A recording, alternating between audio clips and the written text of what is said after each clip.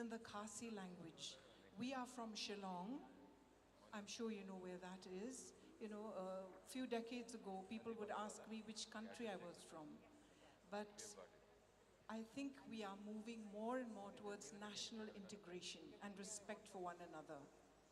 So this next song was written by my younger brother, Neil Nonkandri. Perhaps some of you may have heard of him. He died very recently. And it was a big loss because he single-handedly brought the Northeast in contact with mainland India through his songs. He was famous for his Bollywood renditions. And he wrote this next song for the Shillong Chimba Choir, which he and I started together many years ago. And it was written for the orchestra and also for Maestro Zakir Hussain. So Zakir Hussain is not here, nor is the orchestra, but we are here to do the tabla bowls. So this is called the tabla song. Thank you very much. We have made 30 seconds for everybody. We are making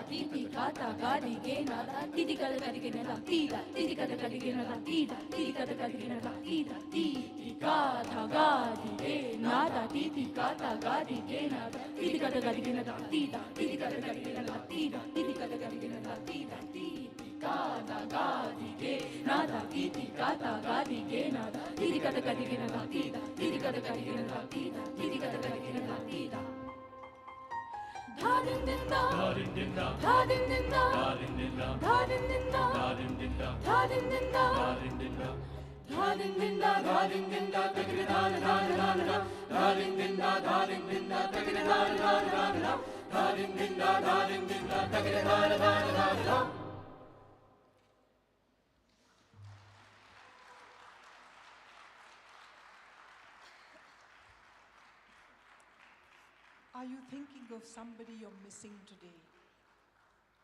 Somebody you can't smile without.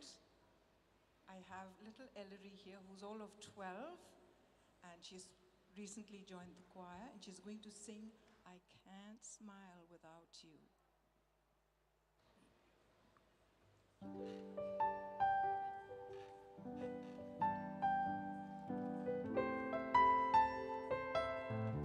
You know I can't smile without you.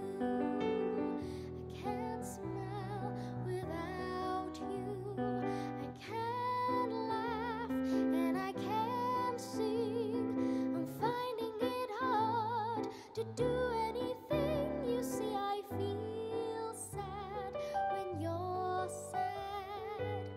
I feel glad when you're glad. If you only knew what I'm going through, I just can't smile without you.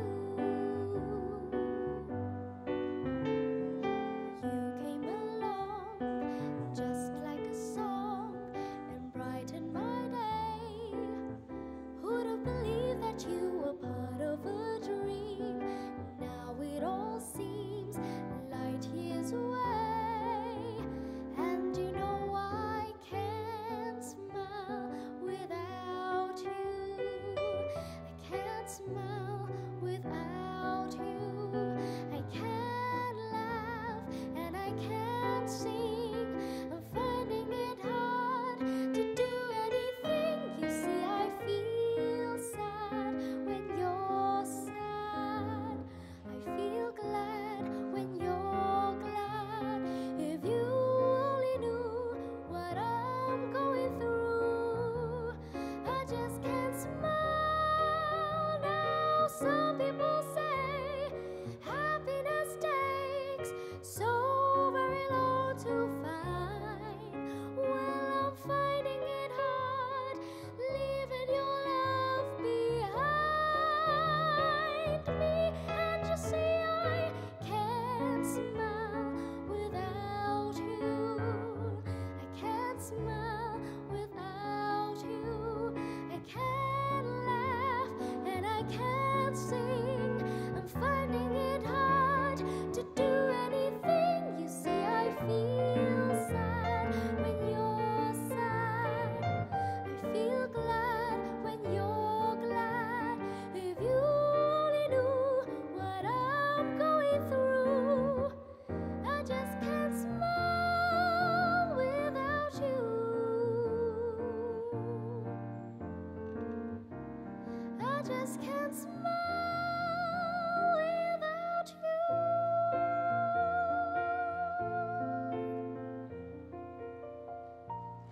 Thank you.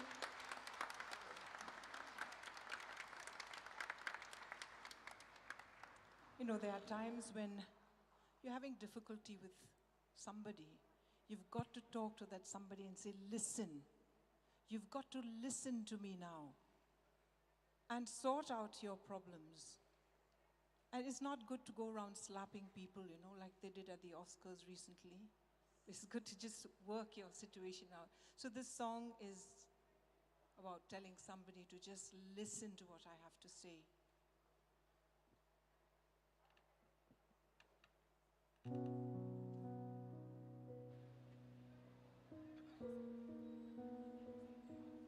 Check.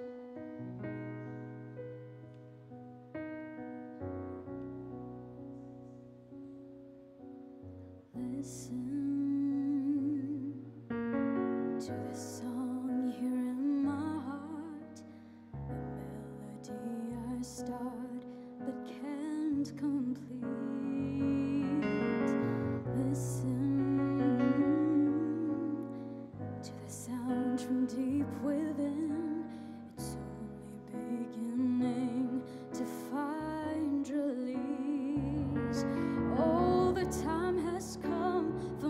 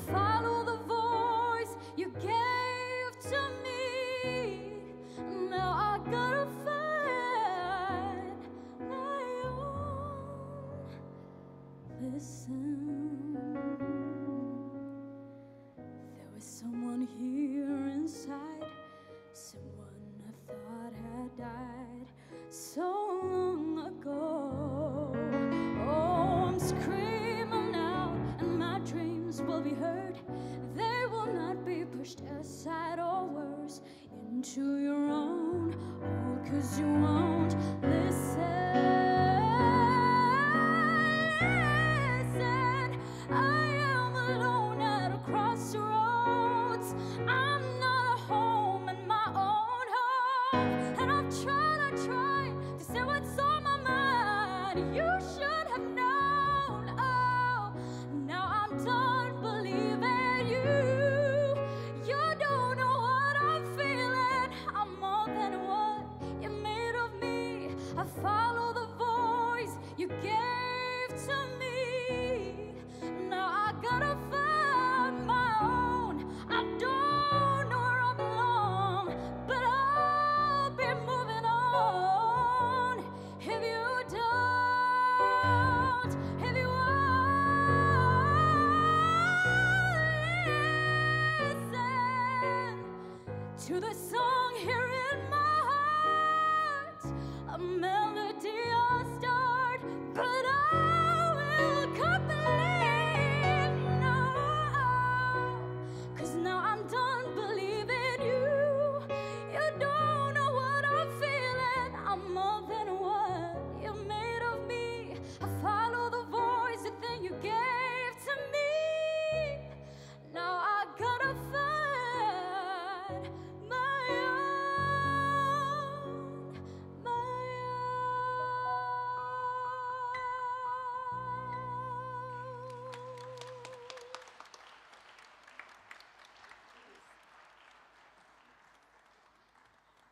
We have just one or two more songs, and I think the next one, we have quite the last one. Okay, we'll do the last one, and this is a Jagjit Singh song. Ye Kagaz Ki Kasti.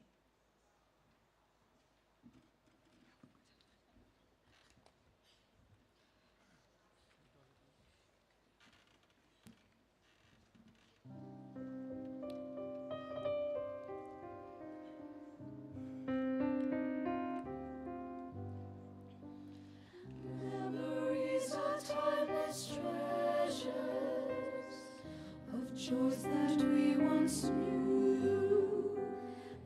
Then I buried nuggets from the time we carried all the things that joy and pain, sunshine and rain.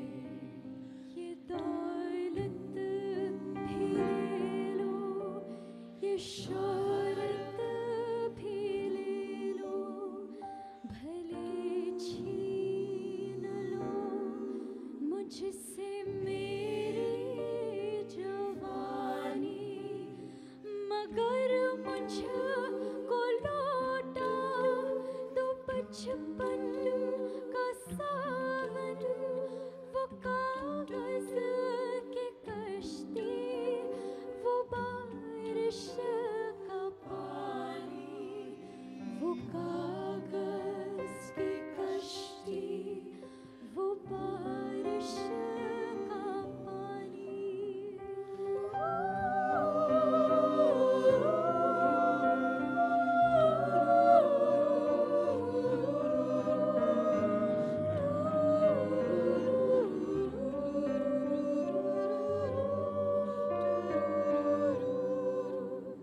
मोहल्ले की सबसे पुरानी निशानी, वो बुढ़िया जिसे बच्चे कहते थे नानी, वो नानी की बातों में परियों का डेरा, वो चेहरे की झुर्रियों में सदियों का फेरा, भुलाए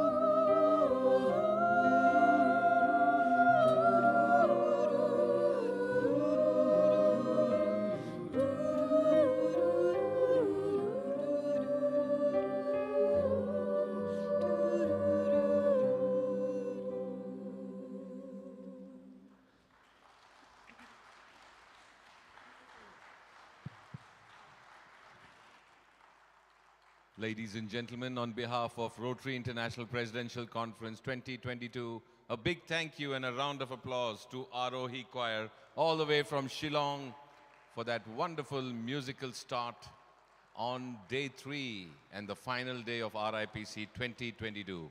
What a beautiful way to start this Sunday morning. Thanks to these talented and musical children. Well, it's time now to get down to the plenary, making a difference, water and sanitation. The stage is being cleared for one more performance, but please invite on stage our session chair and welcome him with a round of applause, the trustee of the Rotary Foundation, past district governor, Aziz Memon. A round of applause welcoming our trustee, PDG Aziz Memon, as he comes up and occupies his place. In the meantime, let's have a look at the audio visual of our session sponsor, that is the Session 8 sponsor, Power Grid.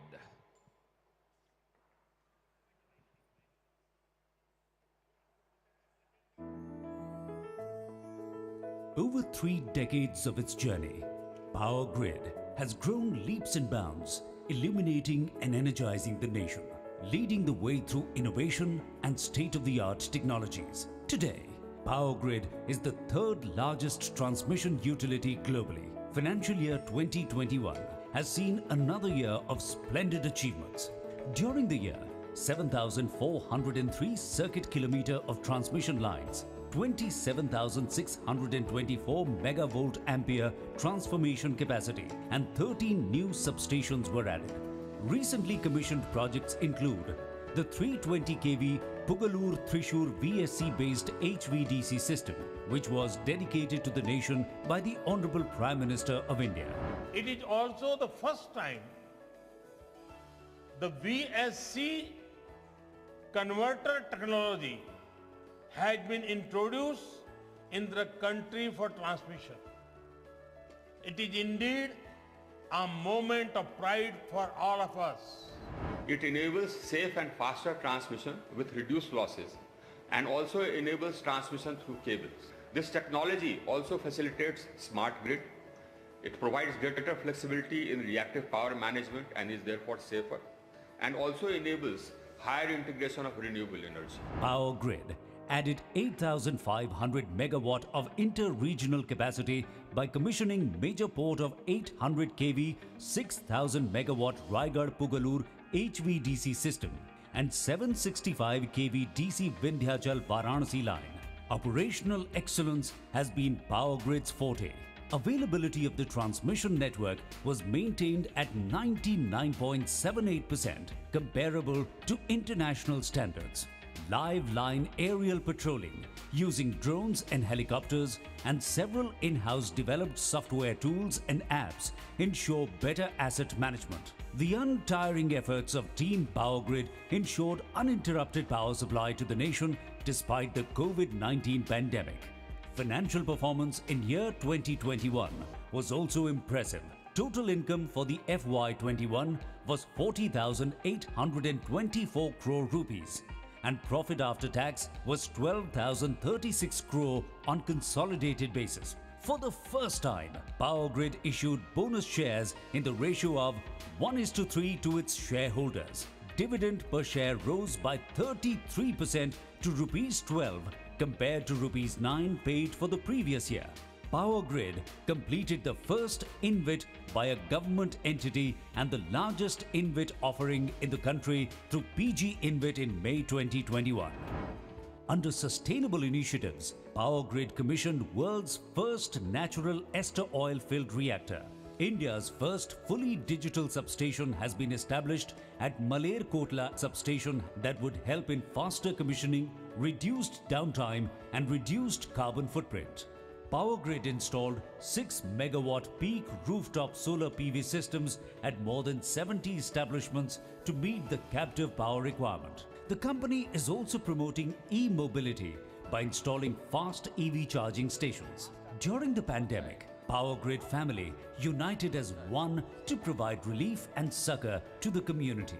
Massive vaccination drives ensured 100% coverage of all employees and families, contract and construction workers. In recognition of its performance, Power Grid has been bestowed with several national and international awards as it reaches new milestones and achieves higher performance standards with each passing year. Power Grid pledges to continue on the path of creating sustained value for its millions of stakeholders.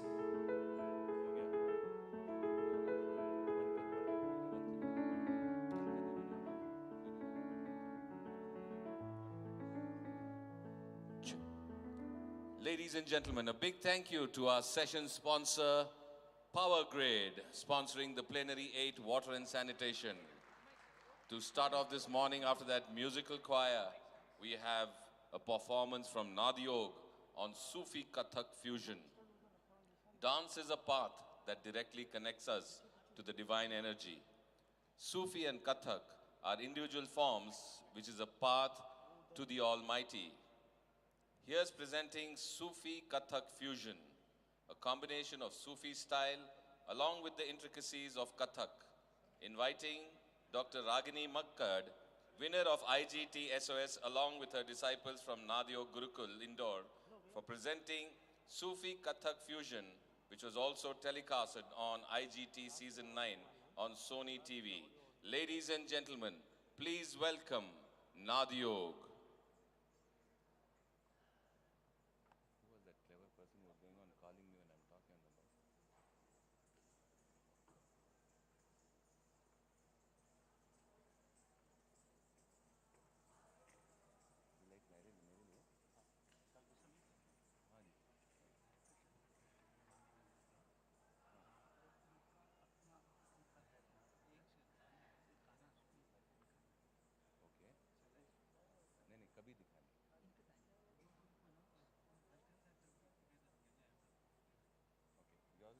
Water and sanitation session, no?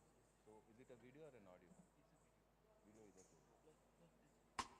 That in water and sanitation. हीरे मोती मैं ना चाहूं, मैं तो चाहूं संगम तेरा,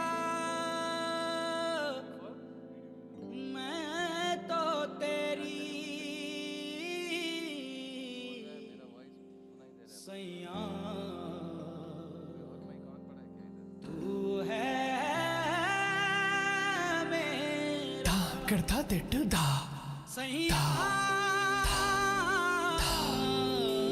दादा तिट दा दादा तिट दा दा दा दा दा दा दिन दिन दा दा दा दा दा दा दा दिन दिन दा दा दा दा दा दा दिन दिन दा दा दा दा दा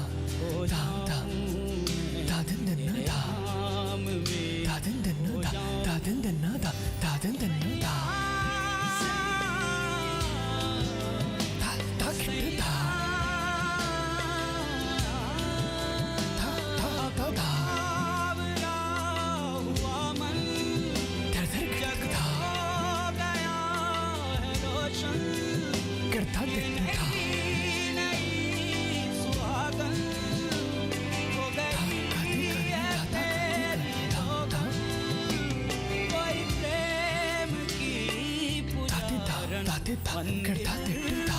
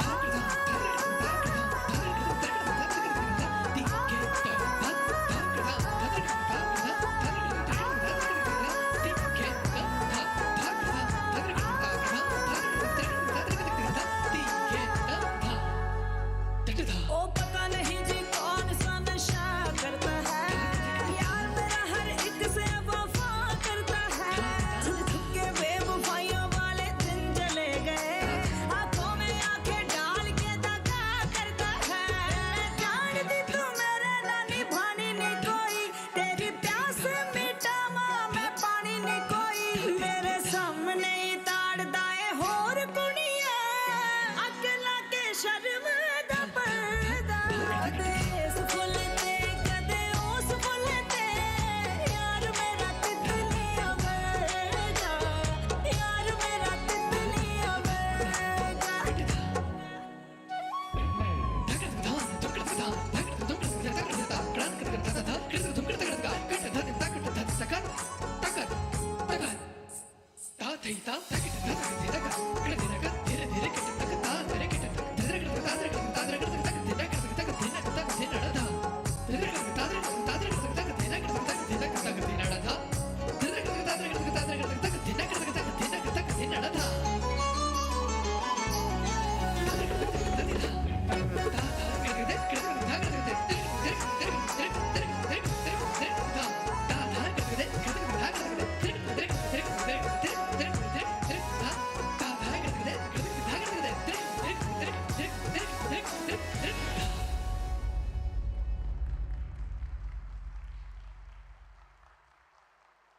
Ladies and gentlemen, a big round of applause to Nadyog for that wonderful Sufi Kathak fusion.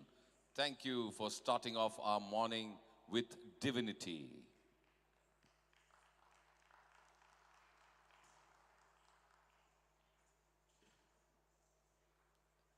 As they move off the stage, our session chair is already in place to take over Plenary 8, making a difference, water and sanitation.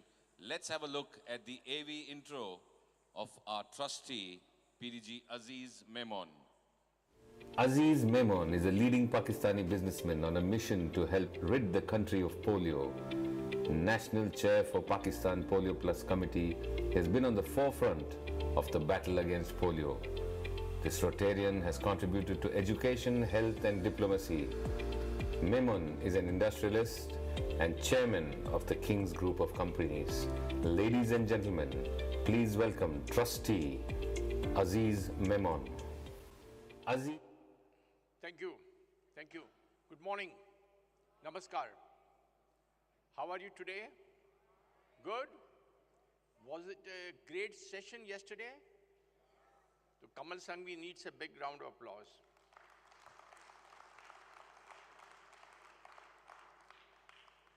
You know, it was, I thought it was just by chance or Kamal reviewed my whole profile and then decided that I need to talk on water, my favorite subject.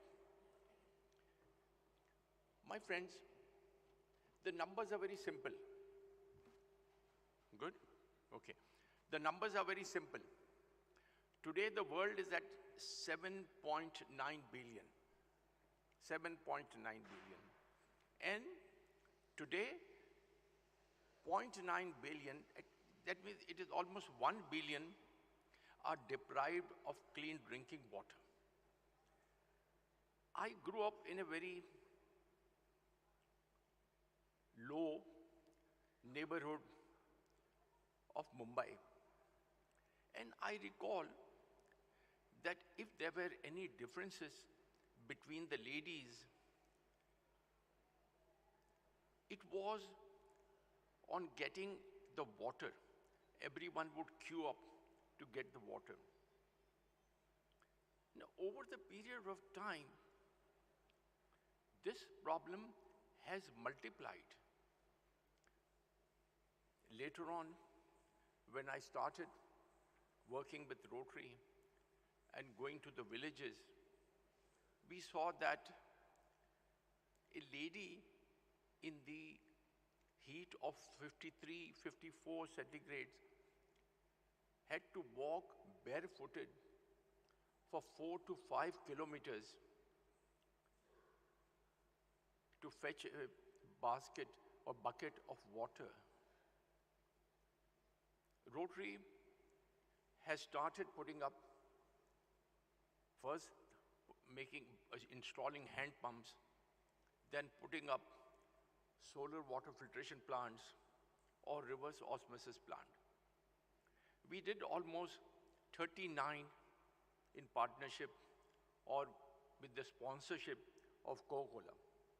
Other multinational also supported. The last 45 we did were through the global grants with the Rotary Foundation, and many countries participated and supported us.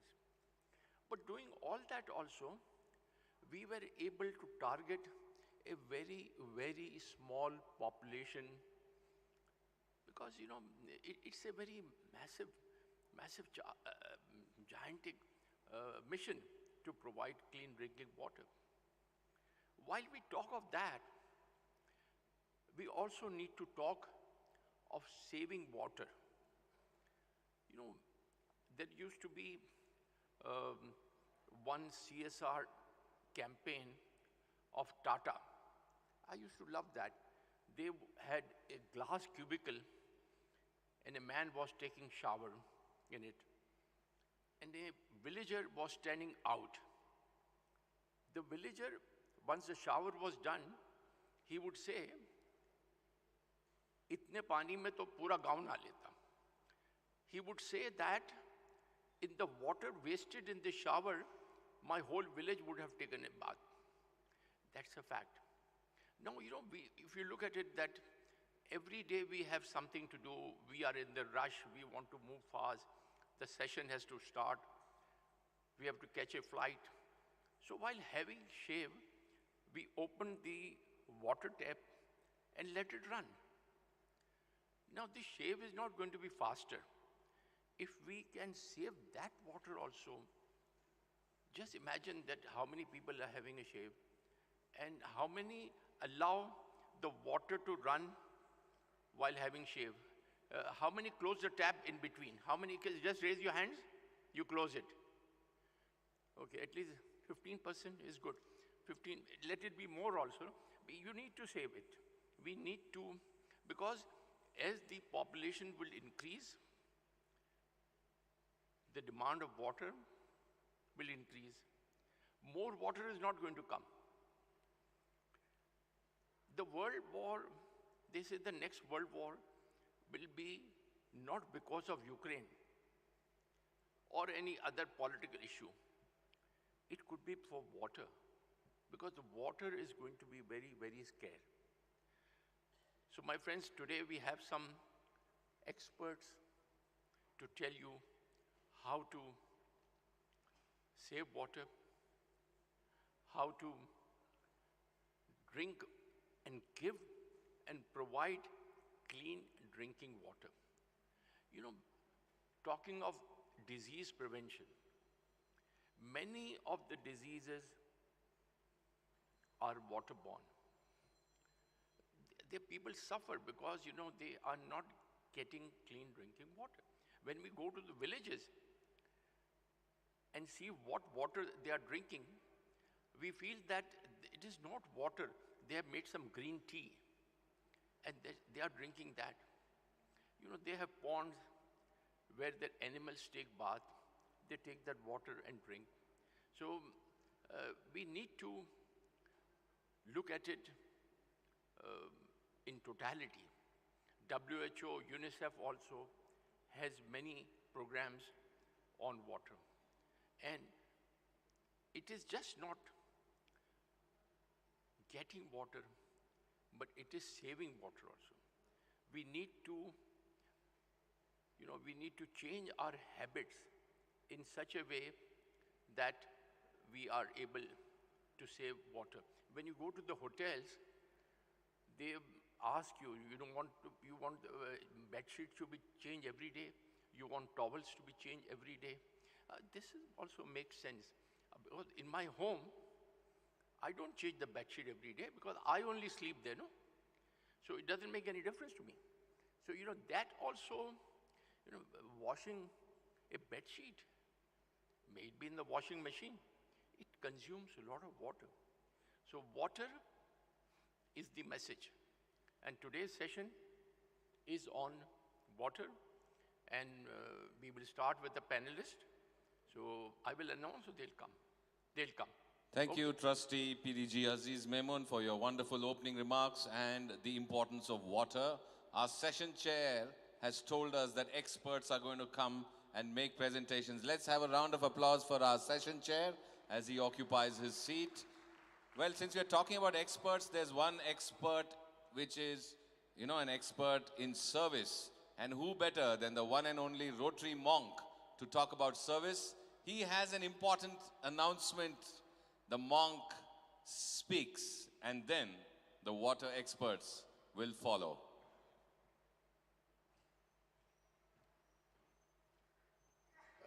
Sorry for the interruption, Aziz.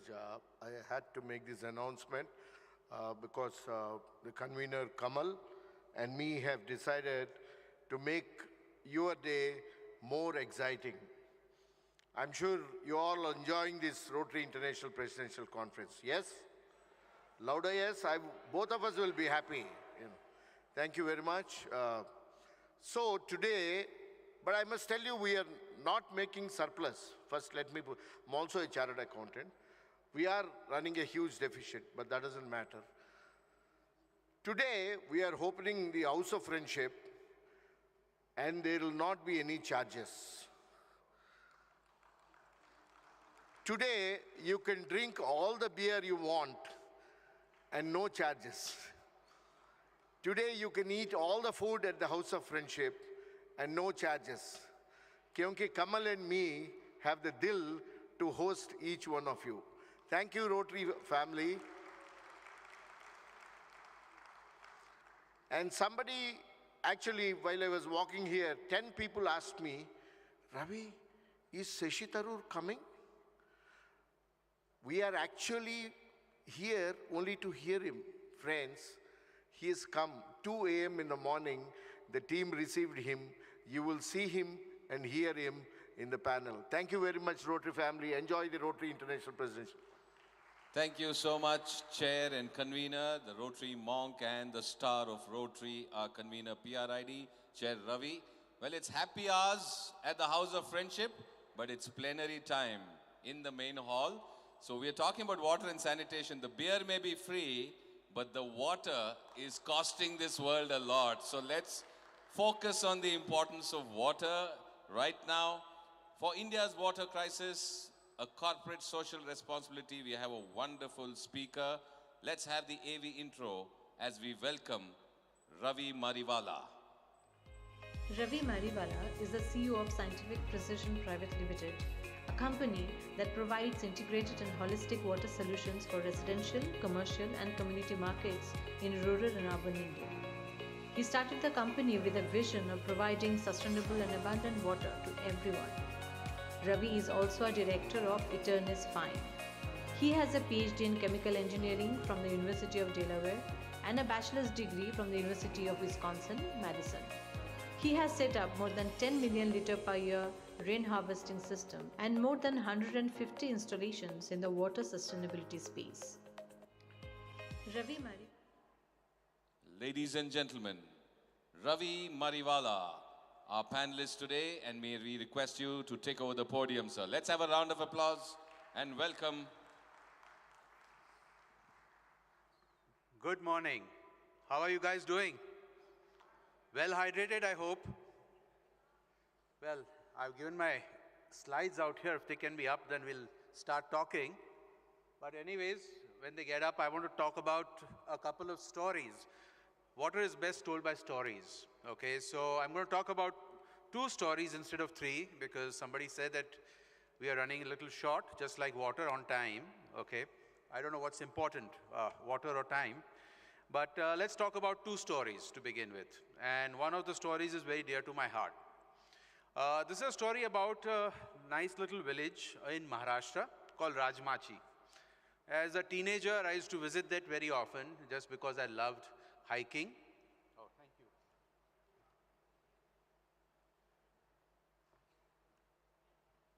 I loved hiking.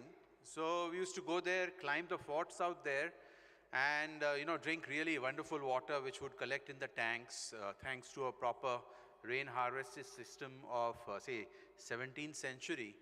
And then I was called again by an architect friend as to, can you come and look at the problem at the villages? I said, what happened? He says, lots and lots of young hikers are coming, and suddenly the hikers' population has increased. As a result, we have a mess out there. Villages are not getting any water. The hikers are not getting any water, and everything is getting very dirty. So I went there, and we looked at it. We gave them solutions, and that was one of the largest learning assignments I ever had in terms of the sociology of water. And what I learned was something amazing. Women had to walk almost 300 meters, and which is a very short distance compared to other parts of India to get water.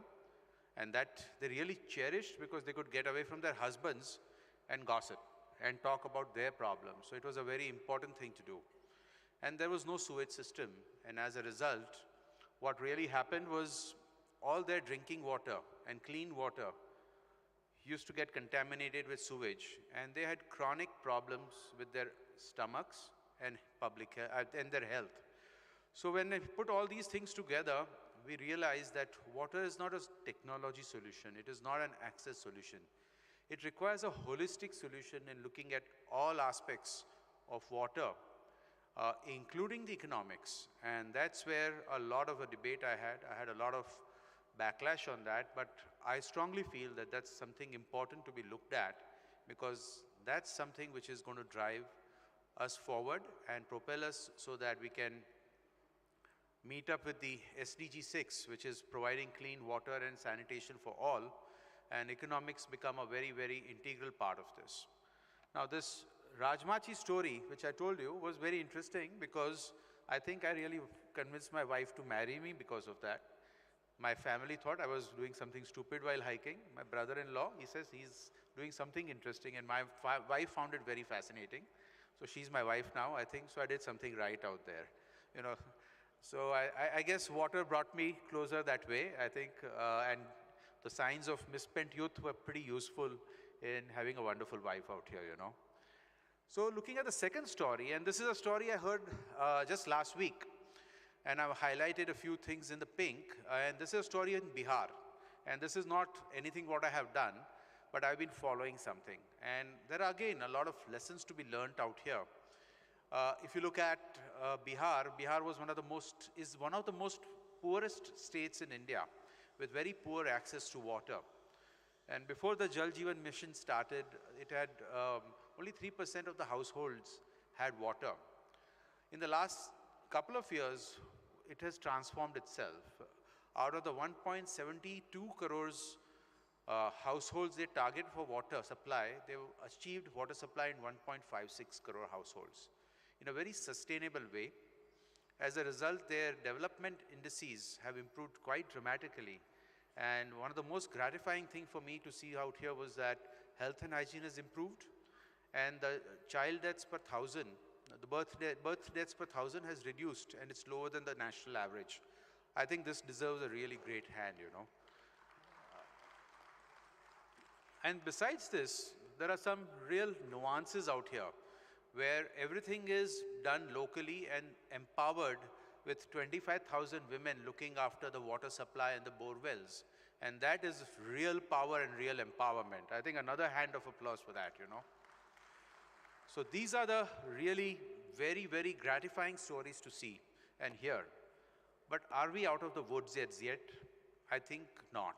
There are lots and lots of issues, and the issues are extremely complex. So I'm going to try and give you a glimpse of it, because we have 10 minutes. We can do that. It's a long time. That's my time. And I'm going to try and give you a glimpse of that. So I'm not going to go through the third story, but I'm just going to give you a glimpse of this. Let's look at the positives. So the simple way to look at water is, what is the water we're getting in India? And this also holds true for the Indian subcontinent, including Pakistan, and maybe parts of Bangladesh and Myanmar. We in India get about 4,000 cubic kilometers of water coming down as a fairly regular southwest monsoon, out of which half of it flows out to the Bay of Bengal and a little bit to the Arabian Sea. And 2,000 cubic kilometers is captured to a certain extent, stored in surface water, and a lot in groundwater. So we're getting a reasonable amount of water. Our population is large, so some of the matrices which have been described by the Western countries, may not fit in out here because we are not as developed as them and our per capita consumption is much lower than that. Having said that, we need to improve this too. And how are we going to do that is a big, big, big, big challenge. The second point which becomes really important in this diverse country with diverse geography, diverse people and diverse climatic zones is the quality of water and what's happening to it over the last few years. The biggest challenge is water is turning saline. We are using a lot of the groundwater because we do not have enough of surface water storage capacity. And as a result, in essence, what's happening is we are mining water. The water which is being used in the Deccan Peninsula is age old, like here in Hyderabad. When we look at it, the salinity is increasing, the instances of fluoride are increasing, and also the arsenic and iron recurrence is occurring a lot, especially in the eastern part of India. Having said that, this will have to be addressed, and it has to be addressed in a very rational and a prudent manner. And how can we do that? At a local level, thinking largely about the country is something I'm going to talk about a little. If you look at the demand side, that's the biggest problem we have. The agri sector almost consumes around 85% of water, and the latest data shows that it's not 85, it's going up to about 87 to 88%. And 5% is consumed for potable use and 6% for industrial use. And the irony is that agri water is free. We pay a little bit for the potable water and pay a lot for the industrial water. Since industry is an economic system, they're able to afford it to a certain extent, and they are subsidizing a lot of the water. Because of free water, there are some really crazy things which are happening in the agri sector. What's happening out here is that our water efficiency is extremely poor compared to the rest of the world. For example, in China, they use 300 liters of water per kg of rice. Today, we are using about 5,000 liters. At an average, our water efficiency for any of the produce is about 45% of the world average. And we really need to think hard as to how we're going to address that. And there are solutions for it. And as a result, what's really happening is we are exporting water in the form of grains, in the form of sugar, in the form of wheat, and in the form of rice. So we really need to rethink how are we going to address this particular issue, and that's one of the largest challenges we have. And then if I was to look at what happens to the used water, that's the sewage of despair. Today we generate about 80 billion liters of sewage per day, and only about 22 billion liters of it is treated. The balance is set off in the environment. And imagine what that does to the environment. It is basically contaminating most of our precious resources of water. So we don't have any clean water sources. A couple of years ago, before COVID, I was in Uttarakhand, one of the most pristine states we have. They have water which is excellent in quality with respect to the physical and the chemical parameters, but every other biological parameter is contaminated with sewage or fecal matter. In fact, my wife and I were out last September, and we were so distraught to hear that in some of the small villages, there was a chronic gastrointestinal infection for years and months together, which hampered the productivity of local people, local women, and just because there was no way to treat the sewage out there, or they didn't know how to do that.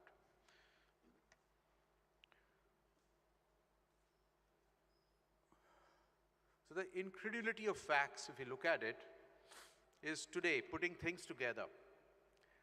In India, we have more than enough water, but it's not easily accessible. We don't have enough water to hydrate. So one of the most insensitive things I see is these campaigns are saying, save water. Whom is it targeted at? Is it targeted at the poorest of the poor who don't have even a bucket of water to maintain their personal hygiene? So we need to be a little more empathetic about it. We need to be sensitive about it. Traditionally, water belonged to the person who owned the land. So any groundwater which was below that, it belonged to the land, and that needs to be questioned now, that this is a resource of common good, and how do we manage that? Today, on our urban cities, we have about 70% of the households who have got water connections. In rural areas, it's reversed. Almost only 30% of the households have water connection. 70% of them get the water from ground. And that water is quite contaminated, so it requires a lot of treatment, and that gets into a vicious cycle of healthcare-related issues. No city in the country has got 24/7 water, though that paradigm is also questionable for India, and we should look at deeply. And as I mentioned earlier, agriculture requires a lot of overall in this country with respect to water. But importantly, that we have enough water in the country. We can manage. What we have not done is we have not managed it correctly. We have managed it with special interests, and we have managed it politically. So that's what's causing a lot of the issues today. So we have come up with a simple model as to how we can address this, and it's called the SPELT, where we create some infrastructure for water. We price it. Why is pricing important? Pricing is important because as soon as you have an economic system, you can do a lot with it. You can basically have definite future revenues which help us in growing the access to water, and we can really devise lovely methods by which the poorest of the poor get free water by block tariff approach, and the richest, as they go about, they keep on paying more and more for the water. So there is a fair, equitable distribution which can be achieved. A case in point is Johannesburg, where Rand Water, the agency which controls the potable water out there, has done that beautifully. And the architect of that is a very amazing person of Indian origin who has done that, and it's worth talking to him. It's fantastic. The third part is education. We say we know everything about water, but we know very little about water, including all of us.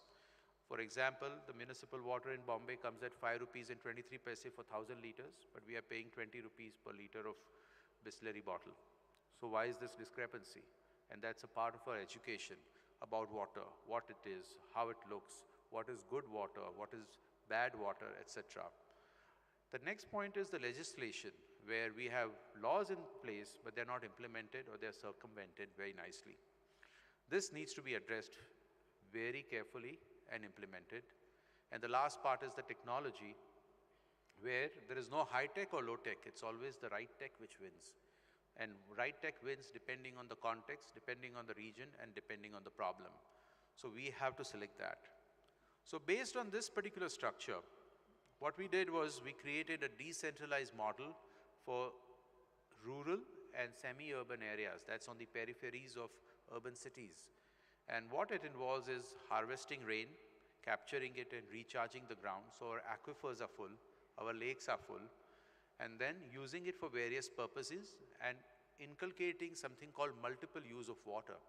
For example, if sewage is taken out and treated well, it can be used very nicely for agriculture. Give some water to the industry, because industrial growth is also necessary to provide jobs and sustainability in the area. That also can be done. So we can really complete a cycle and become a circular economy with water. And this can be done very nicely at a rural level with little money or lot of money. And this has to be thought locally, because there is such a diversity of rainfall and rain and water quality across India that decentralized model would be the wonderful way to go forward. So having said that, what is water all about? And I thought of a few lines this morning, and I just penned them down. This is like a Dickinsonian epic, you know, the tale of two cities. It's the best of the times and it's the worst of the time for water. It's the age of avarice. We got tremendous avarice out here, in greed, but it's also the age of selfless service. We find a lot of wonderful sparks and wonderful initiatives in selfless service. It's the epoch of belief and incredulity. The facts which we see are incredible, and we cannot even imagine or think about it or experience them. It's the spring of hope and the sewage of despair. I think we are seeing everything of that sort around us. As we see water before us, we cannot have water to drink. Bombay gets its water from the 7 lakes north of it, but the people in the district where the lakes are situated don't have drinking water. Securing water today will reflect the empathy, courage, and imagination and innovation of humankind and the human mind. So with that, I think I will end my talk out here. Thank you very much for giving me this opportunity, and I hope I've been able to convey a little bit of message about water. Thank you. Thank you so much, CEO of Smart Water, Mr. Ravi Mariwala. May I request our backstage team to please bring in the token of appreciation, Rotarian Dr. Venkateshwara Rao, and I request our session chair, Trustee PDG Aziz Memon, to present the token of appreciation on behalf of RIPC 2022.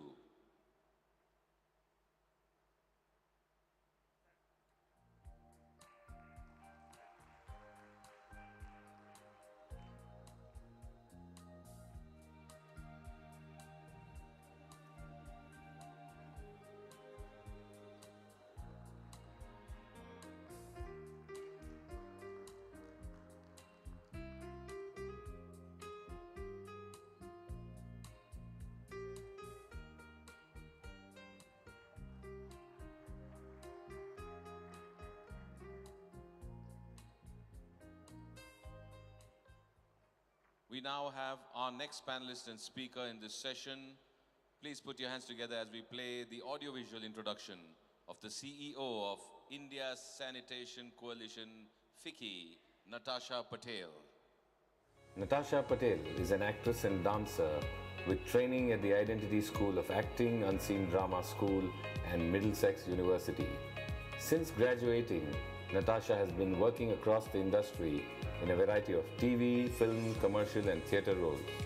Screen credits include The Witcher, Blood Origin from Ripper Productions in 2022, Emmerdale, EMG 2021, Cinderella, Sony Columbia 2021. Ladies and gentlemen, Natasha Patel. Please welcome onto the podium Natasha Patel, Swachh Bharat Mission SD6 goal. And your presentation will come up right now, madam. May I request the Sergeant team to please give the clicker to Ms. Natasha Patel. Thank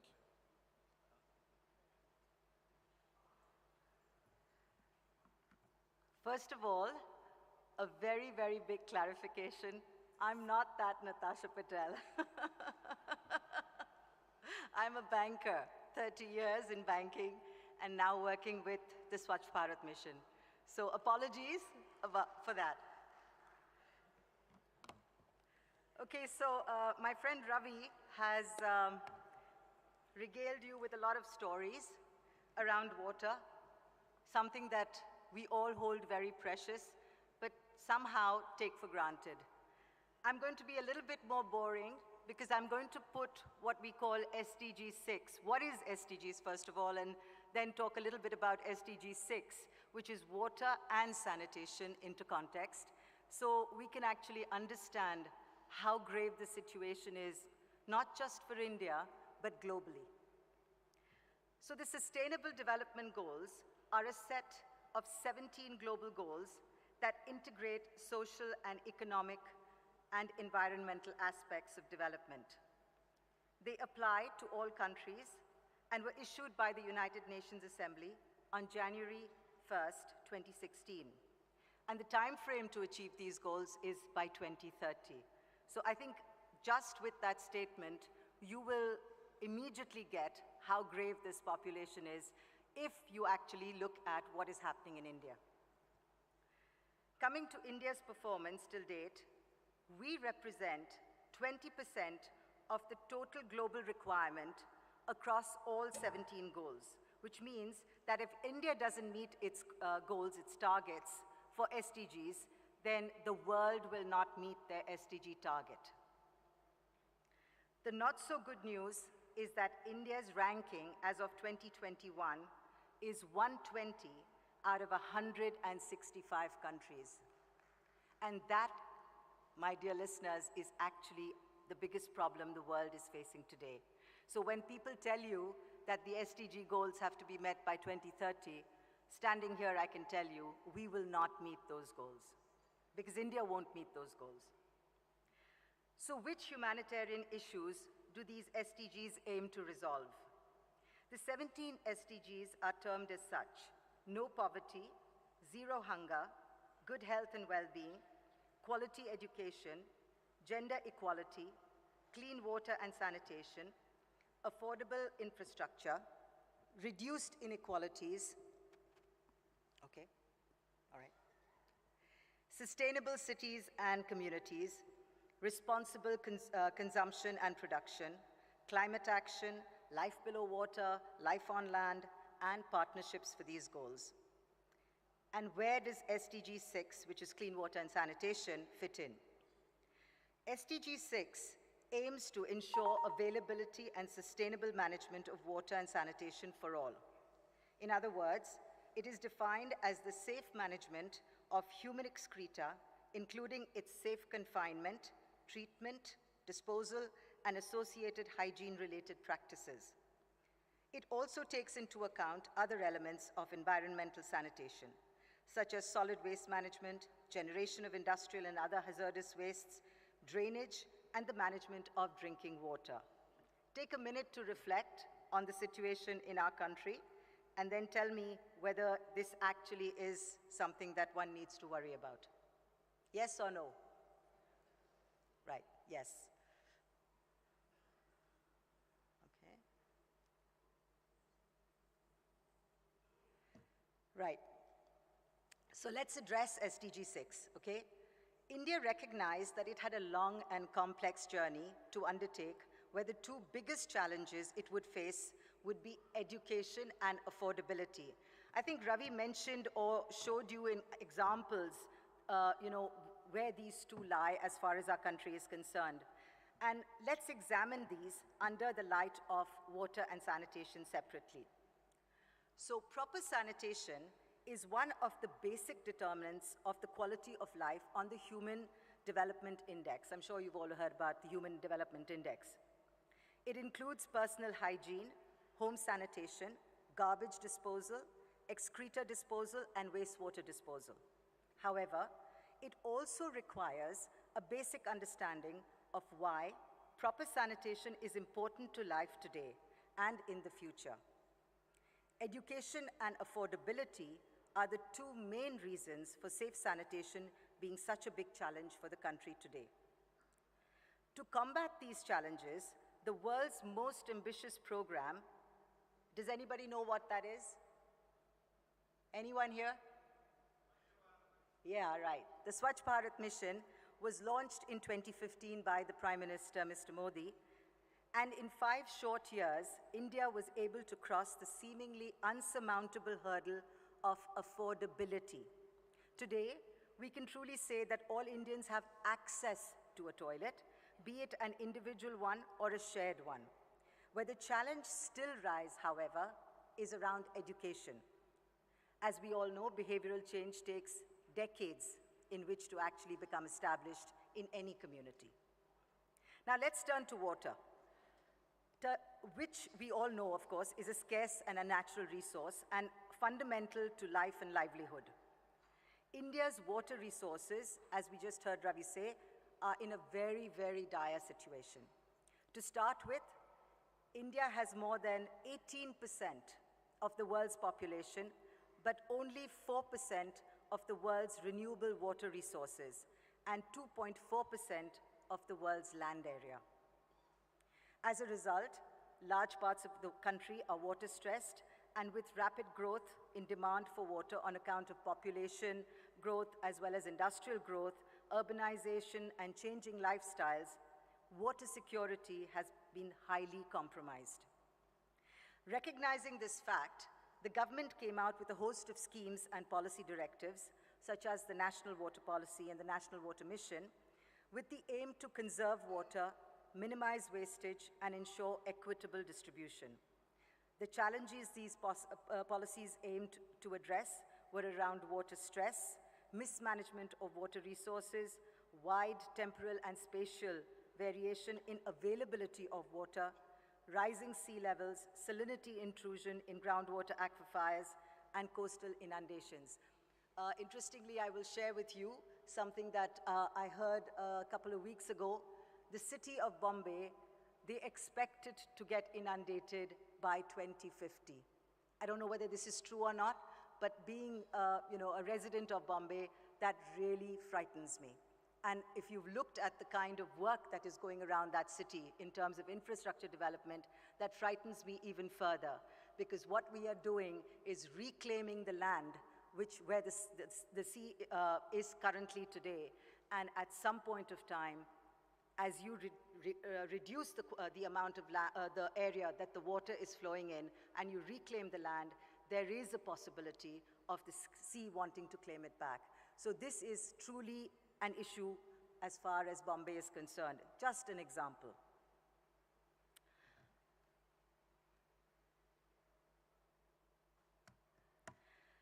Let's look at the affordability in a little bit more detail. In the latest report published on March 1st, 2022, on India's performance against the SDG goals, as I said, the country slipped 3 spots to 120 against last year's rankings of 117. India is now sadly behind Pakistan, which stands at 129, Bhutan at 75, Sri Lanka at 87, Nepal at 96, and Bangladesh at 109. While the drop in ranking was not specifically on account of SDG 6 and sanitation, thanks to the Swachh Bharat mission, the SDGs that contributed to the lower ranking, namely zero hunger, good health, gender equality, and sustainable cities, are all closely linked to water and sanitation. And directly and indirectly, these all influence each other. The wake-up call for affordable sanitation and hygiene services came the world over with the COVID pandemic. And it is now evident that wash services are not just a good to have, but an immediate requirement if humanity wants to survive. Wash affordability is not something a country has the luxury of debating for itself or for its neighbors, but to the contrary, not having the right wash services not only compromises the country internally, but makes them a liability to the world at large. Till India, which houses 1/6 of the world's population, is able to resolve its challenges in providing stable habitation and access to water to all its citizens, the hope of safe sanitation for each citizen cannot become a reality. In such a scenario, even though we have declared ourselves open defecation free in 2019, I'm sure you've all heard of that, the risk of open defecation is very high, which I'm sure you've all seen when the pandemic happened, given that other means in common use toilets, which are far than required by the population and often not easily accessible. Just take the example of migrants. When they travel, they have no home. And if there isn't a common use toilet close by, they will be forced to defecate in the open. I'm going to give you some interesting statistics on India's challenge for affordable sanitation. Only 589 million of 1.3 billion Indians and 4.2 billion people globally use safe sanitation. India represents 14% of the world's population. 52 million people in India still do not have access to a private toilet and use community toilets or defecate in the open. Globally, 494 million defecate in the open. In India, and this is a very, very important indicator, it's not very well known, 78% of sewage generated remains untreated and is discharged into the closest water body or left to decompose. And the last statistic, 10% of the world's population is thought to consume food irrigated by wastewater. India is among the 5 countries, along with China, Pakistan, Mexico, and Iran. This is where the numbers run the highest. So in summary, affordability of sanitation and hygiene is fairly complex and needs to be considered in the context of the socio-cultural advancement of the population it plans to serve, before taking into account the cost and their ability to pay. Let's now come to education. So what is the socio-cultural advancement in the context of India? At the launch of SPM in October 2014, providing every Indian the possibility of safe sanitation seemed a very daunting task. How could 1.2 billion people speaking 22 languages with 14 different scripts and 720 dialects be pursued that toilets were essential? How could people, and especially men, be convinced that going outside their homes to defecate was worse than installing and using a dingy and possibly smelly toilet within the confines of their homes? And how could women be convinced to give up their daily morning chit-chat with their friends on the way to the fields for defecation? These were the conundrums that we dealt with as a country in 2015.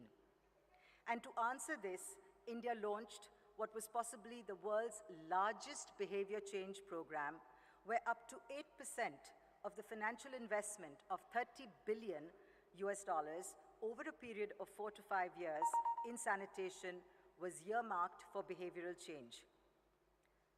Now, state governments are being encouraged to spend their budgets for capacity building, behavioral change campaigns, mass events, incentives for Swachgrahis, and to motivate them, they have been told that the disbursement of behavioral change funds will be made a prerequisite for them to receive further funding from the center. For the first time possibly, it is recognized that any scheme being implemented was only as good as its acceptance by the community where it was to be deployed. The government launched community approaches to sanitation, a demand-driven approach encompassing a range of interventions that sought to help communities become ODF through their own leadership.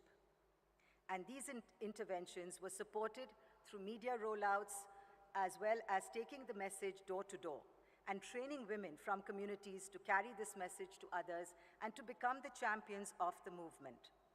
Women and children proved to be the best ambassadors of the SB campaign, as it affected them the most and making them the most effective change agents in their communities. I know Ravi's given you lots of examples, but I'm going to share with you 3 examples that I'm personally very proud of, because these have happened in, as part of the work that the India Sanitation Coalition, which I represent, is actually been doing over the years. The first is about a lady called Sunita Devi from Udaipura village in Jharkhand, who became a Swachhagrahi, and when the government offered masonry training to women, she joined the training program and learned to build twin pit toilets. Today, she is a master trainer and has trained over 1,600 Rani Mistris, not just in her state, but across other states as well. And then there's the story of young Tushar from the Kumari Gram Panchayat in Madhya Pradesh, who's not an average 8-year-old. He does not let the fact that he suffers from speech and hearing impairments hinder his mission. Every day, without fail, he goes door to door in his village, telling everybody not to defecate in the open. And for those of you who may know a little bit about this problem, it is the women who go out to defecate in the early morning so that it's done before dawn, and they have the ability to be able to do that in privacy. And there are many more such stories that I would love to share with you here, but we don't have the time. So in brief, if India is to achieve its SDG 6 target, and is in doing so help the world achieve its global target, then every one of us needs to become a Swachhagrahi, so we can leave behind a clean and healthy environment for future generations. And I come to my last slide. And this is a very moving quotation, which I want to leave you with. No innovation in the past 200 years has done more to save lives and improve health than the sanitation revolution triggered by the invention of the toilet. But it did not go far enough. It only reached 1/3 of the world. So we have a long way to go. Thank you very much. Thank you very much, Ms. Natasha Patel, for that enlightening and informative presentation. Apologies for the misintroduction, and I just spoke to my boy at the office. He's a young boy, and he said, "Sir, ये banker तो बहुत pretty लगती है, जैसे कि model और actress हो. Sorry, मैंने गलत भेज दिया." So apologies to that. May I request Rotarian Dr. Venkateswara Rao to present a token of appreciation to our panelist, Ms. Natasha Patel.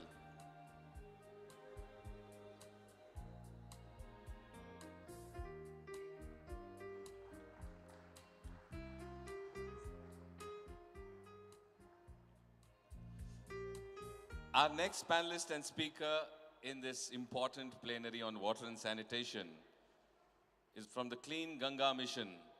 Let's have a look at the audiovisual introduction of G. Ashok Kumar, IAS.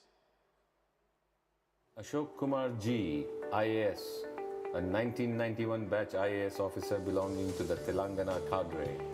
G. Ashok Kumar had earlier served at the center as Joint Secretary in the Ministry of Civil Aviation, where he set up the Aircraft Accidents Investigation Bureau and played a key role in reviving the then ailing airline industry. A winner of Telangana Excellence Award in 2018 and Jal Mitra Award in 2002, he has initiated and completed many infrastructure projects like the Outer Ring Road, Krishna Phase 2, Drinking Water Pipeline, Godavari Drinking Water Pipeline Project, etc. in Hyderabad. As Principal Secretary, BC Welfare Department, he was instrumental in starting 119 English medium residential schools in all the assembly segments on 12th June 2017. He has also worked in the sectors of medical and health, information technology, tribal welfare and sports. Ladies and gentlemen, Mr. G. Ashok Kumar, IAS. Please welcome on stage our panelist and speaker, Mr. G. Ashok Kumar, IAS. Good morning, everybody. It's nice to be back to my city of Hyderabad, where I could contribute much, as some of them was mentioned here. I was also hearing that water, and we hear a lot of water woes, but Ravi was mentioning about water loves, how he found his love in water, and his wife. So there's a new twist to the water vows. It's a water love story, which it's very happy to hear that. And Natasha also said a lot of statistics. Yes, these are all very interesting, but as probably a very positive person, I would look more things in a very positive way. And yes, they sounded a bit that SDG goals may not be achieved, but I would say that we are on track for, at least in the SDG 6. Natasha herself told about the statistics about the Swachh Bharat mission, where we have done about more than 10 crore toilets in the country from 2015. So I myself also had some part in that back in 2001 when I was a collector of a place called Nizamabad here. We did about 1.5 lakh toilets. And the message we at that time said was that we should not have this guard of honor, because when my car used to go in the morning, I used to find ladies standing on both sides of the road. So I said that we should stop this guard of honor, and that's how using people approach, using the people, convincing and educating them, we started this which was called as a Shubhrata, where we did about 1.45 lakh toilets in 2001. So I feel that it is possible to get things done, and instead of probably telling that we may not achieve, we should look at positively. As ever optimist, I look at it as a glass half filled than rather glass half empty. Now, having said that, water, I'll just talk about the water and India from the Ministry of Jal Shakti. This Ministry of Jal Shakti is again, interestingly, a very, very unique concept.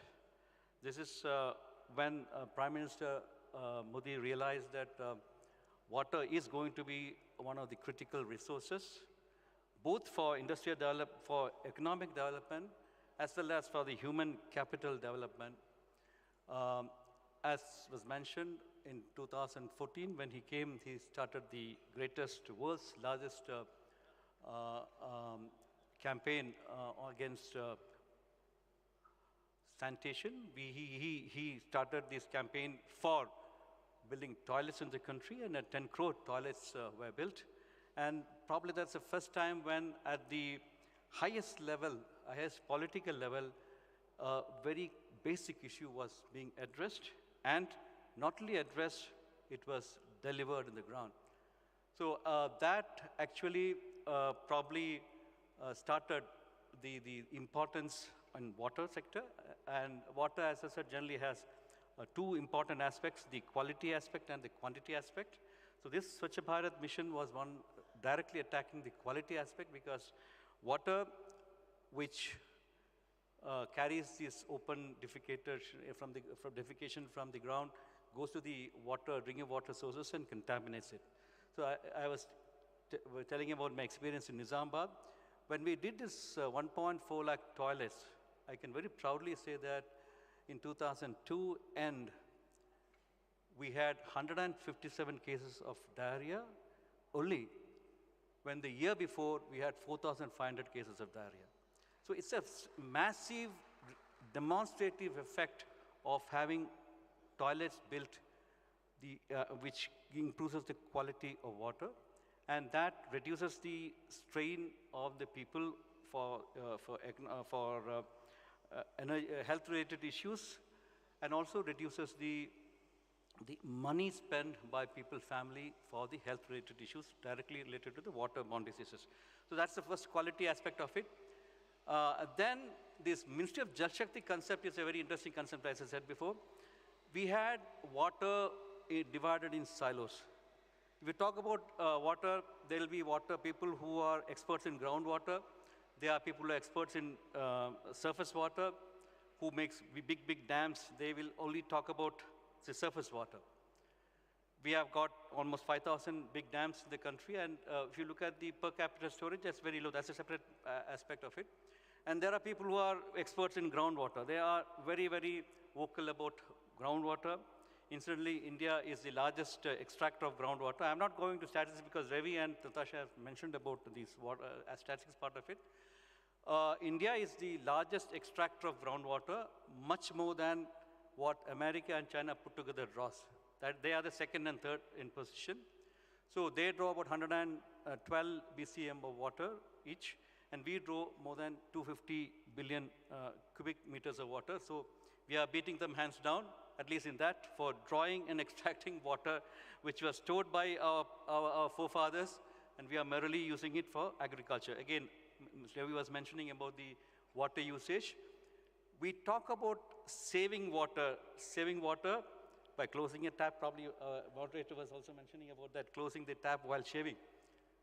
But these are all very, very small drops. India's challenge is how to save water in agriculture.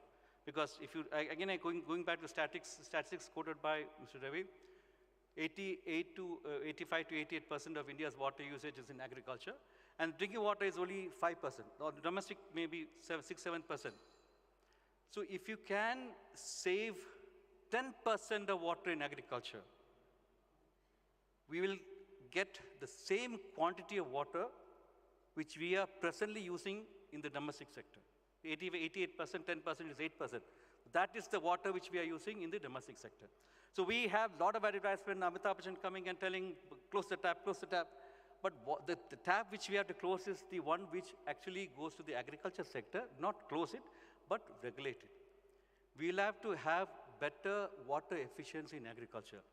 See, again, quoting from Ravi, I say, the water use efficiency in this country is very bad. When a farmer of China or America uses about 700 liters of water to produce a kilo of paddy or wheat, our farmers use about 3,000 liters of water. Why is it so? Because, first of all, the value of water he doesn't understand, because it is not priced or metered.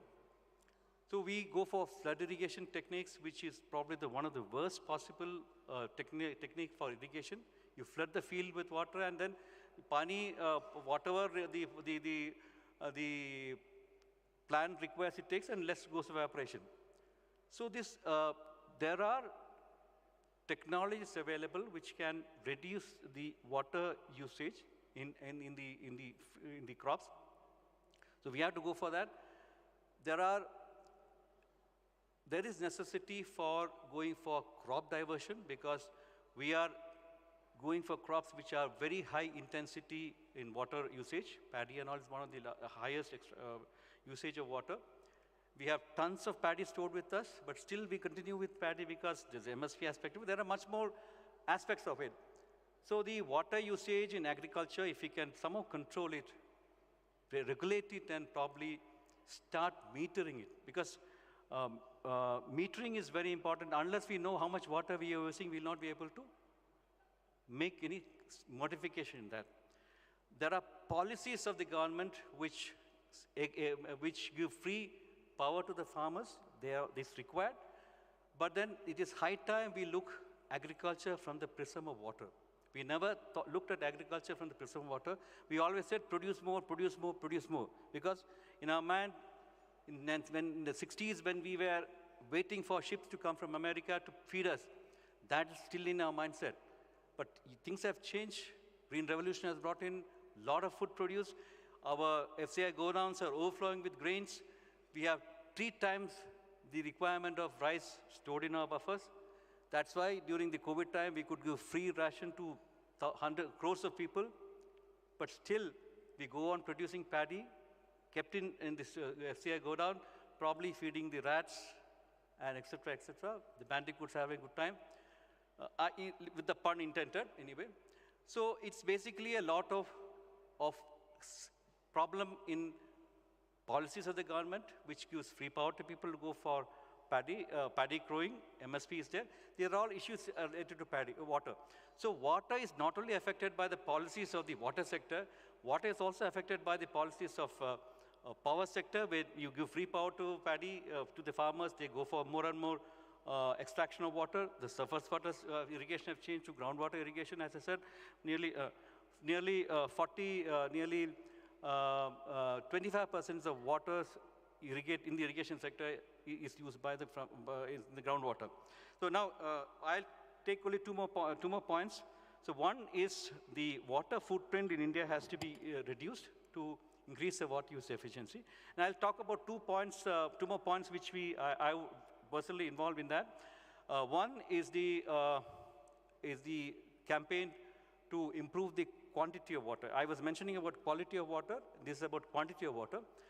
Our simplest solution is catch as much rain as possible. So we had run a campaign last year called Catch the Rain, with the slogan, catch the rain where it falls, when it falls. Simply talked, jahan barse, jabhi barse, please store the water. The simplest way of ensuring large quantity of water availability is by storing rainwater. That's the freely available water. If you can store rainwater in your places, probably a large problem of water issues in the summer can be addressed. We were looking for a Tanker Mukt Bharat, if you can actually save the rainwater falling in your area. So our drive was to have not a drop from a compound. Maximum water should be stored in your compound, in the ground, or under your ground. Aquifers are there. You can store as much water as possible. So this campaign, which was launched by the Honorable Prime Minister in 2020, December, on the World Water Day, in 7 months, we could do about 47 lakh structures in the country. And that's about 4.7 million structures, with a cost of about 76,000 crores, Manrega and all put together. So a lot of water harvesting structures have been built in the last 1 year. And there are other issues also associated with that. We also try to make an inventory of water bodies, etc. I'll go back to what I was mentioning, the silos in water. The surface water does not know the groundwater, because they are two separate departments happening. There is an urban area and the rural area. They also don't talk. So in this Catch the Rain campaign, first time we brought all of them together. We said that this is one nation, one water. There's no groundwater, there's no surface water, there's no urban water, there's no rural water. It's all water is one. Water does not have any political boundaries, so you have to conserve water for the country, and that's why this Catch the Rain campaign was a very successful one. And probably the message I would like to tell you is that please ensure that maximum rainwater is conserved, and that brings to the question, and that's where this Jal Shakti Abhiyan, Jal Shakti Mandralaya is very important, because the first time after in 2019, various departments working in different ministries were all brought in together under one umbrella for a common decision making, and that's why Ministry of Jal Shakti was brought in, and probably that is really making a lot of change. So we are talking about Jal Jeevan Mission, which is the largest project in the world to supply functional household tap connections to households in the country, and we have achieved 49% of it. So if we can achieve this SDG group, I'm very sure that we will be able to achieve that if we can ensure that this remaining 50% is also done, and we will be doing it. So the sanitation part is being addressed. 10 crore toilets have been built, and the usage has improved. The water connection has, the household tap connection has also grown up in a big way. And the last point about the quantities, about the quality aspect is about the mission I'm heading, the Namami Ganga mission, which is meant to clean Ganga River. So let me assure you, let me also tell you that Ganga River is very, very clean now, as of now. I'll just give you one example. If 7 crore people were expected for the last Kumbh, and 20 crore people turned up, and if the Honorable Prime Minister of India could take bath in that Ganga water, and after that, none of the elections, this quality of Ganga water was made an issue, then it is a testimony that the Ganga water is clean. So I'm very proud to establish that most of the Ganga water area is clean, and now we are looking at tributaries, and in probably 1.5 years, we'll give you a clean Yamuna also.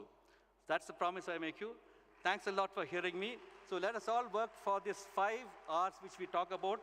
One is reduce the water usage, reuse the water, recycle water, rejuvenate rivers, and the last important thing which all of us can do, all of you can do, all your family can do. Please start respecting water. Respecting water will ensure that you don't waste water. Respecting water will ensure that you will actually be very sensitive to the water causes. And if that is done, India's water woes are over. And as I said, as the speaker earlier said, India does not have a problem of water availability. What it needs is a better water management. Let us all work together for a better water management. Thank you. Thank you very much, Mr. G. Ashok Kumar, IAS. And congratulations for the great work that you're doing on the Clean Ganga mission. May I request Rotarian Dr. Venkateswara Rao to please come up and present a token of appreciation on behalf of RIPC 2022 for this Water and Sanitation Plenary 8.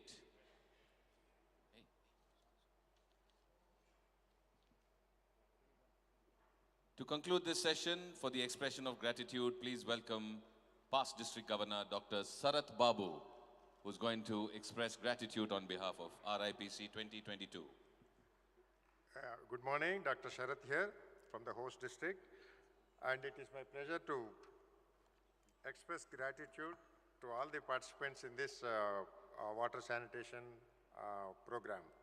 Thank you, Trustee Aziz, for conducting this program and giving your remarks, opening remarks. And thanks Ravi Mariwala, Smart Water CEO, and for the changing the lives through holistic approaches and explaining us about the challenges before us to have clean water and the spelt structure. We are amazed to see how you are doing this project. We need more of your services to our Rotary Ravi. Thank you, Natasha Patel.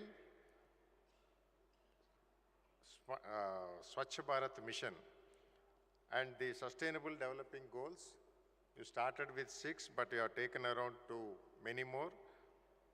We understood, and then, yes, we are there, and then Our next program is on the sanitation after the polio.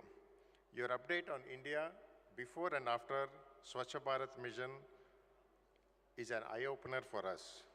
We understood a lot about the sanitation programs. Thank you, Mr. Ashok Kumar IAS, Ministry of Jal Shakti. You are a popular figure in our state, and then we know and we remember the lot of changes you have made in health, water and sanitation programs in Telangana state. Yes, we Rotarians, we all respect water, but we'll take this mission to all the community. Thank you all, and especially thanks to Ravi Vadmani, Chair, and Kamal Sangvi, Convener, for giving me this opportunity. Thank you. Thank you, PDG Sarath Babu. May I request Trustee PDG Aziz Memon to please adjourn this session.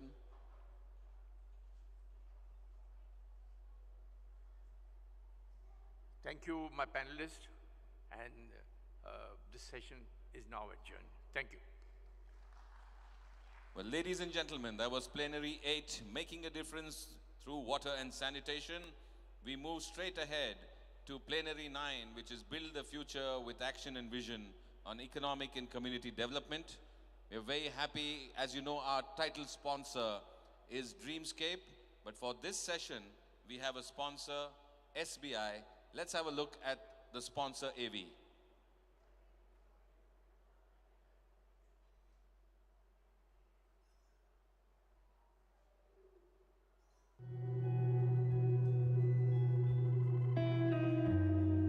आपका बड़ा घर होगा और भी मस्ती भरा with an SBI home loan, जिस पे चाहे कितना भी बड़ा घर हो, इंटरेस्ट रेट नहीं बढ़ेगा।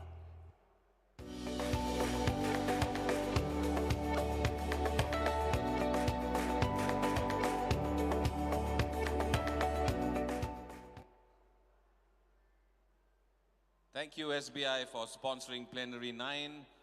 As we invite the session chair for Plenary 9, let's have a look at the audiovisual introduction of Trustee of the Rotary Foundation, PDG Geeta Manek. Geeta Manek was born in Nyahururu, Kenya. She has studied in the UK, majoring in business studies. While interning in businesses abroad, she acquired the flavor and an aptitude for entrepreneurship. Presently, Geeta manages the family business with interest from retail to real estate. Geeta joined the Rotary Club of Muthaiga in 1997, holding various positions, becoming the president in 2003 and 2004.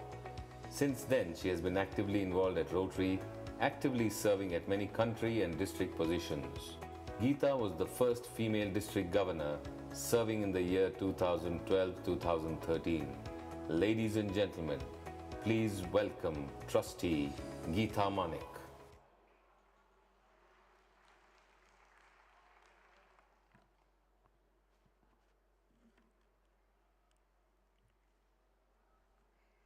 Distinguished guests, my friends and family of Rotary, good morning. I see you're all up bright and early. I hope that you're all having a wonderful time in Hyderabad. Are you? I am for sure. What an amazing presidential conference that we are having, convened by past Rotary International Director Kamal Sangvi and the team of many, many, many silent heroes and heroines. Thank you all. The Dawat at Kaz with Shansha ke saath was outstanding. I hope that you're all enjoying the program, which has been so well thought out. Interesting sessions. I just can't get away from my seat. I'm glued to my seat, and I see all of you are. So thank you, the organizing team.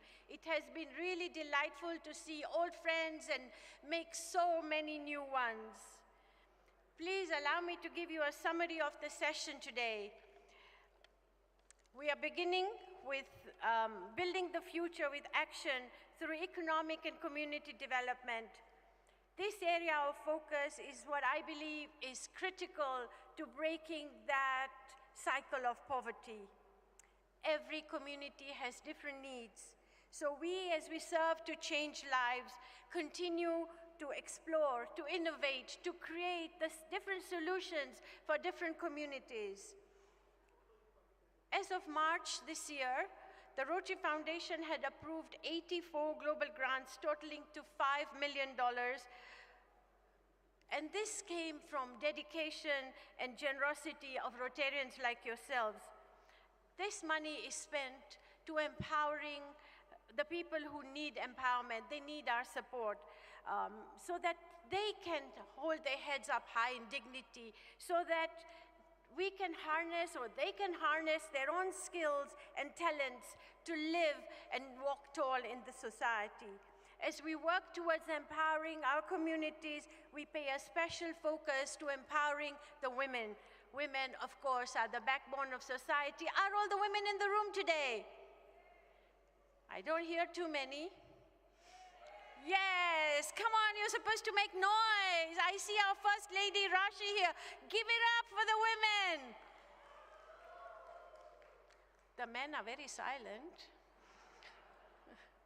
Today we have a packed session, interesting speakers, and amazing panel discussion. I'd like to commence this session by inviting Captain Raghu Raman. I had a few minutes with him in the backstage, and boy, he is a fascinating gentleman who has served in the Indian Air Force. He's an ex-commando, a hero of this great nation. Captain Raghu Raman is going to talk to us about lessons he's learned on the streets of India. Captain Raghu Raman, as they introduce you officially, I welcome you to the stage at the Presidential Conference in Hyderabad. Karibu. Thank you. Ladies and gentlemen, let's have a look at the audiovisual introduction of Captain Raghu Raman, ex-commando Captain IAF. Raghu Raman has spent 11 years as an officer in the Indian Armed Forces, followed by another 11 years in the corporate sector before joining the government as CEO of National Intelligence Grid. He currently serves as the Group President of Reliance Industries Limited, bringing technology industry leadership, security expertise, and executive management experience to his role with the company. Ladies and gentlemen, Captain Raghu Raman on the podium. Thank you. You've got your slides, sir, and you have the clicker in front of you. Thank you. Thank you. Thanks, Satan. Thank you for this wonderful opportunity to be here with you. A couple of corrections in this introduction. I am, as you heard in the video, from the Indian Army, not the Indian Air Force, but the Indian Defense Forces. But the conversation that I want to have with you today is not from the national security. Well, actually, it's connected to national security in a different way, in a subtle way. And you will see that as I proceed in my presentation as to why the entrepreneurship in this country is possibly going to be one of our biggest breakthroughs in national security. Now, one might argue, what is national security? Because normally when we talk about national security, we think about the border, we think about terrorism, we think about our two adversaries. But national security also involves how are we going to engage the 900 million people in the workforce? This demographic dividend that we were talking about 10 years ago as one of the youngest populations in the world, and 1.2 billion, out of which more than 800, 900 million are in the job markets. I don't think the job markets are going to be sustained or created or enhanced by the MNC and the corporates. They are not going to do that, because MNCs and corporates, as you're all aware, are looking at how to cut the headcount, how to automate more stuff, how to use machine language, how to actually, day before yesterday, I was in a conference where there is this company that is a Fortune 50 company whose core specialization is taking as many human activities as possible and converting them into machine so that machines can do that, including responses to customers, speaking to customers as if they are regular human beings.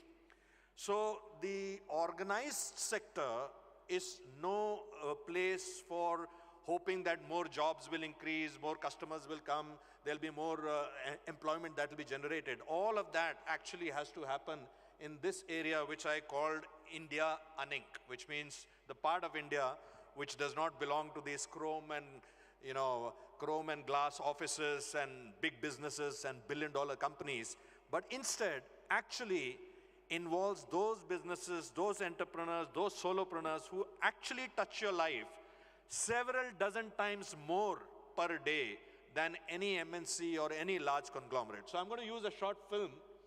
Can I have the sound in this, please? Which will show you a typical day. I mean, this is just footage that has been taken from across any city. There's supposed to be music that is playing, but for some reason it's not playing now. So just take a look at, and I'm sure you recognize many of these things. The newspaper wala who delivers newspapers to you in the morning, the nariyal pani that arrives to you, the flowers, the auto rickshaw guy, even big businesses. The last mile connectivity of big businesses is still offered by the unorganized sector. So it could be a media mogul house which produces the paper and puts out its reporters and gets it ads and 100-year-old newspapers. But the final delivery of that newspaper happens with India Unning. I want to talk about this sector and share some elements which I think we should learn from what we call the unorganized sector. Interestingly, the government and the businesses call these sectors marginalized, unorganized, informal. That is the description that we give to them. And in the next 10 minutes or so, I'm going to try and prove to you that in every business metric that you want to use, let's begin with ROI of, or how much of they provide to the country, you will realize that this sector, matter of fact, does far, far, far greater service to the Indian, not just the Indian, but most emerging market economies than what we give them credit for. Some of the statistics over here might shock some of you, that close to 90% of the 470, 500 million workforce is actually employed by the unorganized sector. It's not organized. It's less than 10% of the workforce is organized, is employed by what we call to be the organized sector. And over the next few slides, I'm going to rush very, very quickly through them because I know we have a jam-packed schedule today. But I hope I'll tease your curiosity to look at this sector with completely different eyes. What you're seeing over here is something that you must have seen in every city in the pavement. And one day I was actually doing a calculation and trying to figure out that this bookshop which is kept on a pavement, if you actually see the return of investments per square foot of pavement space, in terms of the investment that has been made and the return that has been taken, this is despite paying the hafta and the municipality fee and other things that they have to pay, it is exponentially more than any one of these big malls that you see all around you, big shopping malls and all of those places. If you look at, this, when I was doing this session for the first time, I remember there was an author amongst us. And I was telling that author that if you truly want to find your name in the bestseller list, you've got to find your book in this stack of book that I'm sure many of you must have seen this in traffic lights. How many of you have seen this in traffic lights? Now, this chap who's carrying that stack of books has to decide what stack he'll carry, because he has to carry in the heat of Delhi at 44-degree temperature. If he has to carry that stack, he has to be absolutely sure of the shelf space. He has to be sure of each and every demography of readers. In the morning, what type of readers will come, evening, what. He is paying for the shelf space with his sweat. He is carrying that load in his hands. And that's why I was telling the author that the day you will truly become a bestseller is when your book is found in this stack. That is the element of... I want to talk about the equitable distribution of wealth. If you were to have a plate of idli or vada pav or pav bhaji in a street vendor's joint, you will find you will pay about 20 rupees for that plate, and the vendor will keep only about 6 or 7 rupees. The rest will go to the people who are grinding it, somebody who is delivering it, someone who's washing it, some auto rickshaw guy in which he brings his entire stuff, all of that. If you have the same food in an establishment like this one, you'd probably end up paying 10 times the price, and more than 80% of that will be kept by the establishment. Only 10% of that will find its way into what we call the equitable distribution of wealth. There is also incredible empowerment at the street level. This boy who sells these flowers for 10 rupees a piece, he buys them for maybe about 7 rupees, so he's got 3 rupees which he makes in every sale that he does. If he likes your face, he can give you a 50% discount on the spot. Yeah, we can do that. To get a 5% discount in any large conglomerate, I worked in large conglomerates and I'm sure many of you also work. To get a 5% discount, that marketing head will have to take that decision all the way up to the strategic committee, Mancom, Chancom, and by the time the decision comes, the client has already gone to someone else. So in terms of sheer empowerment at the frontline level, I mean, I know corporates like to use this jargon about entitlement, empowerment, giving, delegation of all of that stuff. But this is actually happening in the streets. We can actually see this happening. We can learn from the street. There are incredible lessons we can learn.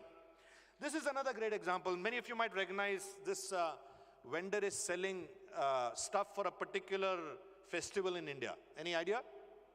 Holi. Now this vendor has to actually change his product mix, his sales pitch, his target audience, the sourcing, the inventory, the method of selling, because after about 2 weeks you'll have Ganpati, then you will have Diwali, then you will have something else, then you will have Ramzan, you will have Eid. He will do his entire product mix, entire supply chain transformation about 8 to 10 times in a year. 8 to 10 times in a year. And I've been a management consultant, and I know this, and I'm sure many management consultants are here who will tell you that for a corporate to just change one product line, it takes anywhere between 7 to 10 years. We have seen that. And many corporates even now don't change. For example, some big car companies are still shutting their eyes and saying, no, electrical vehicles are not coming. We are still going to make our... So the incredible agility that is there in these street markets where you're able to change your entire product line, your psyche, the behavior, all of that in 7 to 8 times every year. And by the way, they're doing this without McKinsey, Deloitte, Accenture, PwC, all of A.T. Kearney, none of these people. They're doing all of this in their own way, in their own mechanisms, learning father to son, uncle to brother, internship, which is happening literally as we are speaking right now. You see this bustling marketplace, and this bustling marketplace has so many mini industries happening there. There are vegetables being sold. You must have seen that in all traffic lights of your city, suddenly a product will appear. It could be a car washing, sort of a pitchkari, it could be a head massager, it could be a toy. It will appear simultaneously in all the traffic lights. Does that ring a bell? Try and visualize the organization, back-end, supply chain, all of that, which will have to be factored in. Firstly, of course, there are certain slots in a year that are reserved. For example, for Independence Day, that flag will be sold. For Christmas, this hats will be sold. So there are certain slots in a year which are reserved. And then they will have to discover slots in between. They will have to get the stuff, whether it's made in China or where strawberries being sold from Mahabaleshwar, mangoes now being sold from Ratnagiri. All of this supply chain will have to happen. They will have to give the inventory to the street vendor. The vendor will have to go out and sell it. All of this is happening on trust. He will have to give back unsold inventory. The unsold inventory will have to be gathered and taken. And all of this is happening without Microsoft, Excel, Outlook, SAP, ERP, none of that shit. So very clearly, there is something happening in these emerging markets. I want to use this example, which I think is a very, very powerful example. The streets of emerging countries like India are equal opportunity employers. I would challenge anyone sitting over here who belongs to a Fortune 100 company to raise their hand and say, we employ 5 transfer sites, or we employ 50 handicapped people. They don't do that. Transfer sites, marginalized, illiterate, old, handicapped people, the place where they find their employment is India Inc., not India Inc. India Inc. does it for the poster and to put it out in their annual report that we employ 2 blind people or 3 handicapped people. But the actual employment of the marginalized, socially marginalized, are in India Inc. The second example I want to give you is about their incredible agility even in their product mix. So this second vendor whom you see who is selling this namkeen or, he has 2 sales. One he does in the morning. This is a photo taken in Bombay in Shivaji Nagar, in Shivaji Park area. He has a product mix for these joggers and all who come in the morning, they do their running, shunning, and then they are. And in the evening, he sets up the same store with a slight product mix change in front of a liquor store. Yeah. Now, he's servicing two completely different demographies in the morning and the evening, and he's making that agility happen literally on the fly. And there are hundreds and hundreds of such examples. I know that you probably know this far more than, my intent in this session is to point you towards these directions. This is a favorite story of mine. I think it's a very important story that we can learn from the street vendors. This man sits in Worli Sea Face. Anyone from Bombay here? I'm sure. So Worli Sea Face, just where the bridge is, and if you've ever gone there in the morning, Worli Sea Face in the morning, you'll find this guy selling wheatgrass juice. He sells wheatgrass juice. He sells it for 20 rupees a cup, and he explains the benefits of wheatgrass and all of that stuff. But you notice that he's got another stainless steel container, which is there on this table. This has neem juice. Neem, as you're aware, is another plant. This he gives for free. He says it's good for blood, good for diabetes and all that, but he gives it for free. Now, when you ask him, why do you give it for free? His answer, which I'll tell you in Hindi and translate, of course, for, he says, "Saab, wo neem to mere ko free mein mil jata hai, because neem is available to me for free, and that is why I don't charge any money." Now, this is a CEO of a pharma company who does 50% CSR, not 2% mandated by the government, right? He does 50% CSR. And he teaches us a very, very, very important lesson. He teaches us the lesson of enough. He teaches us how do we identify enough. Enough can only be identified by having an alternate source of revenue and choosing not to exercise it. Only then would you have enough. Because how do you put a number to enough? You can never put a number to enough. 100 billion is not enough for somebody, 200 billion is not enough for somebody, but the day you have an alternate source of income and you choose not to exercise it is the day that you know that you have enough. In some sense, many of you sitting over here have already practiced that enough, because I'm sure that not just today, but many other days that you devote to the work that you do for Rotary is work that could earn you more money commercially. It could pay, it could give you more commercial sort of benefit. But if you choose to use that time to do something pro bono or to do it for others, that is the lesson of enough. And I think in the world of today, especially for the younger generation, if our generation does not teach them the lesson of enough, we were talking about clean water, clean energy, clean planet. There is no way 7 to 8 billion people can be supported in a planet if those 7 to 8 billion people don't learn the lesson of enough. The last point I want to talk about, a lot of people ask me that as a former soldier, what business do you have with street entrepreneurship and why are you so excited about street entrepreneurship? And I'll give you 2 reasons for that. I'm so glad that Vijay is here after me, Vijay Shekhar is here, because he, in many ways, is actually epitomizing the philosophy that I'm talking about here. We are getting 1 million job seekers who are entering. By the way, now as you're aware, post the pandemic and post the great resignation, post the economic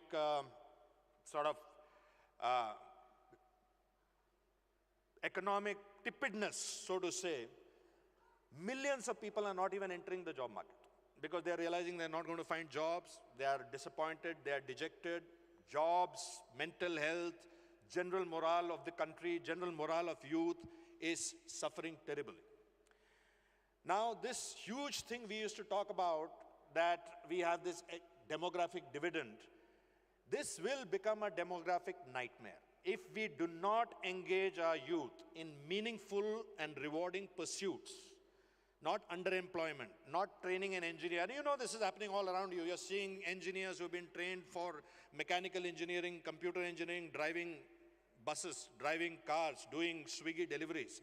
This is huge amount of unemployment disguised as, or rather underemployment disguised as employment. We cannot sustain this.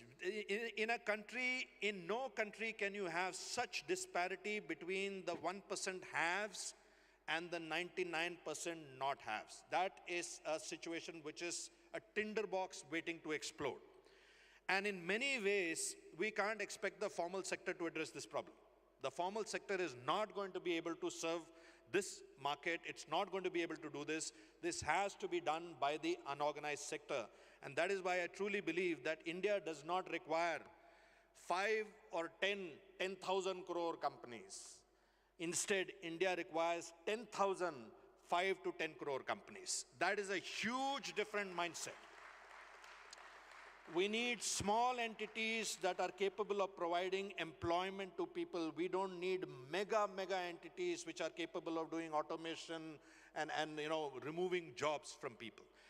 I don't want to stress upon this point, but I want to talk about one place where we can connect it with the activity that we do.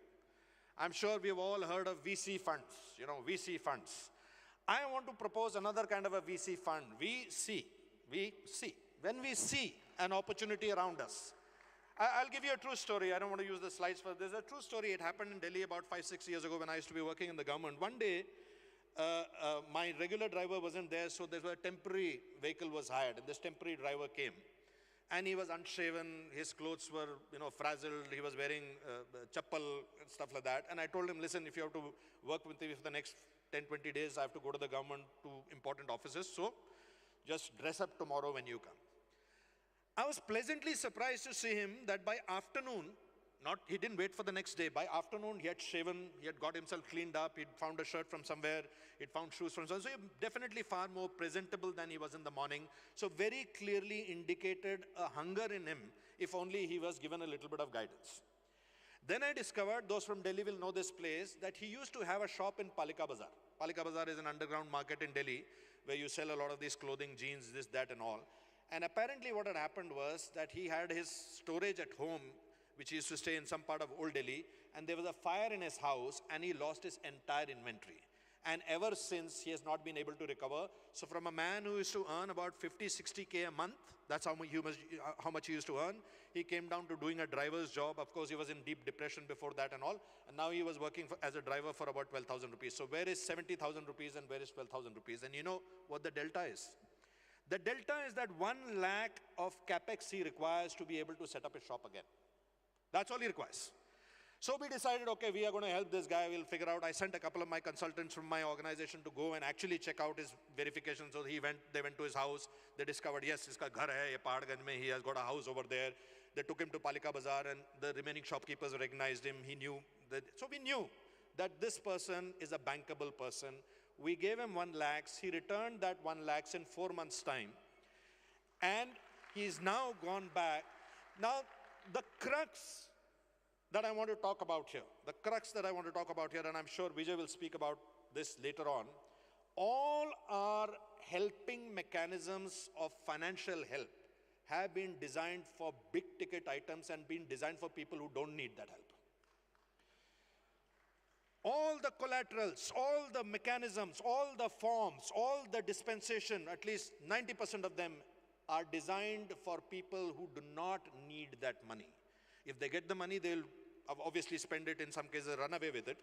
But in most cases, we have not designed the mechanism to dispense by trust of small ticket items like 500 rupees, 1,000 rupees, which will improve the velocity of the bottom of the pyramid. And like I said, this is not a nice to do thing. It's not a warm to do thing. It's not something which is supposed to make you nice and fuzzy. This is existential, because if we do not cater to this 90% segment, I'm afraid we will be heading towards a situation in any emerging country, not just in India, where this can prove to be one of our biggest security challenges in the years that come ahead, especially with climate. Imagine right now, while you're sitting in this air-conditioned office, there is somebody who's carrying that stack of books out there in the street, and that man is struggling for just 500 rupees or 1,000 rupees to be able to get his velocity improved. And we don't have any instrument, any formal instrument which enables that person to get that wealth. We cannot have this disparity continuing. And I'm pretty sure that this forum, given its mental psyche, the way you think, if you're in this room, you already have a sense of social responsibility. You already have a sense of giving back to the society. You already have a sense of empathy, because you are able to identify with the bottom of the pyramid. I'm sure many of you sitting over here have traversed that journey from the bottom of the pyramid, so you have a sense of sort of empathy with those people. Unless we address that in a structured manner, we are looking at an India where this disparity between the haves and the have-nots can actually become an existential issue, which is far, far bigger danger than these Chinese and Pakistanis and all these adversaries put together. Thank you very much for this opportunity, and wish you all the very best. And I look forward to, thank you, sir. Thank you very much. Thank you. Thank you very much. Thank you, sir. Thank you.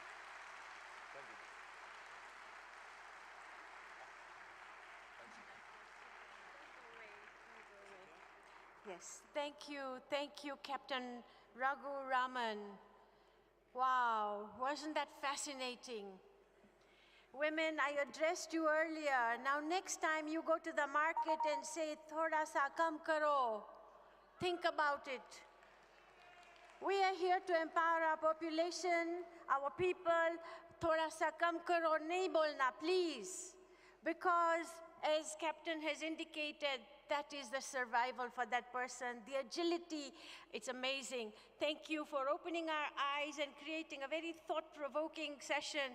When we are doing economic and community and empowerment, please think of the issues that has been shared with us this morning. I would like to invite past Rotary International Director and Convener, Kamal Sangvi, to please come and appreciate Captain Raghu Raman. Thank you.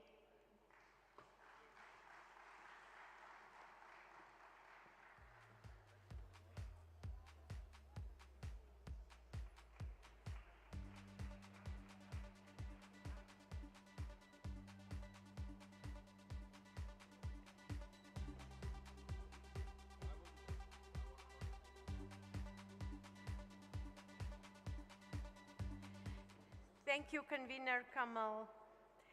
We now have a very interesting panel session entitled Disruptive Innovations, which will be moderated by Paula Mariwala, the founder of Aurelis Ventures. May I please invite Paula and the eminent panelists, Vijay Shekhar Sharma, CEO of Paytm.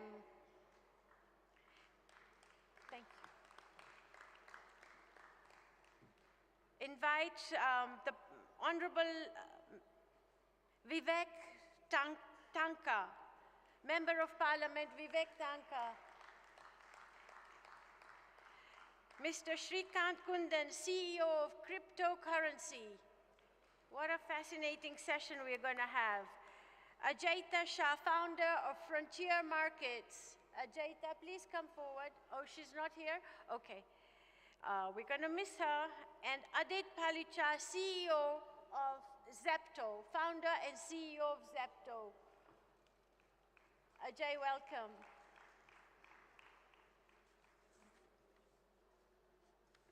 Well, ladies and gentlemen, we'll take a few seconds to see the introductions of our moderator and the panelists. First, our moderator, Paula Mariwala, on your screen, please.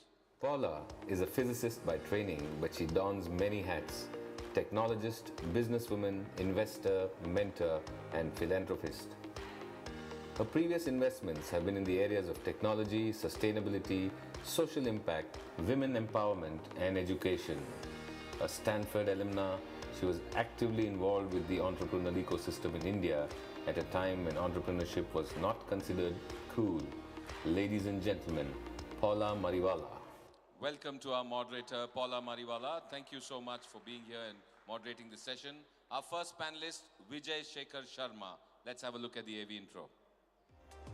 Vijay Shekhar Sharma is the founder CEO of financial technology company Paytm. He was ranked as India's youngest billionaire in 2017 by Forbes. He has been featured in Time magazine's World's 100 Most Influential People in 2017 list. In 2020, he was ranked as the 62nd richest person in India by Forbes.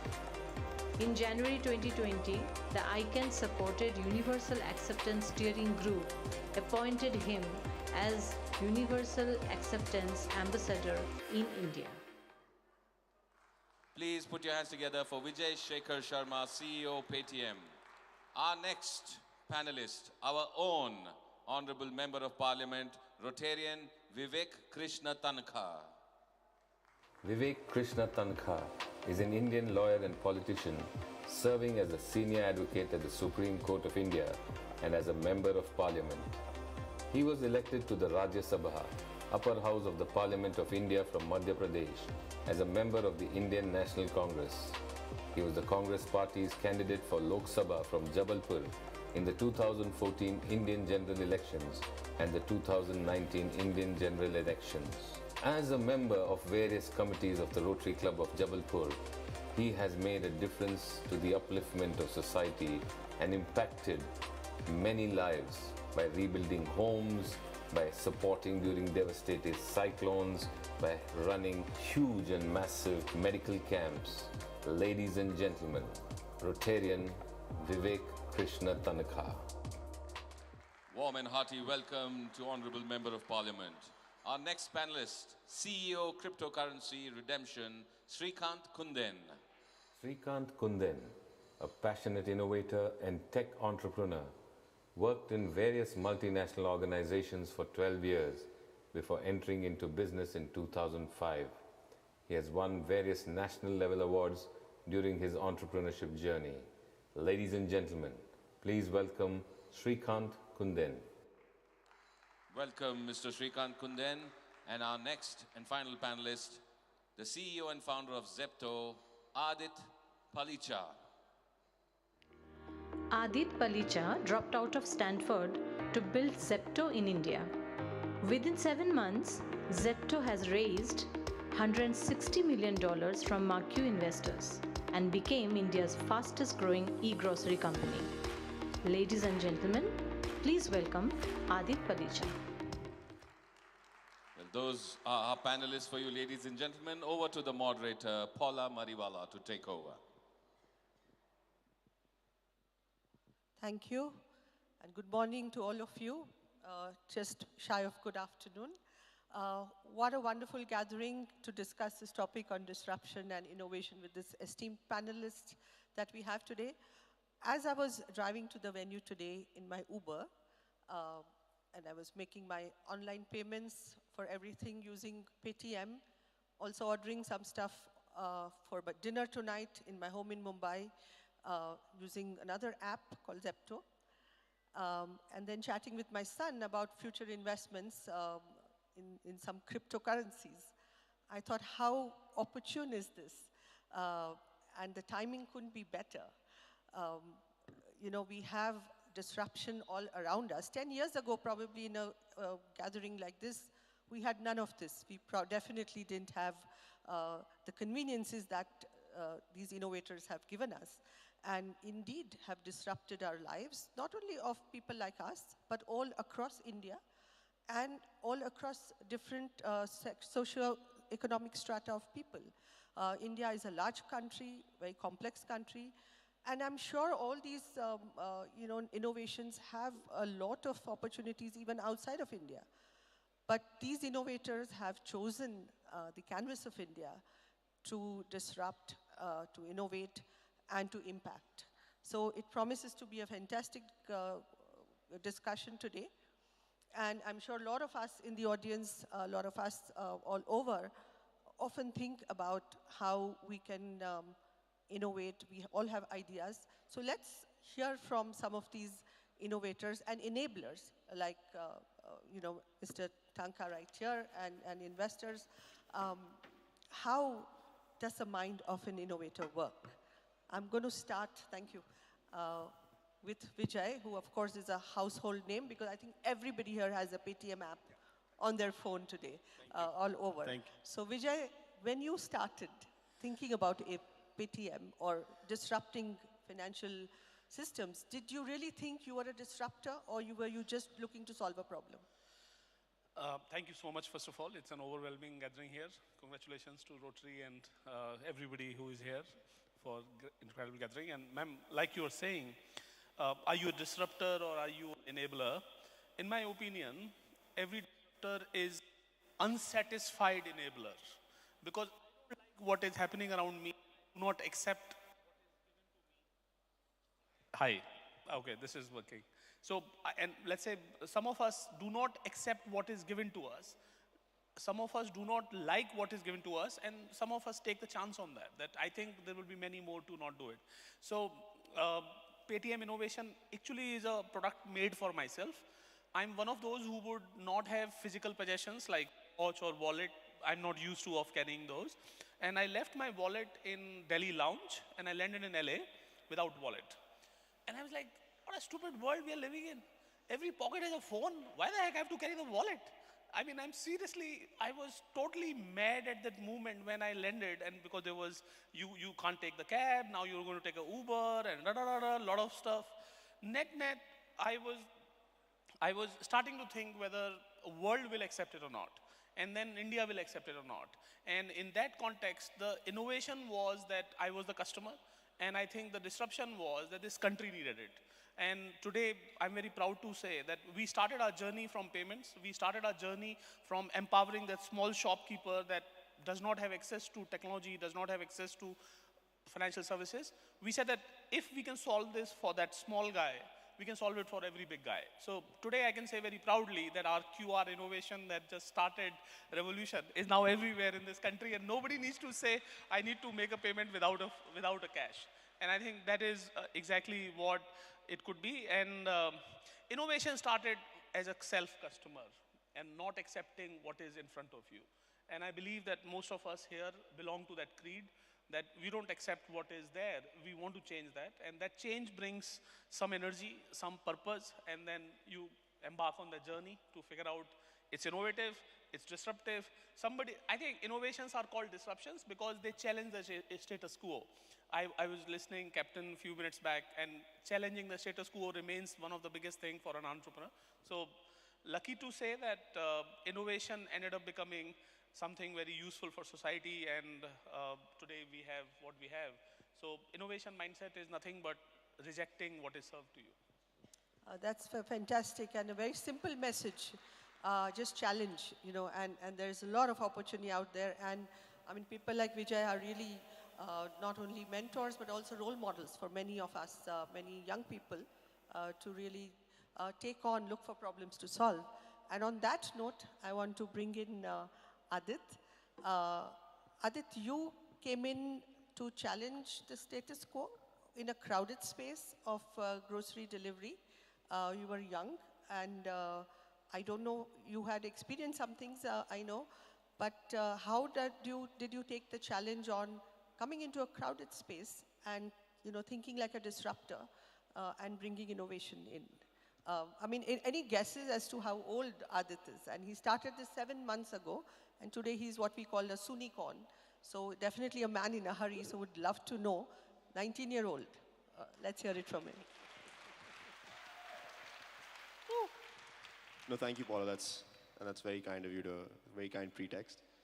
But for us, and I think my co-founder and I, in the early stages, I personally feel it's a lot more useful not to think big picture, right? And I think a lot of disruption comes from those micro experiences that Vijay was just talking about, right? Leaving your wallet and being handicapped for the rest of your trip in another country. And so we also had one of those micro experiences as two bachelors in Mumbai during the first wave of the pandemic.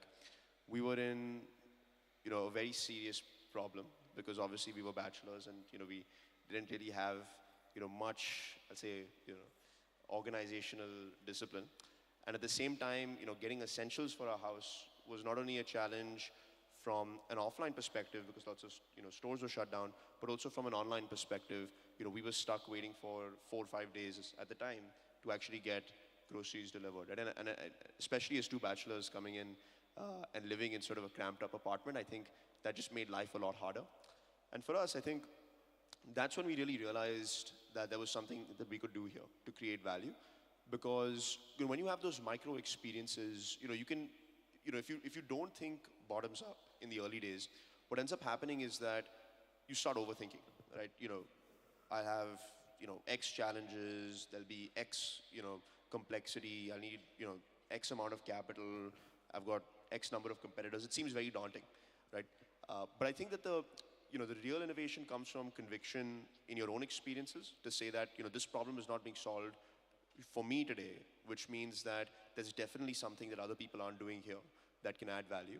And more importantly, for us, not knowing the challenge of building a large company is actually probably an early entrepreneur's biggest asset. And I think, I've spoken to, many folks, founders of, some of the, most respected Silicon Valley companies that are, worth billions and billions of dollars. And everyone will tell you the same thing, is that if I knew in the early days, how much could go wrong in terms of building this large company, I probably wouldn't have taken the decision to start. Right? And so, for us, to summarize, I think disruption comes from those micro experiences. If you feel like you're in a position where you wish there was something different from what you have today, like, again, what Vijay said, challenging the status quo, I think that's the, early spark that, something exciting is here.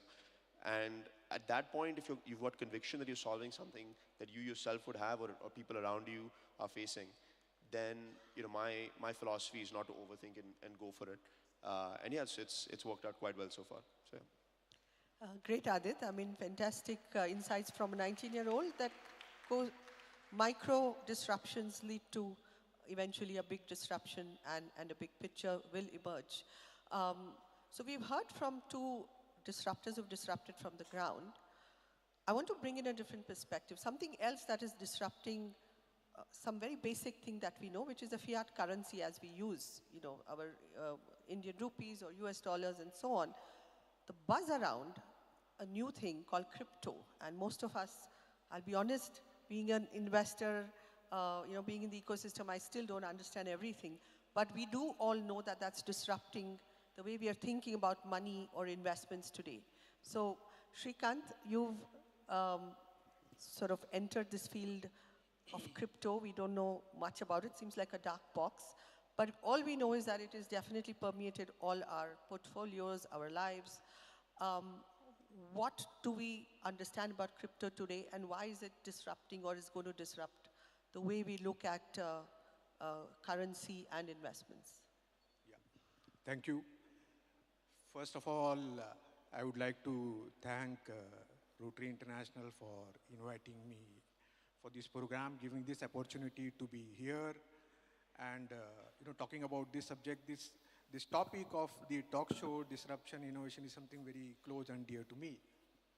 But throughout my journey, I am a strong believer of innovation and business which is disruptive oriented. So thank you for this opportunity. And it's wonderful to be here in front of the galaxy of the Rotarians.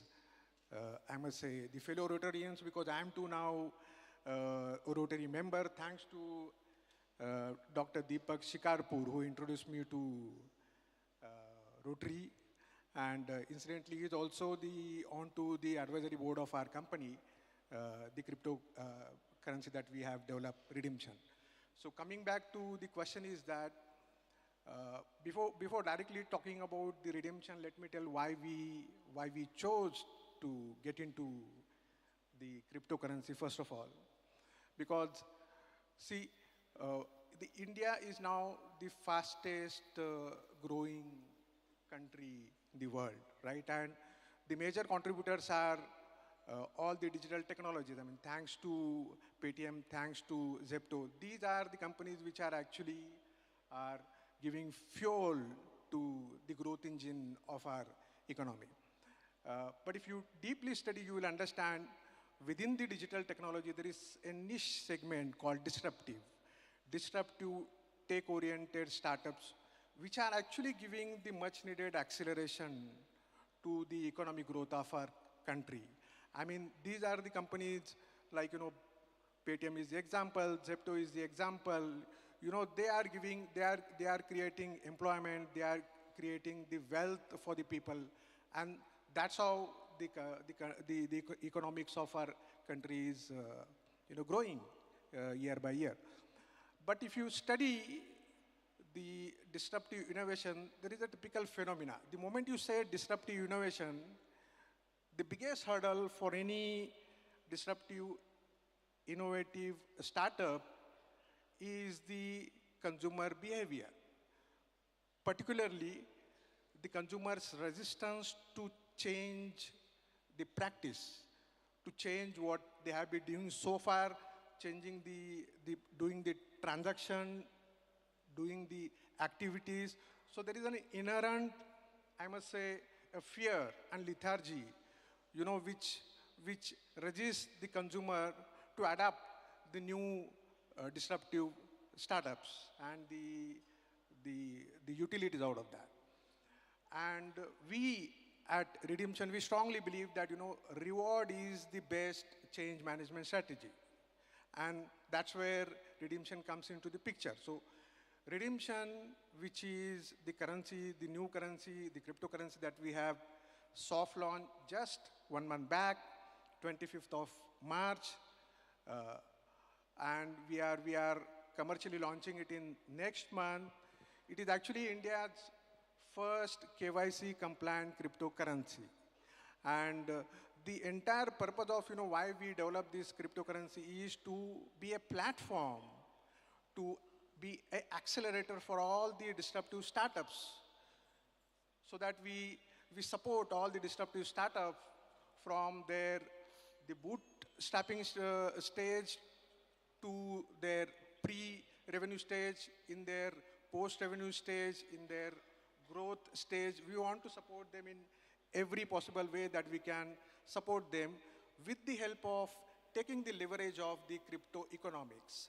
And so to do so, we have developed 4 different programs, right? And so the first program is actually the Reward and Redemption, we call it R&R, where we actually scout for all the disruptive startups, particularly those which have a potential to be a unicorn in near future, one day, like Paytm, but currently struggling to get the initial, the customer engagement, the initial traction. We want to help them in giving them the customer acquisition. So what we do for them is we scout all these startups, and we showcase all these startups onto our app store. We call it Redeem Store, and we'll be doing heavy, promotion, digital promotion, social media, print media, and we'll be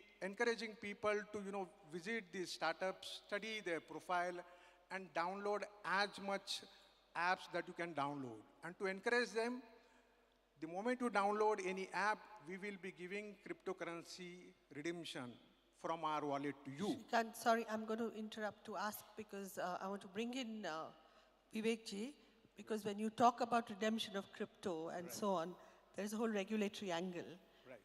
And so I want to bring in Vivekji to just talk about how regulators, regulation and disruption doesn't go together.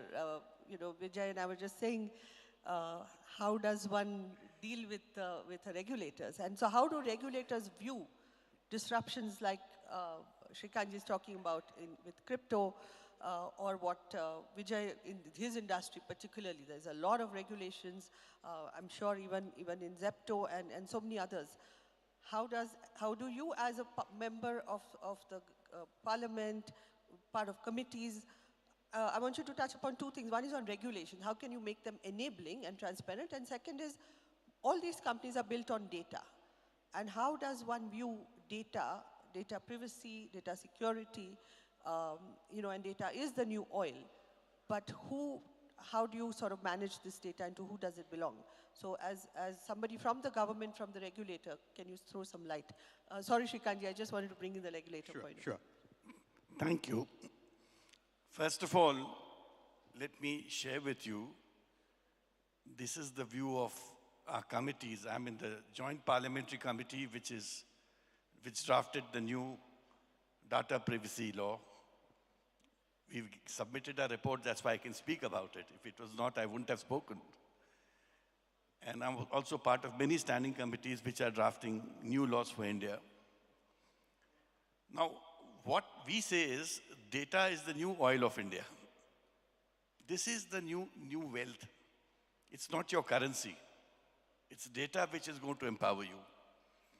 And let me start with a small joke.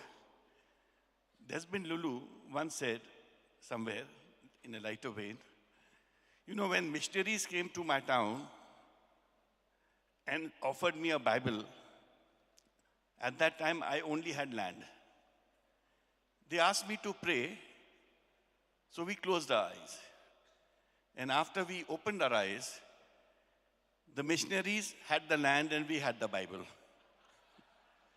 So that is happening in India with WhatsApp and Facebook. They came to you to offer you a story which was free. And today, they have your freedom and you are a subscriber. So the whole story has changed. So the storyline is that this data which is coming through innovation, of course it's welcome. And I'm 100% sure if in the 90s our government had known about these innovators and their minds, this IT revolution wouldn't have come into India. They would have made so many laws to ensure that it doesn't come. It's the freedom which brings innovation, but once innovation comes, it needs to be regulated, whether it be crypto or whether it be any other services also. Now the interesting part is, you need to have great initiative. Now let me talk of Vijay, for instance. I remember that evening, it was, I don't recollect the date, it was I think 8th August, when the Prime Minister at 8 p.m. announced demonetization. November, 8th November. And next morning, all newspapers of India carried a full-page ad of Paytm, bringing in a new digital world. Now, I was surprised. I called him up. I said, Vijay, when did you think of this? He says, after 8 p.m. Is that right? Now, you have to be fast thinking. And he also had the Prime Minister's photo. So I said, did you take the Prime Minister's permission? He says, I forgot, I didn't have the time. So these are innovators. You know, you have to break rules, you have to break barriers if you want to be successful in life. If you are scared, you'll never be successful. Crypto. Your association has been discussing regulations with me. I had long meetings with them on Zoom. I told them that nobody can stop you, but nobody can also make you legal. I mean, the law, to make a law to regulate crypto is next to impossible. So the next best thing that the government could do was to tax them. So they put 30% tax on them. So regulation will go on, disruptions will go on, but the ones who succeed are the ones who are brave. Brave like Vijay. I recollect when Vijay used to be teased by the political leaders of our times, and which I didn't like because I knew his story.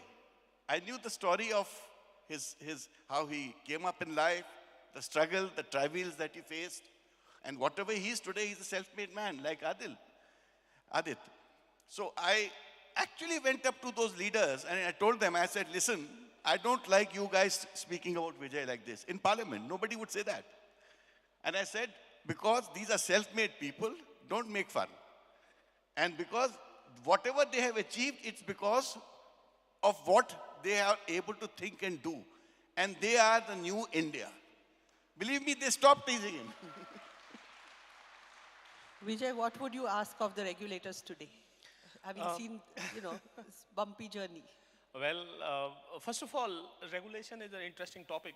You can only regulate something that exists. And the new thing exists with a disruption that previously did not exist. That is why we call it innovation or disruption for that matter. Making it an interesting trick for regulator to allow or not allow. I mean, to be or not to be is the biggest trouble that they have. So if I was to ask, it is that their job should be that they should harbor innovation or create opportunities to let new disruptions come, which is the counterintuitive of their job, because they are not supposed to let that happen. They're supposed to more of the same, maxima of what they already have, not the new.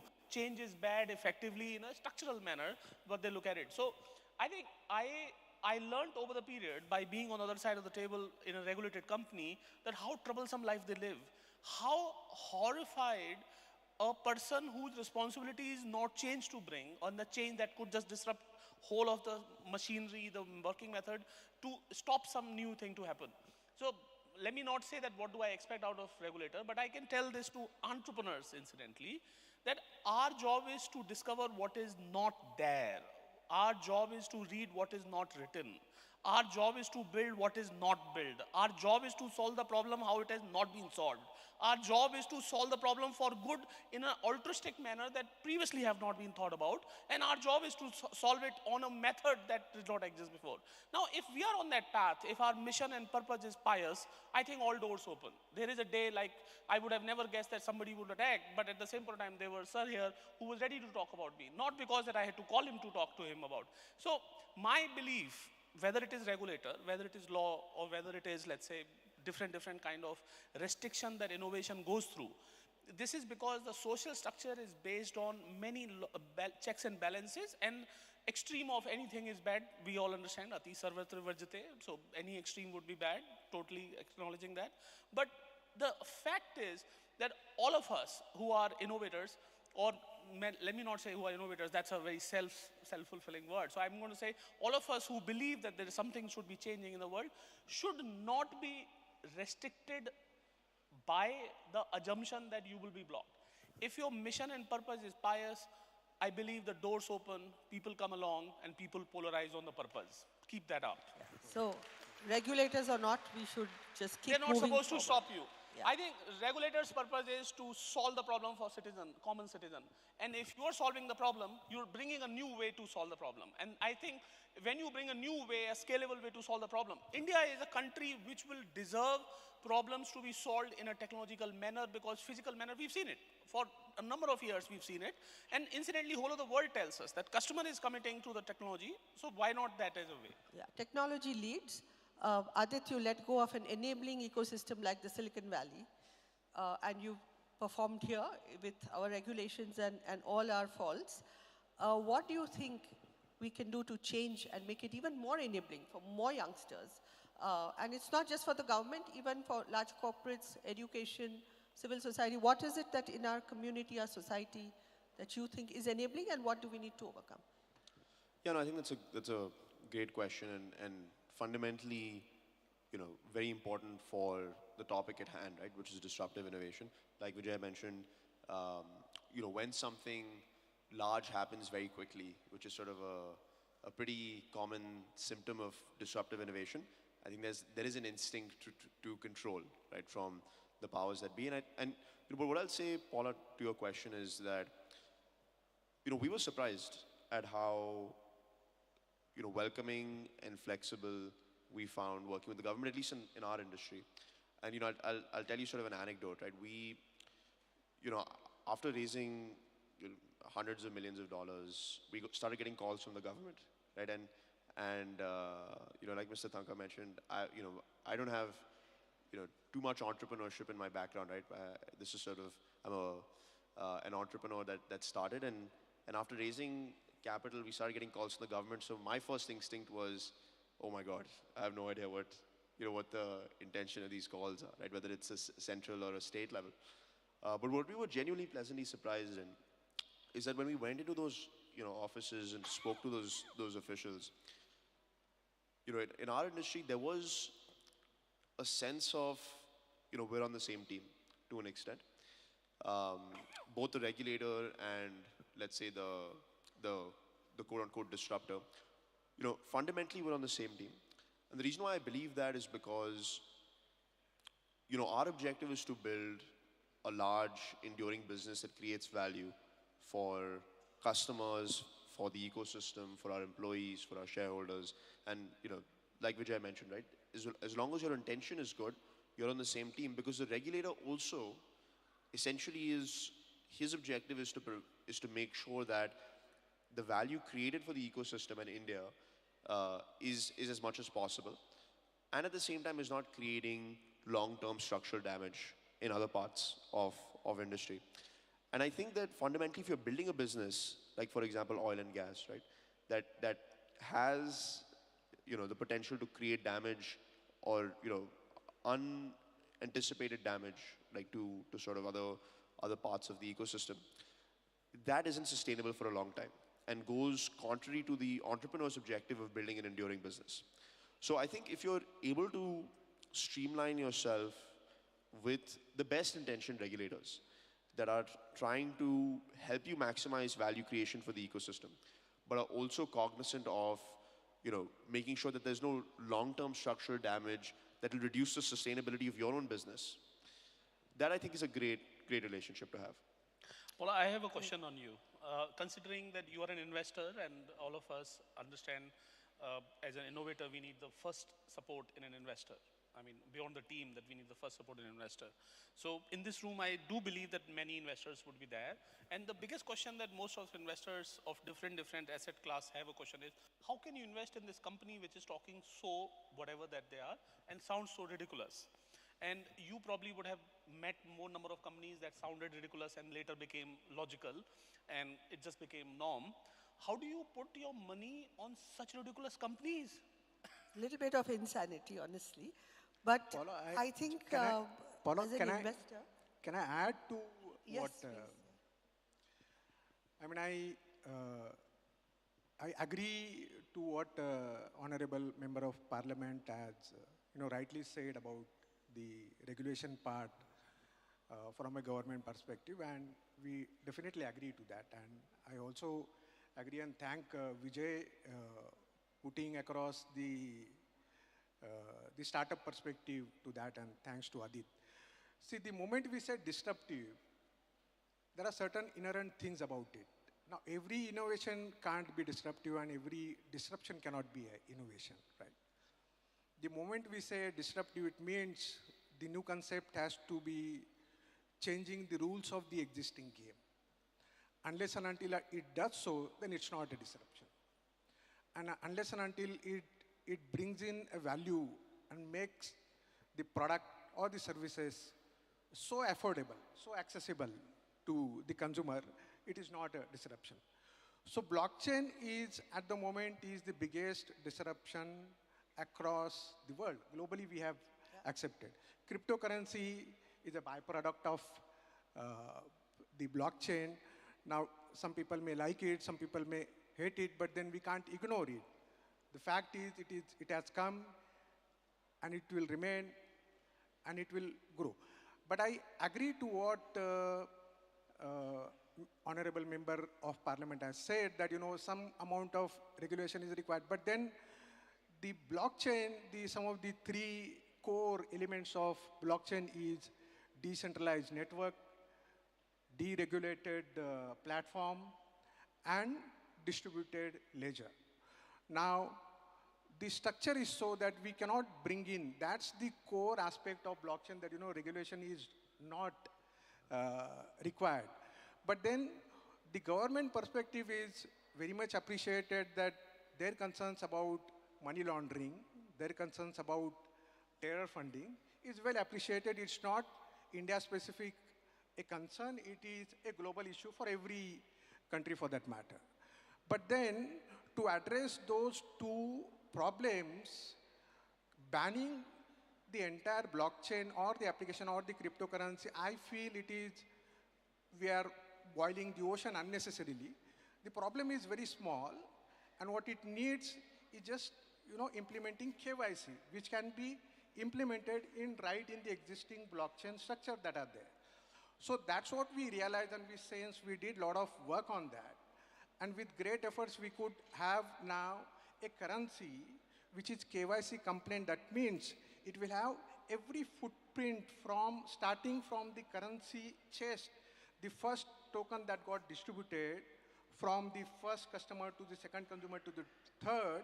We get to know who is this person and to whom he has given, transferred, gifted, or sold. Sorry, Srikanji, our time is up actually. So I will have to break, but I would like to address, because I think it's a great question, because we need early stage investors, we need all kinds of investors to fuel innovation and to believe in somebody's ability. So it is a bit of a judgment call, and we go wrong 80% of the time. And I write a column called Anti-Portfolio of the Things You Miss, because you believe that was, I thought Adit who's this 18-year-old to disrupt a grocery delivery market? Whole might of Jio is there. Reliance is there. Such big corporates are there. Established players are there. So I think for an investor to really catch the right moment, it's timing, right? So is a sector ready for disruption? Is a particular business model or technology right for disruption? And hence innovation will come in. If you had seen Flipkart today, you would say, kya hai isme, right? Everybody's already doing it. When they were thinking of doing, just selling books at the time, there was already Amazon in the US, but in India, who will buy books online? That was the thinking. So you have to be a little bit prescient, but I think it depends on the investor's ability to get the right chemistry with the founder. Honestly, it's as simple or as complex as that. Because you can have the best presentation, best projections. You need to really believe in the founder, and the timing has to be right in terms of the ecosystem. Regulation is one part of it, but also in terms of behavior adoption, in terms of so many other things. There is no cookie-cutter approach. Just one joke in a lighter vein. There are disruptions in all facets of life. We have Shashi, who's also a disruptor in Parliament. He's somebody different. So that's also a disruption. And he's come to disrupt this program, so we have to finish our program also. So disruption is a way of life. Shashi ji, you better address this issue of disruptive innovation. And one would really like to know, as we are all talking of disruption, how do people like, Honorable Member here and Shashi ji think about disrupting politics as we know it? Maybe the time is right for some disruption there as well. I'm sure we could have asked many more questions, but we have our next session ready to start. So with that, I'm told I must thank the panelists and end the session. I'm sure there's a lot of things that one would have said on what is the future of disruption, but you will keep seeing it in their actions of so many of the entrepreneurs whom we have and investors who support and regulators who enable. So thank you very much, Vijay, Vivek ji, Adit, the young man, and Shrikantji, the innovator. Thank you, Rotary, for inviting us.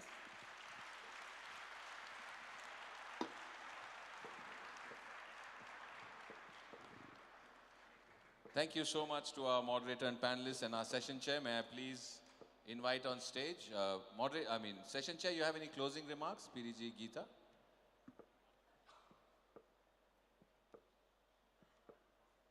Please go ahead.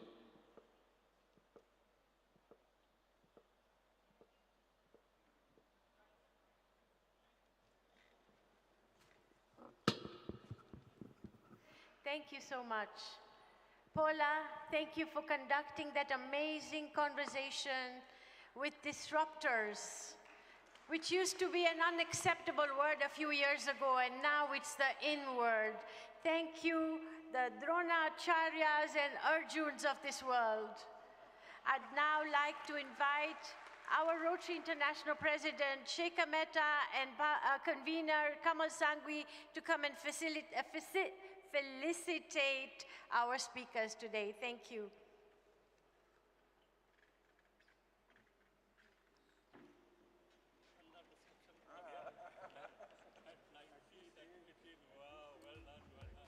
So each of these panelists have been absolutely fantastic. Do you agree with me or not? So let's give a big round of applause. So all those who want to buy cryptocurrencies, go up to Kundan, okay? All those who want to get discount on Paytm, go to Vijay. And all those who want to, get better deals, go to Zepto. All right. All these people are fabulous individuals creating absolutely outstanding contribution to our country, and so we today, on the behalf of the conference, give them and decorate them with the Star of India Awards, Rotary Star of India. So let's give them a big hand, and President Shekhar does the honors.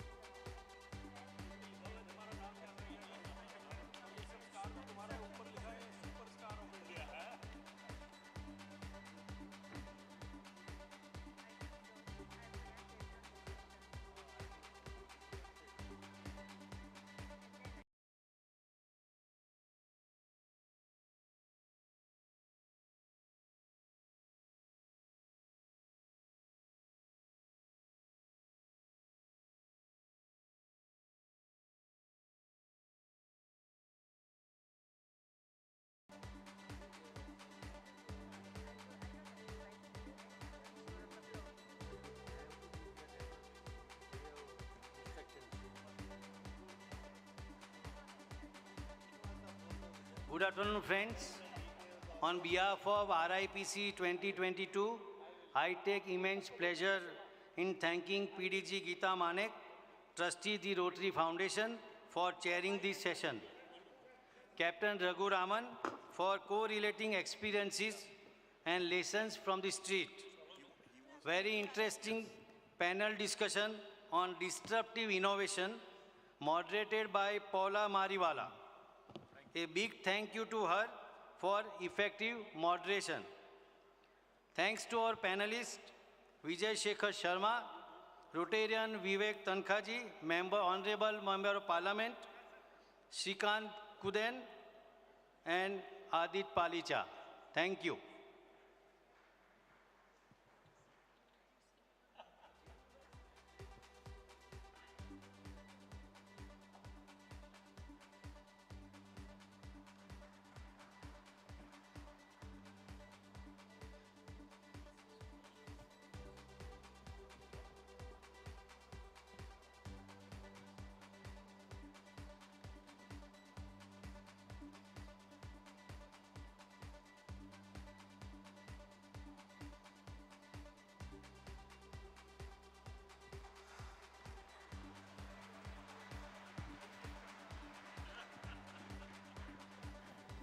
So कहते हैं कि अच्छे जब दिन आते हैं और अच्छा वक्त होता है, सही वक्त होता है तो कुछ मीठा हो जाना चाहिए.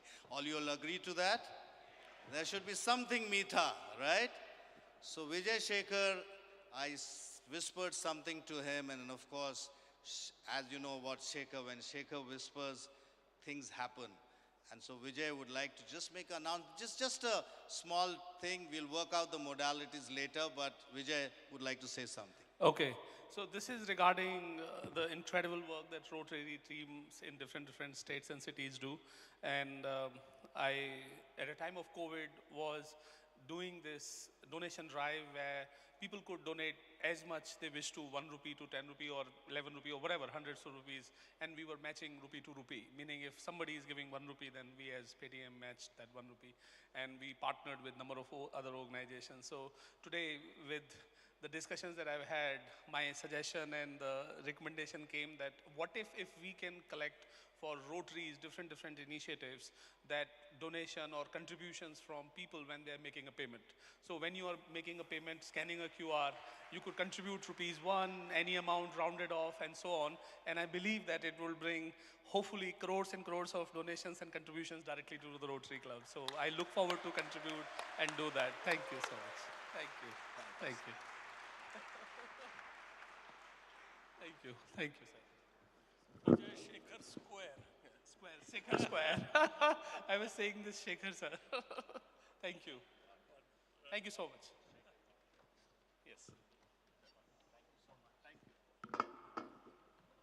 Thank you to the session chair, the moderator, and the panelists for that wonderful and very innovative plenary 9 on disruptive innovations. It's been a great session on community and economic development. We would now like to invite our world leader, Rotary International President Shekhar Mehta, for his remarks at the RIPC 2022.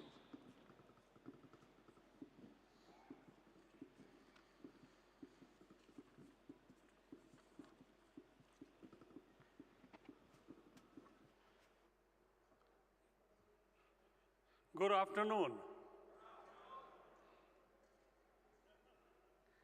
क्या आप लोग को घर नहीं जाना है किसी को? I have never ever seen a closing session, chock-a-block, not a seat there.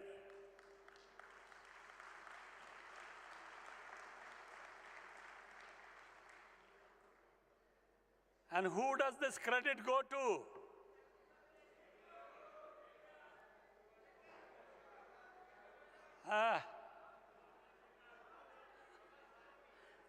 That's right, Kamal Sangvi.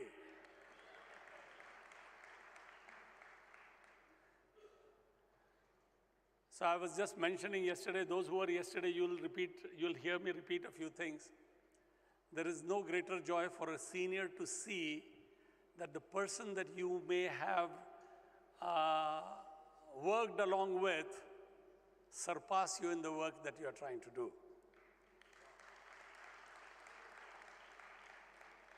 So Kamal, Mahesh, ये सब director क्यों बने मालूम है? Faiz Kidwai. All because I was their trainer when they became governors, you know.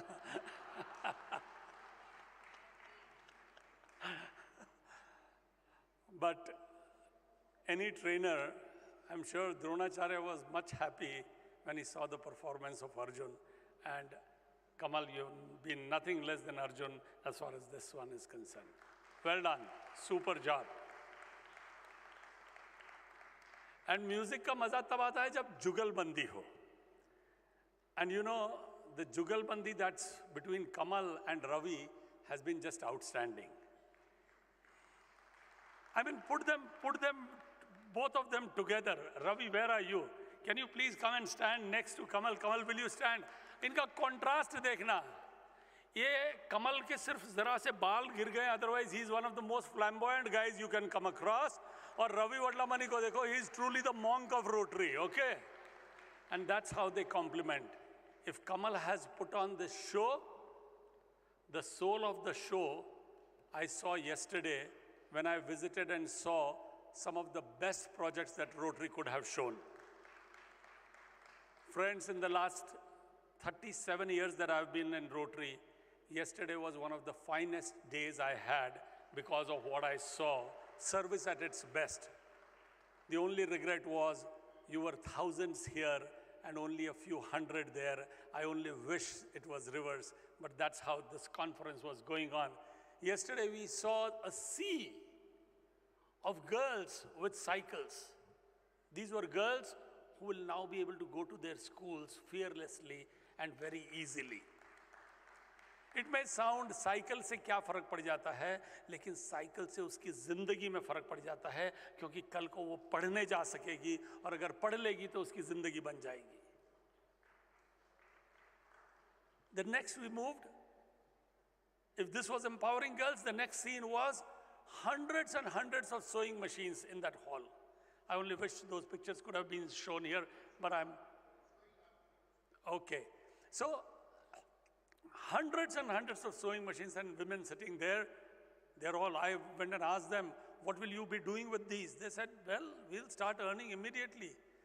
So one of them, Pooja, उससे बात करी, उसने कहा मैं कमा रही हूँ, already 12,000 मिल रहा है मुझे, लेकिन by this machine, I'll be able to earn a few thousand more. Suddenly, girls are going to get empowered, and what a sight it was. Thank you, Ravi, for putting that. And not just, when I say Ravi, I mean all the other people who were involved with it. And the next we saw, जहाँ तक देख सक रहे थे, there were a sea of benches. I mean, all areas of focus taken care of. Economic community development, empowering girls, water sanitation. And here was education. I mean, hundreds and hundreds of benches. This man itself, he's done probably more than 2 lakh, 3 lakh benches over the years. And yesterday was another program. And the last thing was those hand washing stations, which are so important. Again, one of the reasons why people drop out of school is not having proper hygiene facilities in school. We heard that yesterday from CRY. We heard it from so many other people. So thank you for showcasing. Kamal and Ravi, both of you have done an amazing, amazing job. And through you, I would like to thank each and every member of your committee. Program which was par excellence, whether it was the plenaries we've seen. I mean, the crowd in the closing session shows what great the plenaries were. We just heard one of the most exciting sessions that we could have had. And the next session, I know we are all waiting to listen to that outstanding person, and that is Dr. Shashi Tharoor. If the deliberations were great, did you like the entertainment? बस इतना ही अच्छा लगा. The House of Friendship was outstanding, absolutely. So nothing was left to imagination. Each day we had service projects. Over this, even while we were all sitting here, I went and inaugurated 6 ambulances and 2 mobile vans, one for cervical cancer patients, and the other one was an entire mobile eye clinic. Friends, when service and these events come together, that's the best combination. I always say any of our meetings, any seminars, any conferences should lead us to doing more, because that only means we are serving the community, and that is what our ethos is, service above self. This last session, I couldn't have been overjoyed, more overjoyed than what I heard Mr. Vijay Shekhar mentioning that every time there's a donation for the cause of anything that Rotary is doing, it's going to be matched by Paytm. Outstanding. Can we have a huge round of applause for that one? I mean, Paytm, we know, din mein hazaron transactions hote hain, and now probably all of us have to be the biggest advertisers for Paytm. भैया आप payment करना है तो Paytm से ही करना है, और वो नीचे आएगा would you like to donate, तो उस पर जरूर क्लिक करना है आगे से, ठीक है? So the subject that I was to speak on is the way forward. This conference has paved the path even more brighter as to the way forward. We had big dreams. Pandemic के कारण जरा सा उसमें speed breakers आ गए थे, but those dreams are still alive. Our dream for making India totally literate is still alive, and we are still committed to do it by the year 2027. Crazy? Yes. But so was polio eradication. I mean, it gives me goosebumps to think 40 years back, somebody could think that we will eradicate a disease. And we have Rotary has spent $2.5 billion on this program, and yet collected $22 billion for eradication just of polio. But socho, what courage, what passion those people had, who at that time, 40 years back, could think that we'll eradicate a disease. Smallpox is the only disease we've eradicated, and we are on the verge of eradicating polio. So friends, if we could do that, India को भी literate कर सकते हैं. And we all need to work for that. 96% of our children go to school. It's not because of that India is not in the list of totally illiterate countries. The problem is the adult illiterate that we have. More than 20 crore adult illiterate are still in India, which is more than 16% of the population of India. Till each and every one of them becomes literate at the next census, again when they go, they will find there is still nearly 20% of Indians who are illiterate, and we will still be in that bracket of not a totally literate country.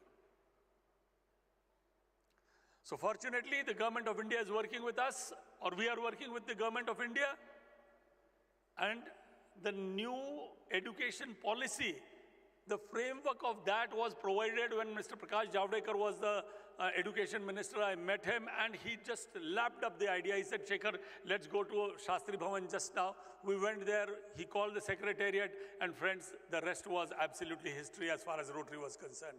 The education, the adult literacy part of the new education policy is exactly based on what our pilot was, which was each one teach one.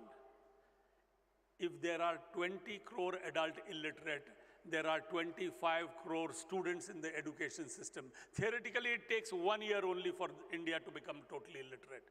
But वो नहीं होगा, we know, theoretically है. 5 साल में तो होगा, 7 साल में तो होगा. और वो करके रहेंगे, and I tell you, the work has started. University after university is tying up already. One example was seen day before yesterday, and there are at least 10 universities which have signed up. There is Gayatri Parivar with 15 crore members, followers of theirs. They have tied up with us. We just need 1% of their followers to work with us. Brahma Kumaris are 12 lakh of them. They have signed an MOU with us. We just need half of them to work just 1 year. Each one is to teach 10 people. So we are there and we are committed. We will be able to do that. Our e-learning work, you heard yesterday the great strides that we have made in e-learning. I can tell you, now state after state is inviting us to put the e-learning system. Sikkim government was giving 35,000 television sets to the students. We went and said, okay, you want to give to the students, do, lekin 1,000 school se school mein bhi television laga do. So now the content that Rotary has developed is getting filled, getting put up on the television sets at the factory of LG and Samsung and directly going to the students and to the schools. And this is the entire curriculum from grade 1 to 10, 11 and 12 is about to come. This is as far as the education is concerned. There are so many other things we are doing in education. I'm not even coming to that. You just heard yesterday about the program that we have for tablets for the children of martyrs. That program is going to go ahead with Karthik. Karthik, excellent initiative, and we'll fully support that. Apart from that, we had made a commitment to the government of India that we'll do 10% of the work in selected areas, whether it is water and sanitation. So हमें 10,000 check dams हमें बनाने हैं. In next 6 years, friends, we have to make 10,000 check dams and we have to rejuvenate 10,000 water bodies. It may sound crazy, very difficult, but let me quickly do this arithmetic for you. Chartered accountant हूँ इसलिए कर सकता हूँ जल्दी.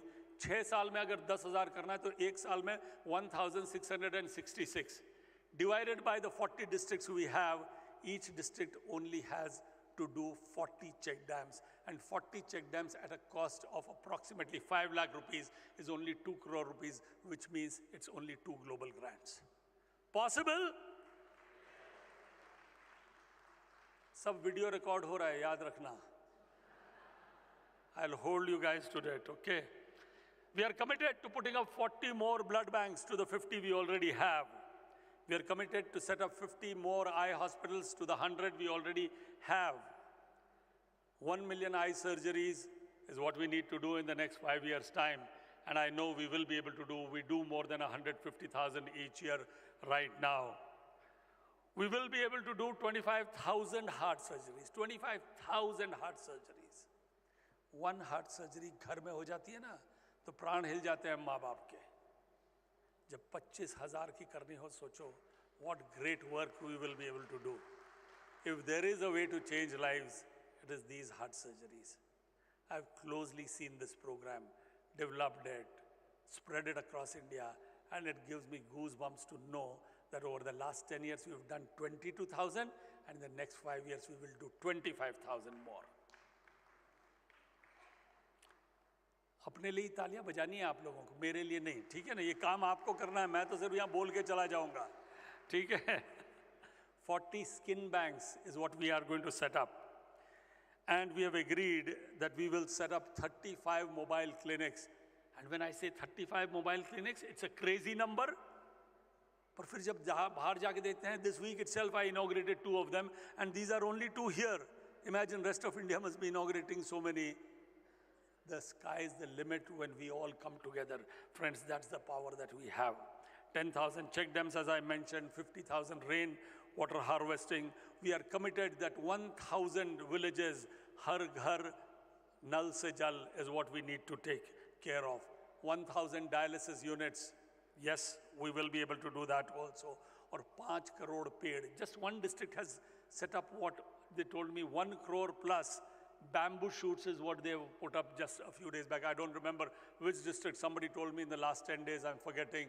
So the work is already happening, and I'm sure 3181. Oh, wonderful. That's excellent.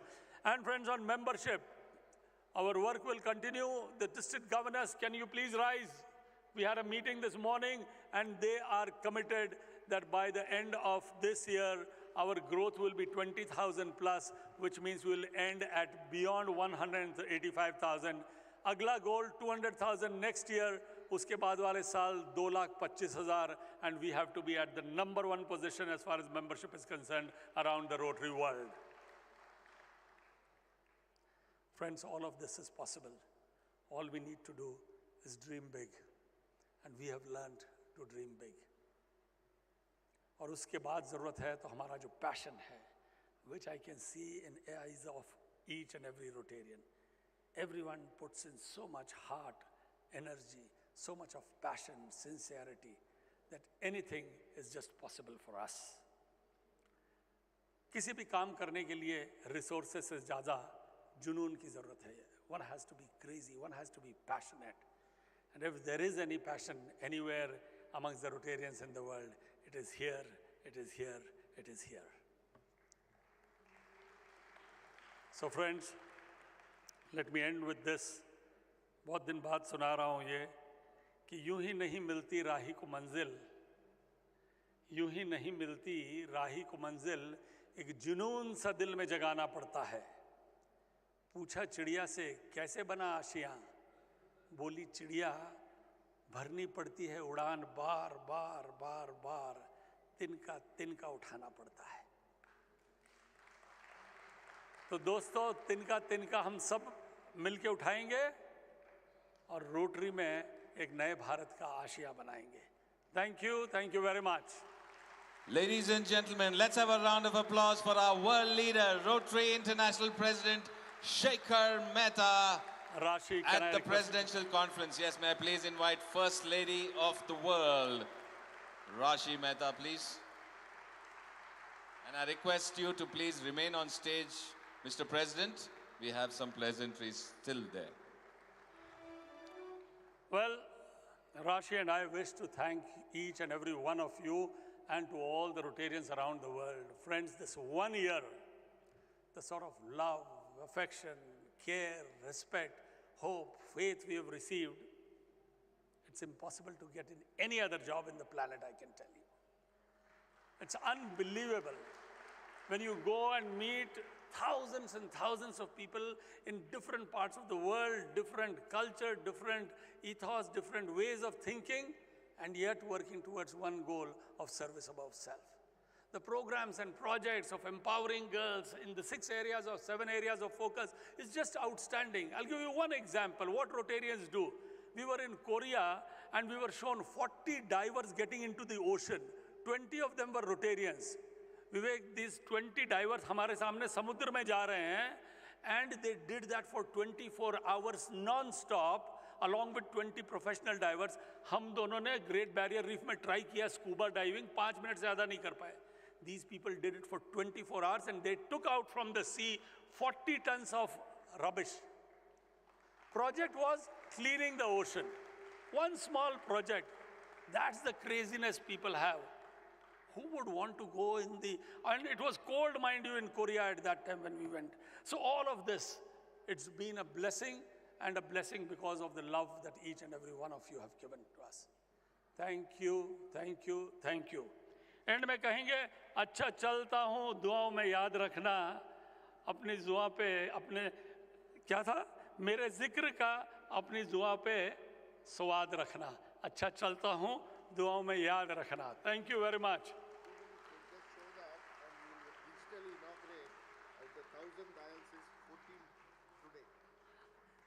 In the 1,000 you promised, 14 you are inaugurating. Wow, thank you so much. So the saga of service will still continue, Mr. President, as our Rotary monk has some more wonderful launches. Friends, Shekhar was talking about those projects, and you know, when he talks, I have got a lot of pressure saying, Ravi, why did you not showcase those projects to us?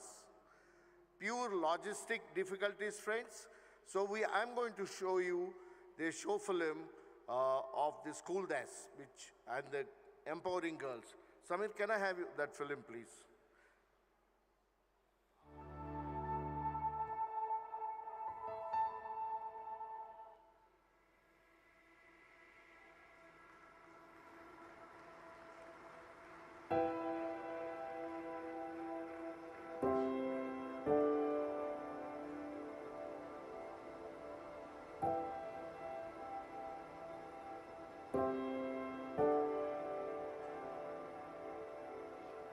And as you show it, can I ask the team which has done it, led by District Prabhakar, to come onto the podium.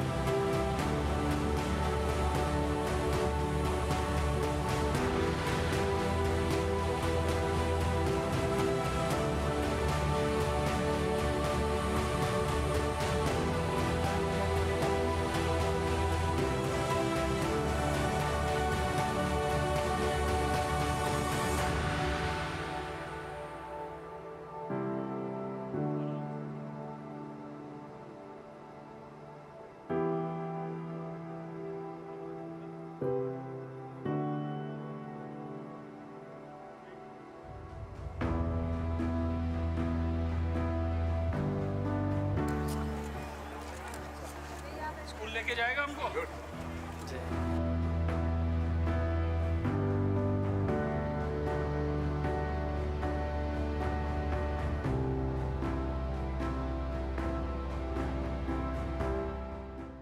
I can tell you this is one of the best days of my existence. Wow, yes.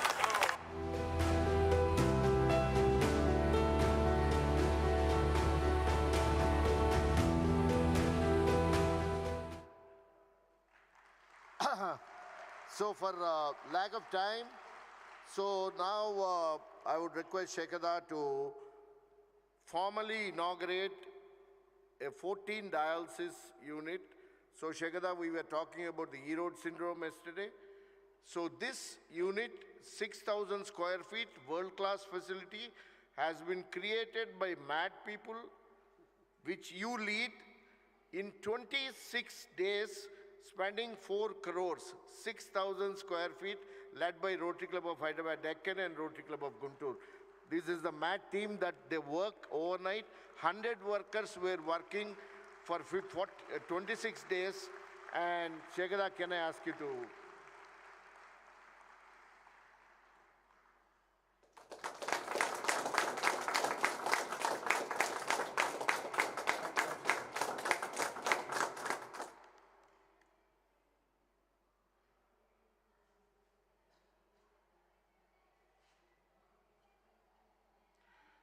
So that is 14 less of the 1,000 you promised.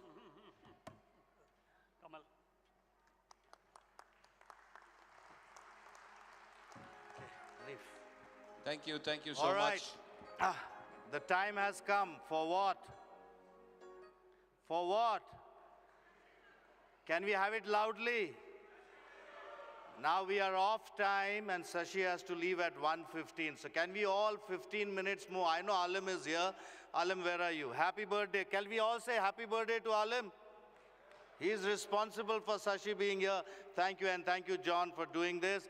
Shashi, another 15 minutes of your time for service. I'm sure you would give it. And Alim, 15 minutes tera birthday aur thodi deri se hoga. May I call upon the sweetheart of the 70s and 80s, Nandini Sen. Could you please come on the stage? She's going to be the moderator and she's going to grill Shashi. And I've told Shashi we are taking liberty to grill him. Nandini, are you there? She's joining us in a minute, but let's have a look at her audiovisual introduction. Okay. So, before just Nandini just comes in, let me tell you, Shashi, could you just come and take the stage, please? So then let's have the audiovisual introduction of our Shashi. guest of honor, Dr. Shashi Tharoor. Ladies and gentlemen. Dr. Shashi Tharoor, a member of Lok Sabha from Trivandrum, currently serving his 3rd term, is also a former Minister of State for HRD and for External Affairs in the Government of India. He is the best-selling author of 23 books, both fiction and non-fiction. A writer, intellectual, international diplomat, politician, and a wonderful orator, Dr. Shashi Tharoor won numerous awards, including the Pravasi Bharatiya Samman, a Commonwealth Prize, and the Cross Lifetime Achievement Award. In 2019, Dr. Tharoor was awarded the Sahitya Academy Award in the category of English non-fiction for his book An Era of Darkness. He worked at the United Nations for nearly 3 decades, serving as a peacekeeper, refugee worker, and administrator at the highest level, including as Under Secretary General under Kofi Annan's leadership. So, Shashi, can we have you on the stage, please? Okay. How many of you want to take him home? I see only women hand going up here. Shashi, all right, we just waiting. I think Nandini just gone. So let me, oh, there she is.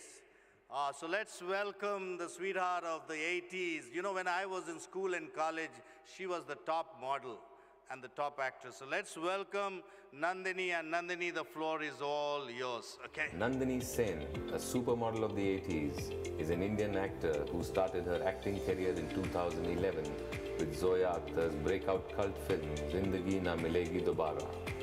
She continued to work in the Indian film and television industry in commercial successfully films and web series like Student of the Year, Love, Lust and Confusion, and Amazon Prime's hit show Made in Heaven.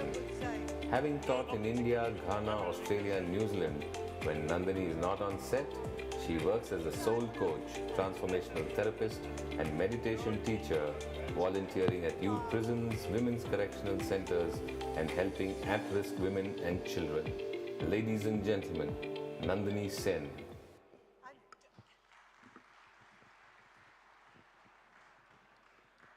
So, should I start? So, ladies and gentlemen, Dr. Shashi Tharoor, the darling of the Twitterati.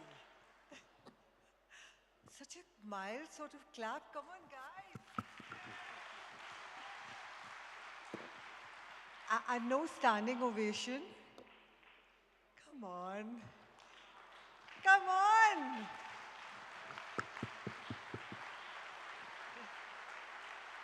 That's very sweet of them, but we haven't said anything to justify it.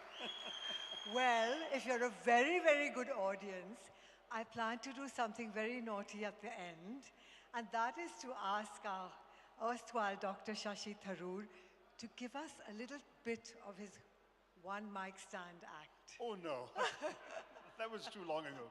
But I remember it. Thank you so much. So, namaste, everybody, and good morning. When I was a child, I was continuously told, you can, but you may not. You can, but you may not, by my father. Because I was always asking, can I have this? Can I have that? Can I do this? And my father said, no, but you may have it if you change that to may. I grew up with the belief that if you have to speak English, you pronounce the words properly, and you know the meaning of the long words. So you can imagine how thrilled I am to be speaking with Dr. Shashi Tharoor. And we all know that he is perfect in Queen's English. As I said, he's a darling of the Twitterati, known for his very long and complicated English words. So thank you. That's an exaggerated reputation, but thank you anyway. Well, what do you say to Korkawaja and Snollygoster and Kalamni if they're not long and complicated? Anyway, to take a cue from your Oxford Union debate, and yes, thanks to Google, I've done a lot of research. I am not a proponent of the Henry VIII School of Time Management, but we don't have all day to get to know the different avatars of yours, but we'd like to start with the politician. So what's the day of yours like as a politician? How does that pan out? There isn't a typical day, Nandini. Frankly, it varies. For example, when you're in the constituency, it's an incessant flow of people with issues, problems, and there are events all day long, and those will vary from day to day. When you're in Parliament, it's a different kind of day. When you're in Delhi, but not in Parliament, there are, again, meetings and events of other sorts. And of course, there are opportunities like this to go around the country and express one's ideas to different audiences. So there's no typical day, but I'm pleased to say that there's never been a dull day in the what is it now, 13 and a half years since I got into politics. So. Dull because of the day presented to you, or dull, not dull because of you? Because someone was saying something about disruptive, I just heard. Being a disruptive politician. Yes, Vivek pulling my leg, that's right, yeah. No, I am, in fact, somebody who doesn't mind disruption. I think that one does need to challenge people's conventional wisdom, shake them out of their complacency, make them think afresh. I think the important thing is that everyone doesn't need to agree, but they just need different ways of looking at the possibilities. Yes, because then you can come to maybe a very different and creative solution. Whereas if everybody thinks the same way, that's right. Same pedantic, normal way of living and thinking. Okay. Conformity very rarely achieves anything. I mean, all change is brought about by people who are willing to disrupt. Wow, that's amazing. And that's why you do these like comedian... That was just a one-off. It was just a, I think perhaps we are in India generally and in politics particularly a bit on the humorless side. We tend to take ourselves too seriously. So once in a while, the ability to laugh at yourself is good for the soul. I agree. And you remember Gandhiji was always, had a puckish sense of humor. Yes. And people around him too. So he would remember things like the British journalist asking him, "So, Mr. Gandhi, what do you think of Western civilization?" And he replied, "I think it would be a very good idea." You know, which I thought that was an excellent way of putting these kinds of thoughts in their place. And similarly, Sarojini Naidu would poke fun at Mahatma Gandhi, that famous line of, if only people realized how much it costs us to keep the Mahatma in poverty. That was about his traveling third class when half the train would be disrupted in the process. So that kind of ability to laugh a little bit at oneself and at figures who are normally revered, that's, I think, important. We don't have enough of that in our country. I agree, and thank you so much for changing sides. Sure, well, you said, "Do you have a good side?" And I said, "No, I think I only have a bad side, so you can take whichever side you want." That's Nandini's good side. Please remember the next time you see her on stage. So you better say it's my good side, okay? All of you. What I wanted to ask you next was that you work with the UN for 29 years. That's right. As peacemaker, refugee worker, administrator at the highest of levels, you're USG under the leadership of Kofi Annan. That's right. And recently you quoted Dag Hammarskjöld, I hope I pronounced that correct. Hammarskjöld, yeah. Hammarskjöld, when he said that the UN was not created to take mankind to heaven, but to save humanity from hell. That's right. Do you think that the UN has been successful in its mission, which is peacekeeping? Yes and no. I think the interesting thing is it depends on whom you ask and when you ask. I think if you ask the people of Ukraine today, has the UN saved you from hell? Probably the answer would be different. But if you ask some of the many conflicts which the UN was able to resolve, bring about long-lasting peace, if you ask the people of Namibia who were transitioned from South African rule to independence, if you ask places where perhaps long-lasting solutions were not found, but peace was maintained for year after year by UN peacekeepers, then you get a different answer. I mean, the UN did win the Peace Prize, the Nobel Peace Prize for peacekeeping, and they did because they had made a constructive difference in so many conflicts around the world. But again, the UN is not perfect. That's what Hammarskjöld meant when he said it cannot take mankind to heaven. In heaven, there will be no conflict. Unfortunately, you know, man's inhumanity to man is not just a cliche. It's true. It just is there, and as a result, there are bound to be conflicts. The best the UN can do is sometimes to alleviate them, prevent things from getting worse. And I think there, by and large, its track record is good. But the world is full of conflicts the UN has not been able to resolve. And when you see something like Ukraine happening, people say, what's the use of the UN? But there are other conflicts where the UN is making a difference. And here too, it's making a difference in other ways. Humanitarian relief, for example, helping the refugees who've crossed to 5 million refugees who've crossed over into neighboring countries. All of that. But it's not been able to do anything about either making peace or keeping it. Yeah, so that was going to be my next question. That, what do you think about this Ukraine and Russia situation? And also, what do you feel about India's stand or India's whatever they're doing or not doing? Well, I have a slightly heretical view in that I thought the war was entirely unnecessary and should not have been inflicted on the people of Ukraine. And that India's initial, rather defensive reaction, in which in our first couple of statements at the UN, we seem to be equating the two sides and saying there should be de-escalation and diplomatic negotiation, completely overlooked the fact that one side was attacking and the other side was defending itself. And I thought that we could have at least stood up for the principles that India has defended in the world from the days of Nehru and Panchsheel, you know, the UN Charter and the sovereignty of states, the inviolability of borders, the inadmissibility of the use of force to resolve disputes. These were all time-honored principles which in our initial statements we did not assert. Subsequently, however, we did, and I'm very glad that the position has hardened in the way it's speaking.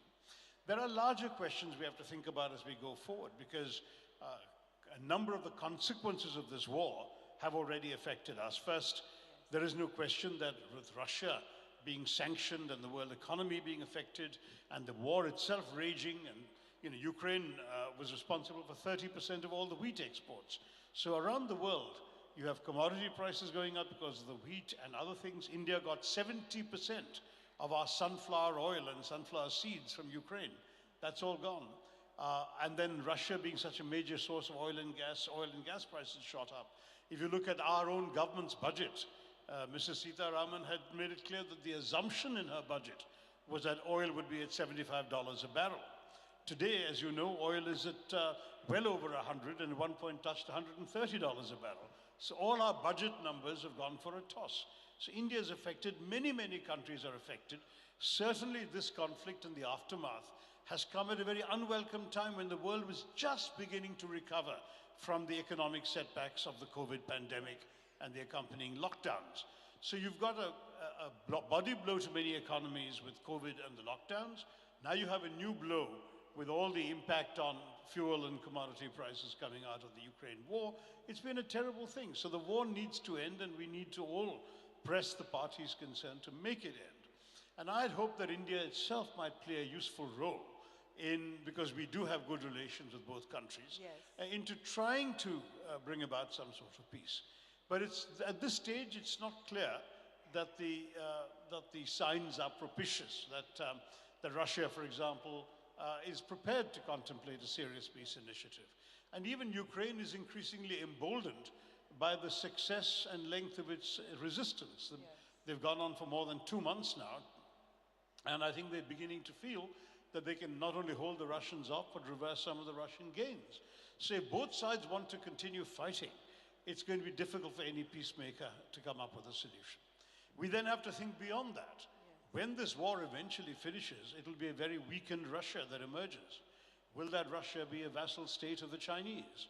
And given the Chinese designs on our own territory, on the frontier, how does India then react to a changed geopolitical environment? How does Pakistan, China's all-weather friend, benefit from a suddenly subservient or neutral Russia? All of these things will have significant impacts on us. What is our longer-term strategy as a country? Where do we want to go? Are we prepared to continue staying with tried and tested old formulae which were arrived at in a different world? These are the questions I've been asking. They're not always welcome, but I think somebody has to ask them. That was the disruptive role that I was playing, that Vivek wanted me to play.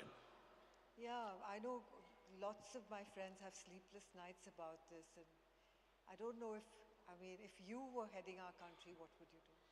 Well, look, first of all, I'm not, and it'd be presumptuous of me to put myself in the place of anyone who is. And second, remember that those who are actually in government have access to a lot of information that the rest of us don't. There are a lot of things happening that we don't read about in the newspapers or watch on television. There's a lot of, I hope, closed-door consultations, discussions, and internal information about what's coming out of those, which may actually equip people to take different decisions or take them differently from those of us outside. When we are outside a process, the best we can do is encourage governments to be aware there are other points of view. But we can't ever really meaningfully substitute ourselves for a government until we find ourselves in there. Absolutely, thank you. And on to something lighter now. So you have so many avatars, the politician, the writer, you've written 28 books, the orator, the ladies' man. Oh. Yes? Haven't I been extremely well behaved ever since you've seen me? You've been extremely well behaved, but there are many ladies in this audience who've just come running for this session. And now for the men, they'd also like to know about your secret success mantra, but that later. Out of all these avatars, which do you think is the real Shashi Tharoor? Or is there another? No, look, I'm a human being with a number of reactions to the world I see around me. Some of that I manifest in my work, some in my writing, some in my speaking, but there's still the same person who's reacting. But I will say that I'm very acutely conscious of the transience of position. It was interesting to see the Rotary International President saying, only when somebody introduced his lady to me as the First Lady, and she said, no, First Lady is only for a year, I'm Rashmi. And I rather like that, Rashi. Yes. That's essentially the spirit. I tell myself all the time that I am already a former minister. One day I'll be a former MP. But I hope I'll never be a former writer. So I suppose that's where the best of me is available to the world, because it will last as long as I have a mind and the ability to put something in. Yes, so what is it that inspired you to become a writer? And you know, you've written a satire, right, on the Mahabharata. And was that your best book? Some people seem to say so. You know, asking any author to name their best book is like asking any parent to name their favorite child. I mean, you can't, right? I mean, every child is yours. You put everything, heart and soul into it. And that's the same with me, with each of my books. So when I'm writing a book, all of me, the best of me is in that book. Once it comes out, the world judges it. But then, as with a child, once it walks, you put it out, it has to find its own way in the world. And the same with books. But when you ask me what made me start writing, I mean, the honest truth is that the best answer was given by George Bernard Shaw almost 70, 80 years ago, when he said that I write for the same reason a cow gives milk. I mean, you can't ask a cow, you know, why she's giving milk, right? It's inside the cow, it has to come out. And in a very real sense, the cow would be in pain if the milk didn't come out. Yes. And similarly, for me, the writing is as natural a form of self-expression as for some people their talking or their speaking might be. It just is who I am, and it just comes out spontaneously. I started writing stories and so on when I was a 6-year-old asthmatic child, bedridden in a home in Bombay, in the years before inhalers and also the years before other distractions like TV or mobile phones or computers. I read books for my entertainment, my escape, and my education. And when I ran out of books to read, I wrote. And really that just became very natural to me. To this day, I find myself instinctively turning to the written word. Nowadays, it's on a computer screen and a keyboard. Whenever I want to reflect on something that I feel matters to me. Okay, so it's intrinsically in your soul. Like आपका स्वाभाविक रूप है ये. स्वाभाविक रूप है, है ना? बिल्कुल. That's lovely. That's so lovely. So your books are your babies. Very much so.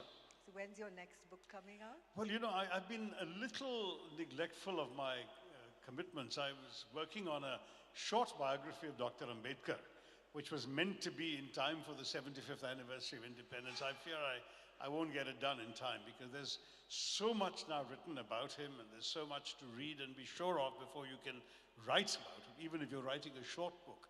I'd like to make something of this extraordinarily complex life. I don't know how many of you are aware, for example, that the Indian with the most statues in the country after Mahatma Gandhi is Dr. Ambedkar.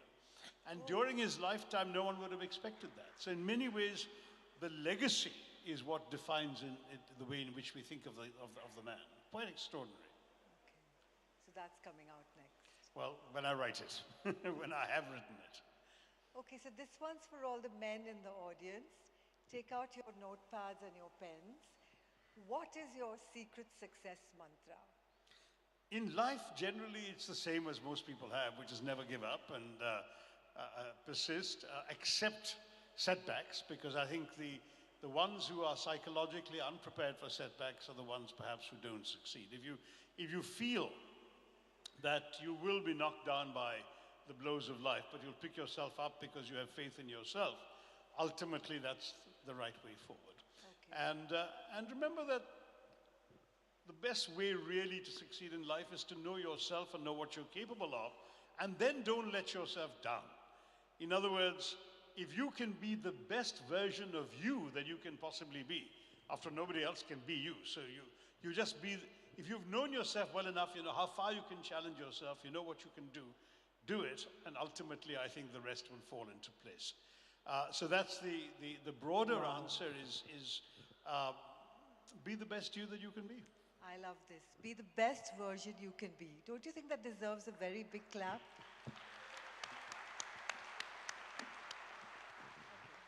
So that's the general one, which was really lovely. Thank you. Accept the situation, be the best version of what you can be. I really like those two.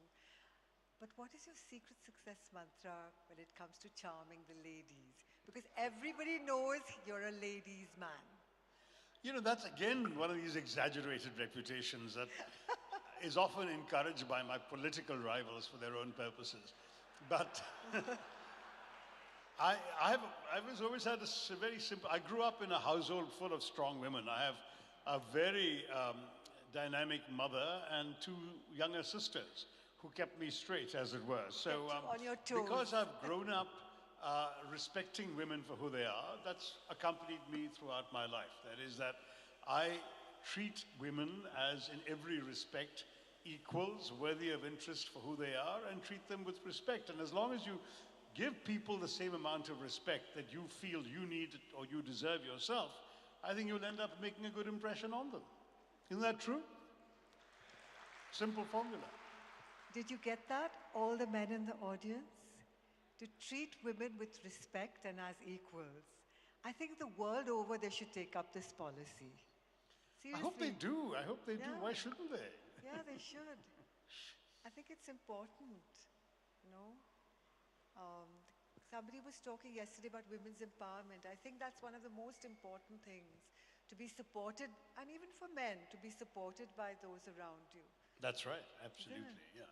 I mean, all the jokes about behind every successful man is a woman telling him that he's wrong, things like that. But the fact is that whoever we are, whatever gender we are, whatever age we are, a supportive environment Yes. is certainly the best way to help bring the best out of us. Absolutely. Oh, lovely. Really, I like the way this has gone. It's beautiful. Thank you. Thank you, Nathan. Yeah. Do you like what's being said here, guys? Yeah. Should we do a quick rapid fire? Do we have time? Kamal? Yes? We have the time. I hope we have the time. Go ahead. So, shepherd's pie, chicken makhani, or Malabar paratha? I'm vegetarian, so Malabar paratha wins hands down. Okay, who is a better politician? Supriya Sule, Smriti Irani, or Hawa Moitra? You know, it depends again on which particular aspects you're looking at. I think that Mohua is the feistiest, the most passionate of the orators in that group. Supriya does her homework. She's very thorough, very diligent, very professional.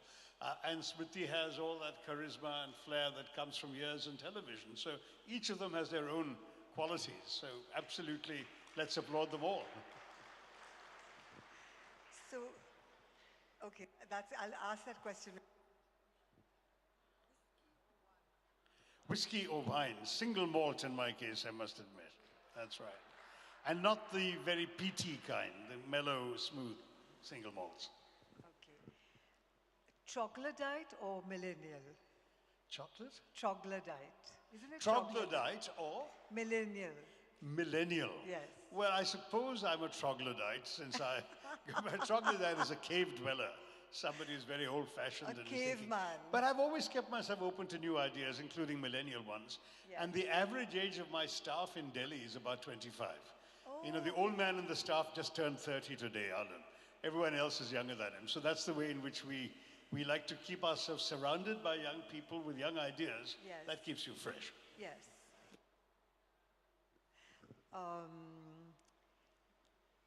Queen's English or the Shashi Tharoor kind?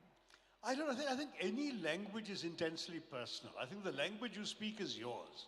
Yes. So I don't know what the Queen speaks, haven't really met her, but I mean, the truth is that I speak the English that I was actually taught by very good teachers at Campion School, Bombay, and refined thereafter. It's in Xavier's, Calcutta, and polished, if you like, it's in Stephen's, Delhi. So to me, it's a very Indian English, but of an era in which perhaps I had a good year and I picked up the way I was taught rather than being unduly influenced by other accents or voices. I then went off to do graduate school in America and I never changed the way I spoke. I just continued speaking like this. I think it's lovely. So there you are. So yeah, to that degree, I think we speak our own English.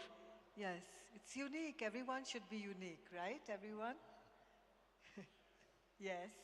Very tepid and sort of quiet, yes. Everyone should be unique, shouldn't they? And we have one of the most unique people Everyone is here. unique, Nandini, I assure you. Yeah, everyone is unique. That's true, but many of us shy away from accepting that. That's true. Yeah. You know, this is a very impressive gathering, since I know we're coming towards the end of it, just to say that I'm so impressed. I mean, I was pressed by not one but many friends whom Rotarian John Daniel had contacted to insist that I come and see you all and address you all today. So many people across political lines call me saying, please do this for us, that it shows me the impressive reach of the Rotary network. I'm proud that over the years, during my UN career, I had occasion to be associated with lots and lots of Rotary work from Southeast Asia when I was working for the UN in Singapore, to UN headquarters in New York, where as Under Secretary General, I actually hosted a couple of the Rotary International Conferences, welcoming them to the UN General Assembly building. And over the years, when I finally left the UN, I was very touched when I was invited and given a certificate making me a lifetime honorary member. So I'm one of you as well. I kept the smile. I don't know about the service, but I'm doing my best. Wow, that's really sweet of you. That was actually going to be my last question to you. What's the first thing that comes to your mind when you hear Rotary or see the word Rotary? No, seriously, I mean, I was very impressed with that service with a smile concept, and it stayed with the service before self as well. And the essential thing is ultimately all of you have your own activities, your own priorities, your own businesses, your own families. But if you're prepared to put the sufferings of humanity ahead of you, that seems to me incredibly laudable. The polio achievement just cannot be oversold. It was just magnificent. And when you all started it, no one believed it could be done. The whole Pulse Polio campaign. Yes. And when it succeeded, it was such an extraordinary achievement. I'm still from that generation where I have classmates who have to wear braces because they had polio as children. Yes. Where polio vaccinations were not universal and victims could be found around you. Today, kids just don't see people in that suffering, thanks to the efforts of Rotary and of course backed by the government and the magnificence of Dr. Salk and all of that. But finally, at the end of the day, it's the fact that you were able to go right out there and make sure people were protected. So this kind of thing is remarkable. Listening to the Rotary International President laying out examples of some of the things you're doing in India to make these things work well, whether it's heart surgeries, whether it's other kinds of medical relief, education, helping people to really literally get a leg up onto a bicycle or find a means of earning a living through a sewing machine. All of these things are ways in which you're transforming lives for the better. And I've always felt since my childhood that the only justification for any of us to be on this planet is to make a difference by being here. Absolutely. And if we can make a difference, each of us in our own ways, some of us might try to do it on the grand stage of politics. Some of us might simply do it in our own homes, or our own workplaces, our own schools. But each of us can make a difference. And I genuinely believe that if we can do that, and especially when you're able to channel it through the leverage given to you by a large and effective organization like Rotary, you're able to make an enormous difference to the lives of millions of people. You can really have every reason to be absolutely proud of yourselves. So if anything, give yourselves a hand for your service to humanity. Yes, I absolutely agree with you. I feel I was born for that. To do the best that I can, to be the best version of me that I can, better than yesterday, and to live to make a difference. So I 100% agree with what you're saying. And it's been such an honor and a privilege to be here talking to you. Thank you so much, Nandini. Really, thank you so much Most for giving us your time. Thank you. Thank you all.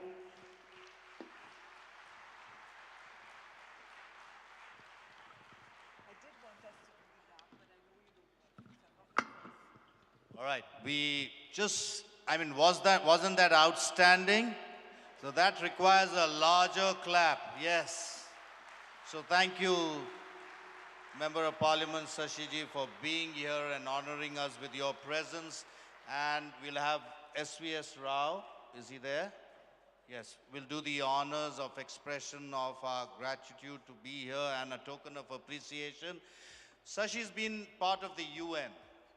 And he's a peace builder, and his contribution to world peace is immense. To honor that, this conference confers upon him the Star of India Award for his role in the world peace and also as a UN ambassador.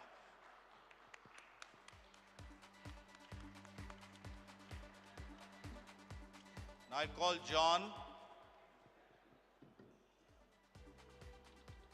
Thank you, Nandini, for all that you've done and coming here with us. Yes, Ms. Ra.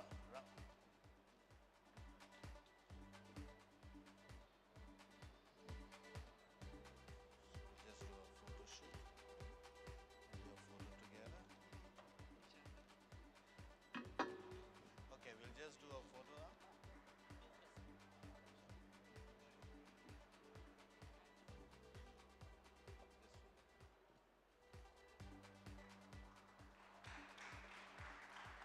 May I now call upon John Daniel to do the expression of gratitude.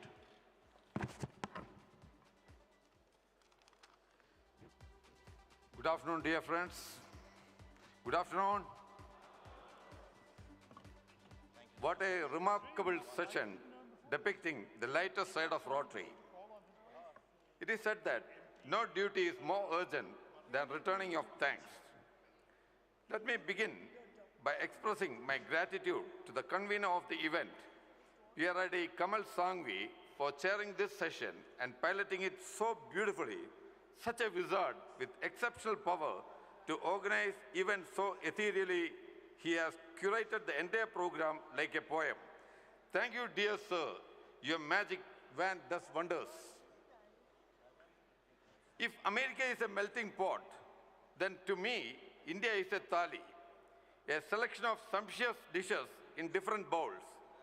Each tastes different and does not necessarily mix with the next, but they belong together on the same plane, and they complement each other in making the meal a satisfying repast. These are the words of our dear Dr. Shashi Tharoor MP, who is a man of extraordinary intellect and skills, a man who has the guts to call a spade, irrespective of political differences. He is unanimously the favorite of modern India. In fact, he had taken a lot of effort adjusting his extremely busy schedule to squeeze in our program, and sir, it has been such a delight listening to your talk. In a lighter way, you have given us enough food for thought. On behalf of RIPC 2022 committee, may I express my sincere gratitude to you for being with us and giving us such a wonderful session. Thank you, dear Madam Nandini Sen, for conducting the Fireside chat so elegantly. It was truly a pleasure to attend the session, and I thank you on behalf of everyone present here for giving us such an interesting one. Last but not the least, thank you, Chairman Ravi Vadlamani, for bringing us together after 2 years with the greatest event which Rotary ever had in India. And all the beautiful hands, all the audience and all the beautiful hands working behind the scenes. And before I end my duty, let me quote John F. Kennedy's words: as we express our gratitude, we must never forget that the highest appreciation is not to utter words, but to live by them. And I have no answer to make, but to, like what Shakespeare said, thanks, thanks, and thanks again. Thank you all.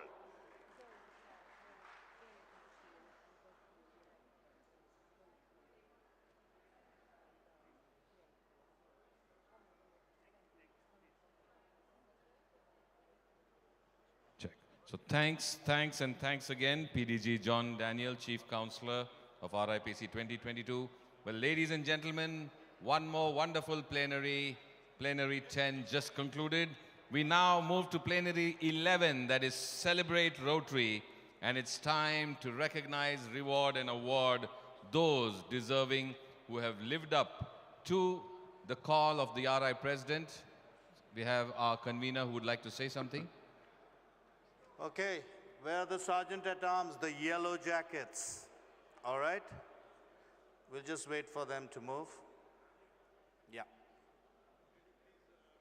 Can we ask some of the Sergeant at Arms to escort our honored guest, the honorable guest, Member of Parliament, Shashi Tharoor, please? Okay.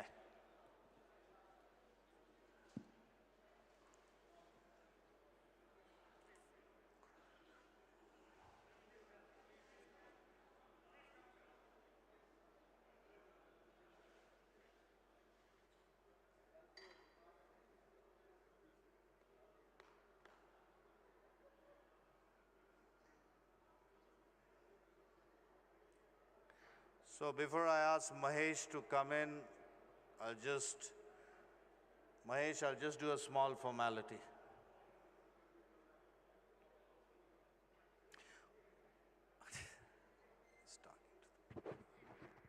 Shekhar से बात कर.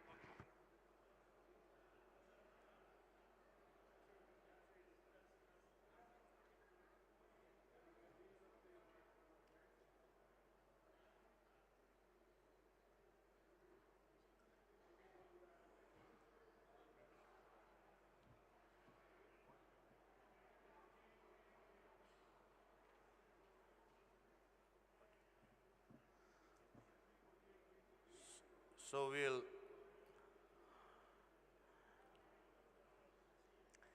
all right. That was something outstanding. Now Shekhar has to leave, so we'll quickly go ahead with something which he had dreamt of when he started his year as president, and Director Mahesh is here. And so I now hand over the proceedings to Director Mahesh.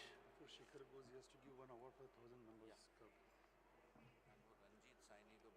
The highest membership getter in the world. Number 1 members.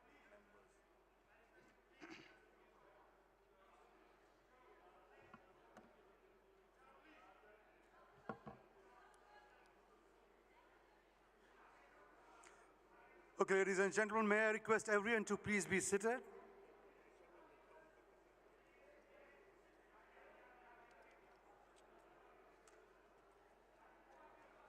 I always thought the women were after Shashi. I never saw so many men after Shashi.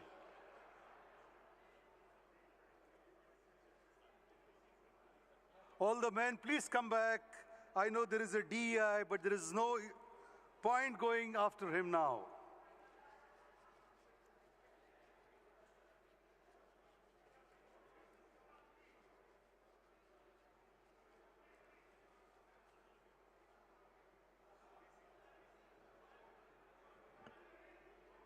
Can you all please take your seats?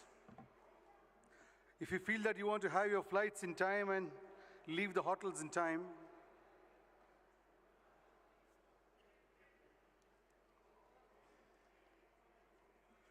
Okay, friends, I think I have two different pleasant tasks to perform today.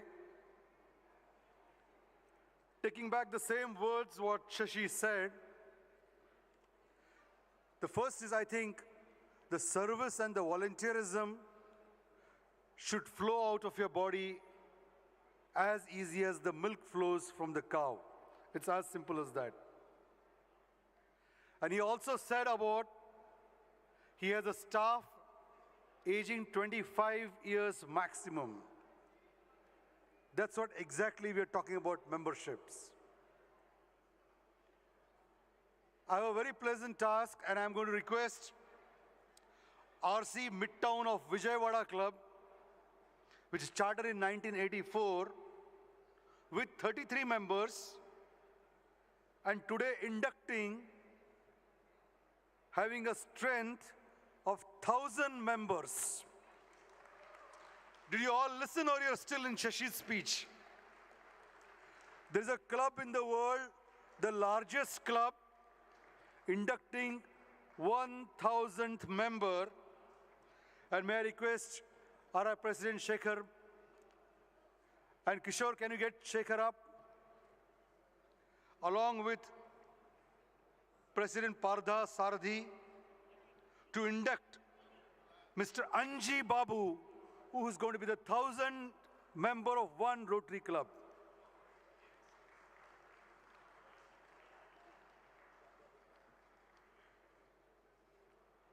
So this is kind of an ideal of service. When we talk up to club presidents and members, they say we don't get members. Member nahi milta hai humko. Member nahi rehta hai. And look at them. This Rotary year, this one club has inducted 226 members in one Rotary year.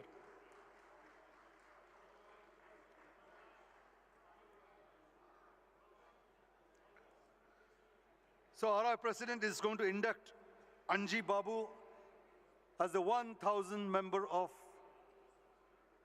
Rotary Club of Midtown, Vijayawada. from District 3020.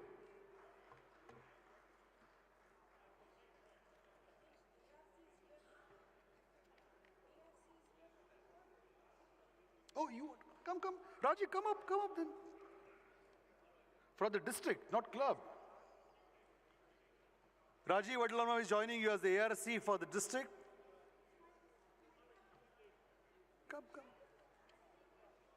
Even the RC can come for the Zone 7. Come on.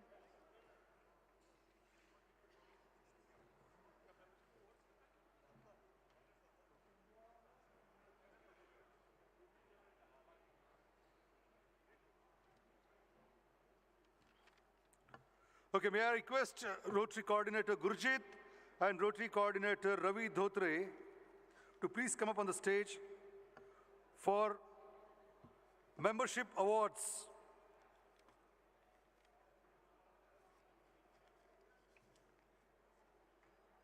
Friends, as you're aware, this Rotary year, the Rotary International came below 1.2 million.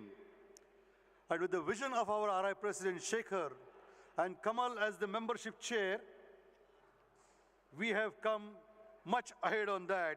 And to recognize that, Zone 4, 5, 6, and 7, we are going to have the awards and the challenges which are completed. To Gurjit. Thank you, Director Mahesh Kotbagi. Can we have the presentation, please? Yes. So we are... It's there in front of you, PDG Sekh. Okay.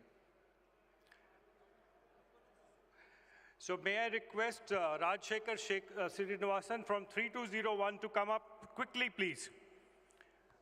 This district has added 100 clubs during the Paul Harris membership challenge. And I would request the next one, Jesatha Dharma from 3212 to follow. Please come quickly. Following that is Parveen Jindal from 3090. Parveen has set many great achievements during his year of 9 EOBO clubs, meaning doubled their membership, and has also record number of Rotaract clubs. Please come up quickly. Just invite all the ARCs if they are there. We will.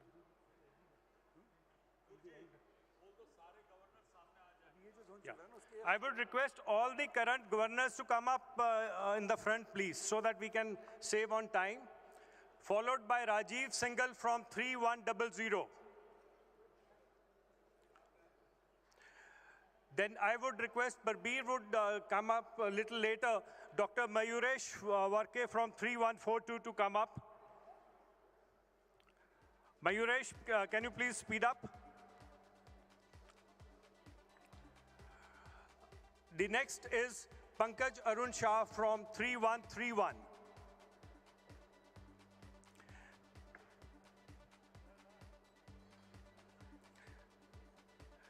I would request the district governor from 3203, which added 126 members, to come up.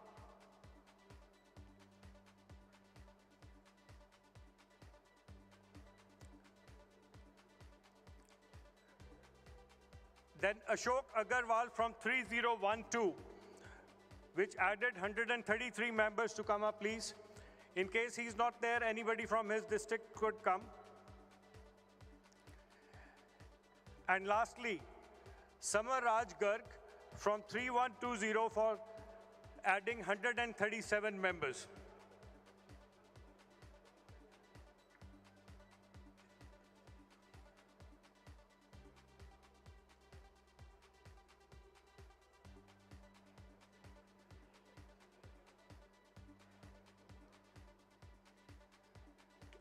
Priyesh Samaraj, please.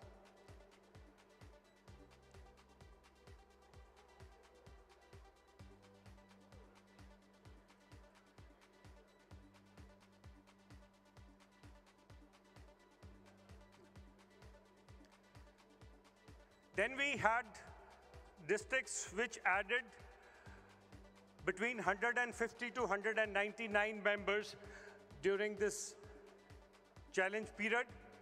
And the first one, I would request District Governor Upinder Singh Ghai from 3070 to come up. He added 161 and got a silver plaque. In addition to this, he also added 4 new clubs and got a silver plaque for starting 4 new clubs. Ladies and gentlemen, put your hands together.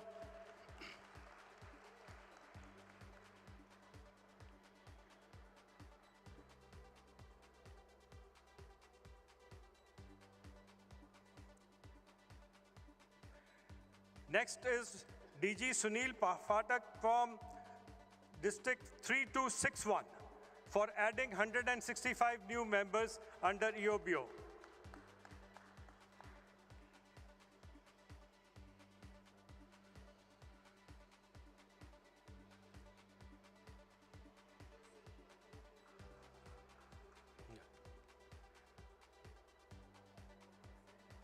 Ranjit Sani, if you are there, please join him.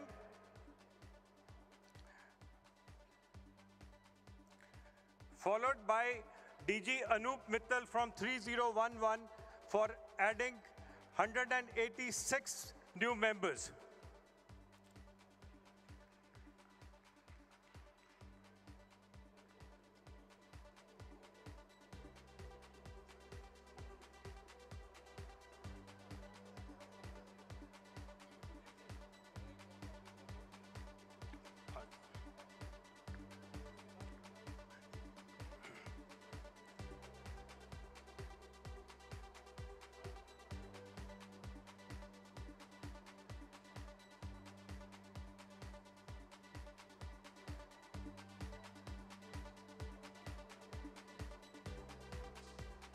The next award goes to DG Balaji from 2981 for adding 189 new members.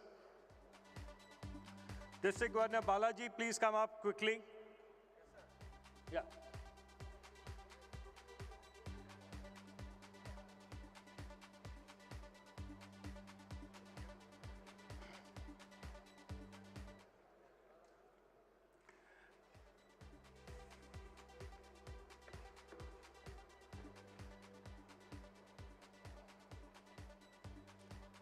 Can you send for Balaji, please? Ravi?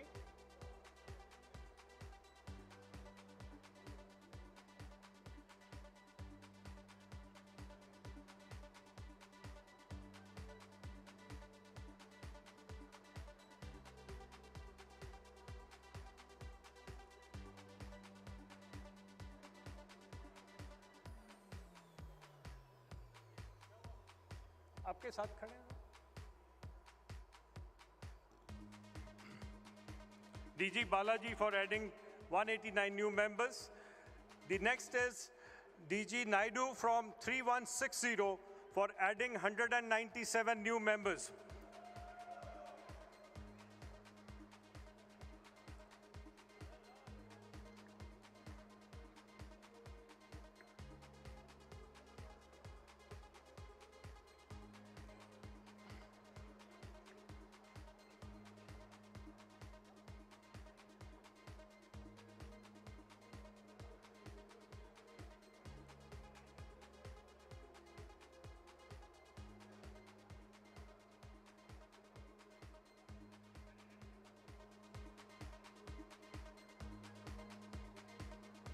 The next is the golden plaques for districts which added more than 200 members. And I call upon District Governor Gaurish from 3170 who added 212 new members.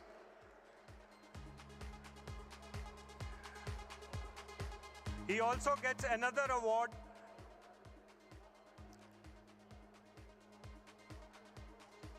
for adding 4 new clubs.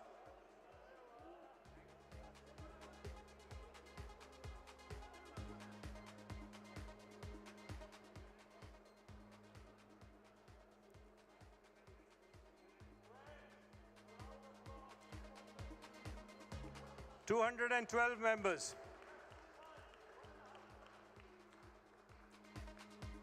And I'll request DG Santosh Pradhan from 3060, who added 213 new members, to come up, please, and accept his award.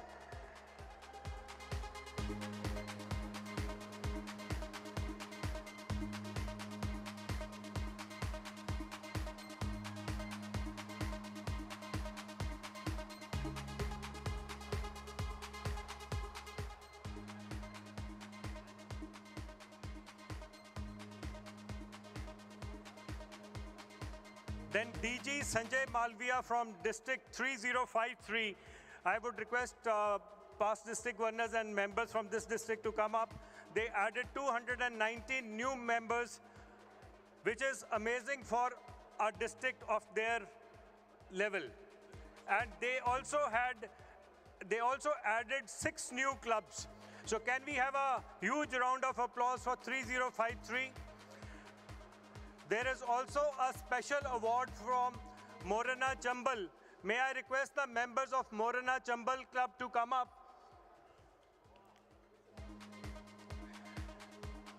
Sir, Morana Chambal has tripled their membership during this period.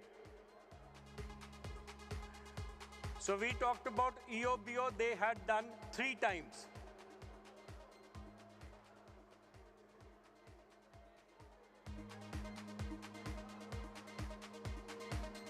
They had 18 members at the start of the challenge period and now have 54 members. Now I would request DG Rama Rao from 3020 for adding 219 new members.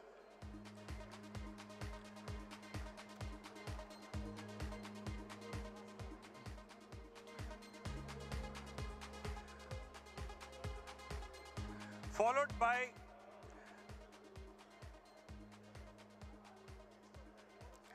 DG Nirmal Raghavan from 3231 for adding 224 new members.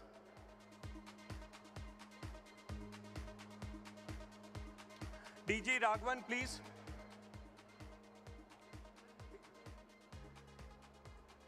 All the ARCs in the auditorium of all 4 zones, please come and join in award ceremony. All ARCs.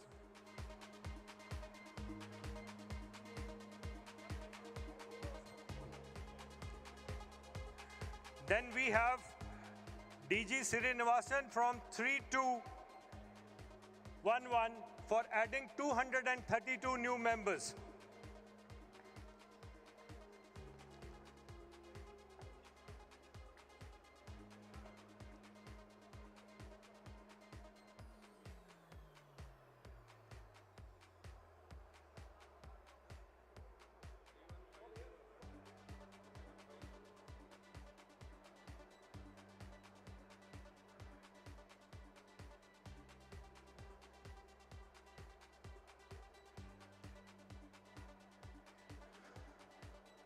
They also, 3211, Rotary Club of LP Center, set up 2 new satellite clubs.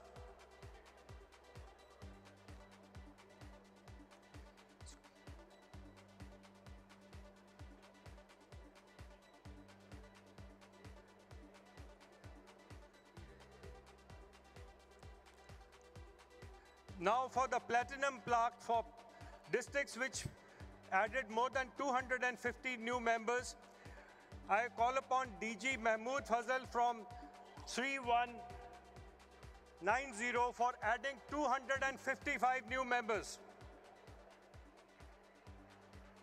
Ladies and gentlemen, it's very difficult to add 1 member and they added 255.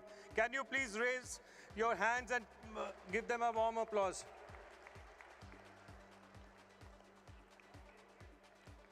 Followed by DG Jagannathan from 3232 for adding 302 new members.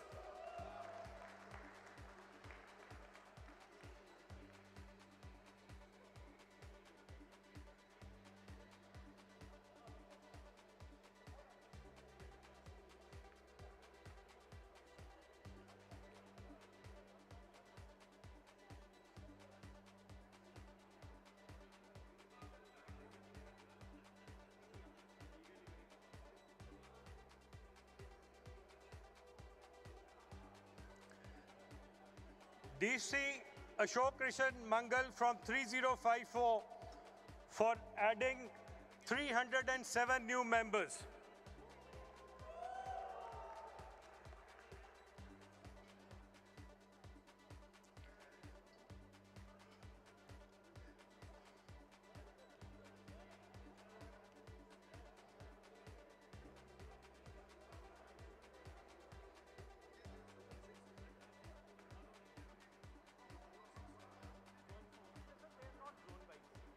They are category wise. I had announced, I don't know what happened. Probably his name may come.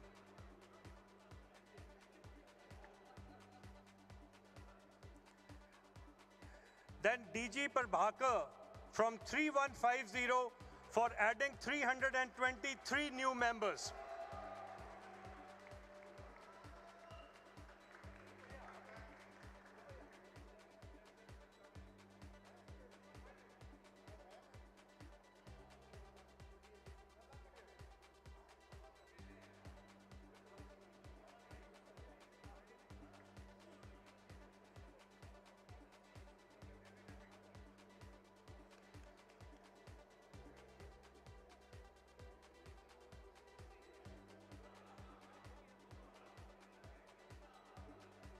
And the winner is District Winner Ajay Madan from 3080 for adding whopping 434 new members. And I'll request ARCs from Zone 4 to please come up. Also stand with Ajay Madan. Congratulations, Ajay ji. And he also added 6 new clubs during this period.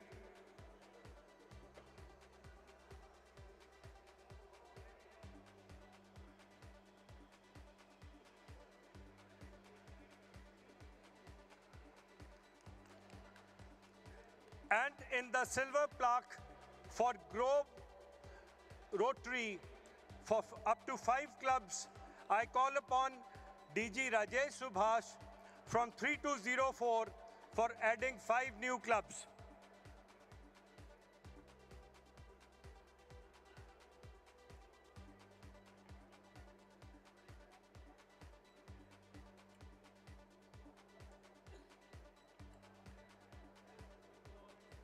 दो तीन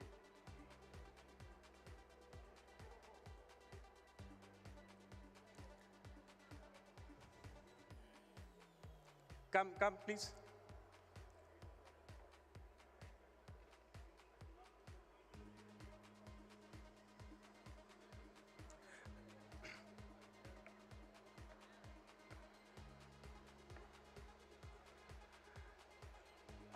RI President Growth Award for Clubs.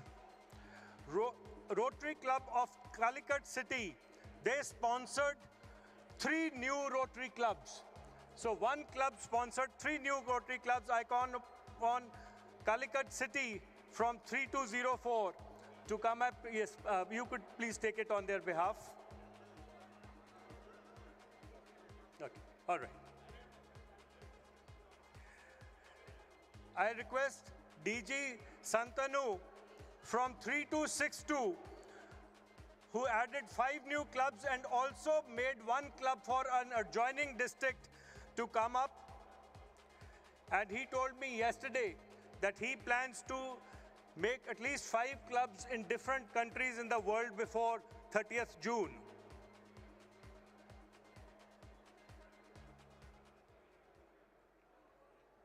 Ladies and gentlemen, please put your hands together for this gentleman.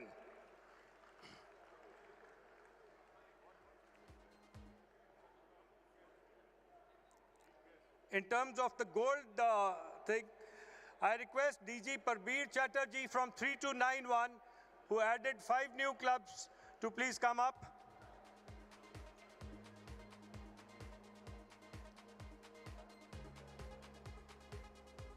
Parveer, please, quickly.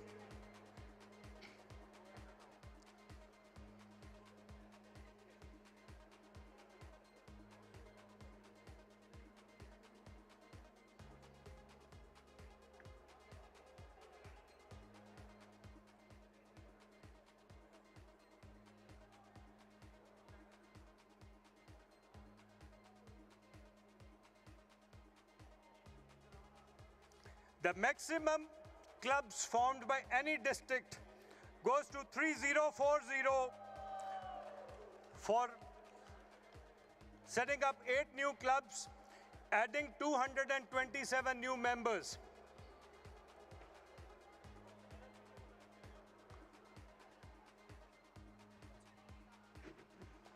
May I also request Naren Jain to come up and kindly get his Service Above Self award to be presented.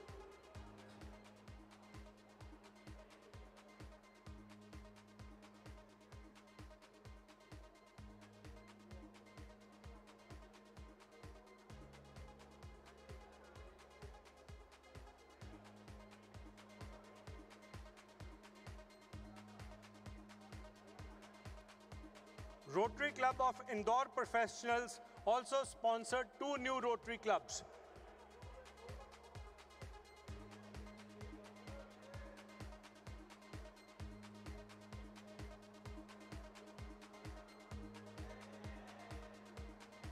Naren Jain, who has got Service Above Self Award. Ladies and gentlemen, please put your hands together to congratulate past District Governor Naren Jain.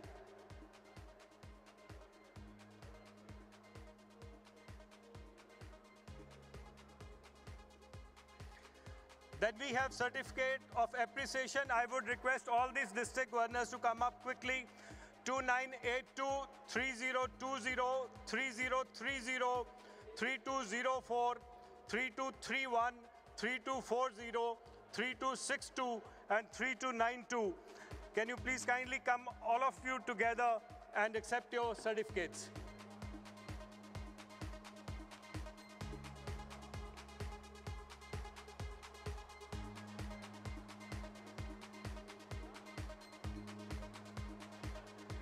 And lastly, sir,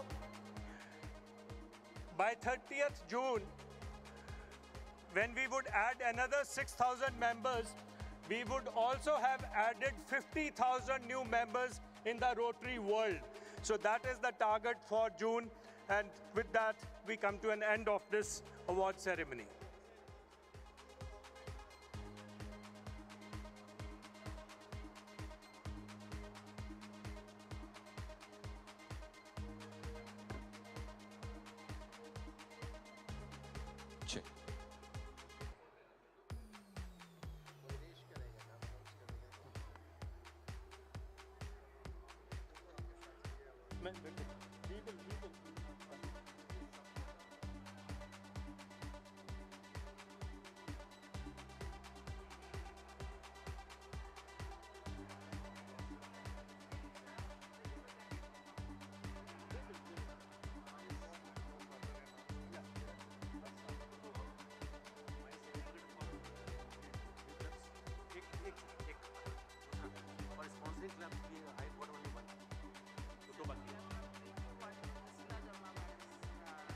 Thank you to the zonal coordinators, the RCs,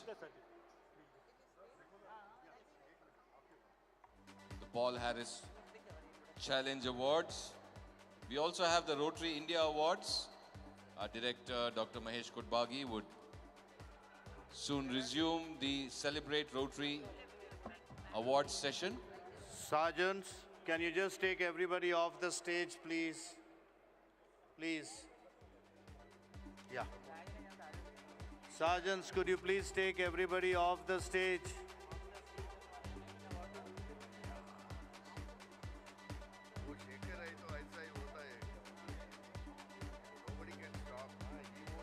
Please, everybody. Everybody, please, off the stage. Everybody off the stage, please.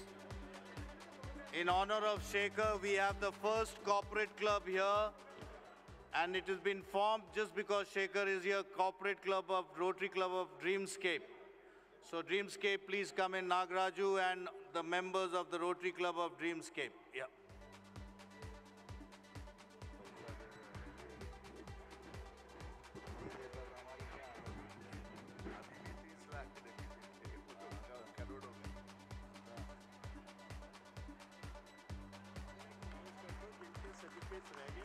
बैcksटेज से ले ले Those whose certificates are left can go to the backstage and take it from Gurjit Sekhon. All right. चल नहीं रहा।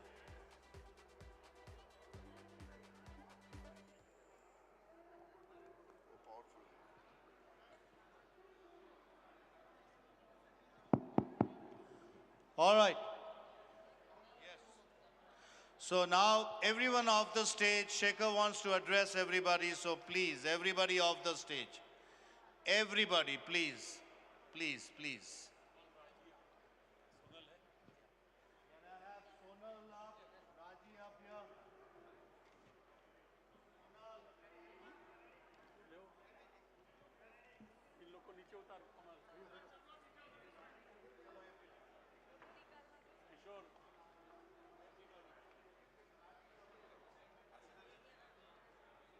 Just open it and keep it ready.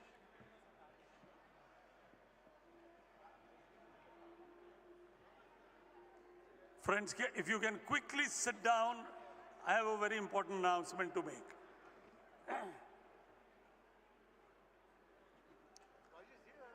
Friends, because I spoke out of turn at that time because I have a flight to catch, I'll not be able to wait for the valedictory session, but there is a very pleasant duty that Rashi and I wish to do, and that is to thank the convener and the chair. As the president of Rotary International, I had visualized 7 presidential conferences. This is the 6th one, the largest one. And I will not go to comment beyond that because I have to be looking at the entire world, but I know this has been outstanding. And you all will agree that it requires great teamwork for doing that, but it also requires a leader or two.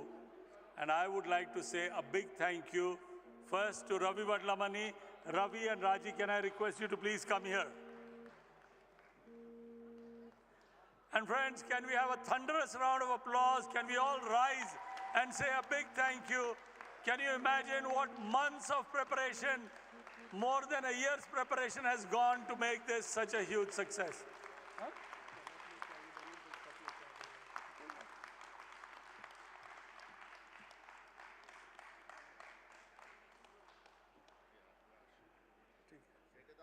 And friends, okay.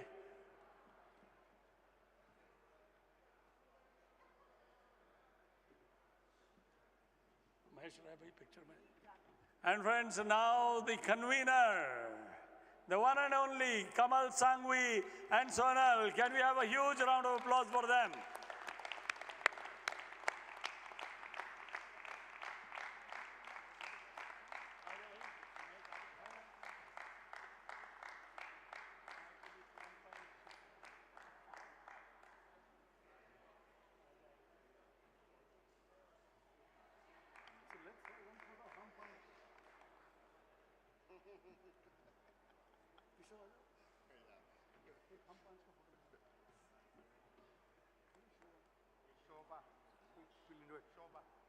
Shobha and Amita, please come on the stage for a minute. Quick.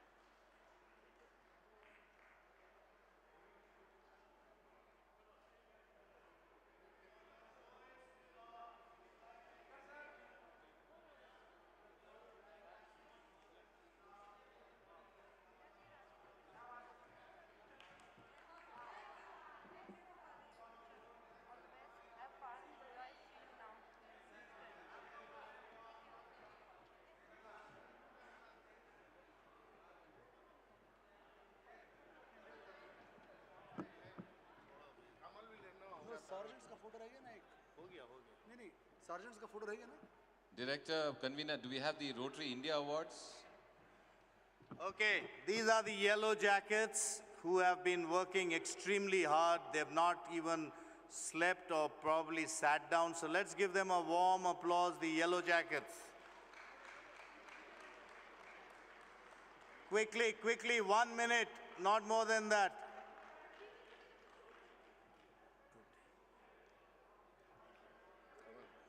These are the certificates you and Mahesh give, I will read out.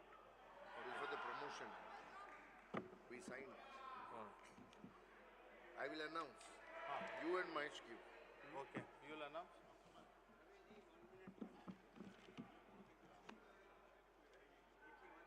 You will announce? Shekhar ka?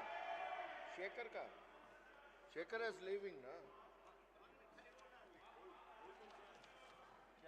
आ जाओ ऊपर आ जाओ. Yeah, we'll do Usha first. Want to do Usha first, or RBI governor, then do this? Nobody will be there.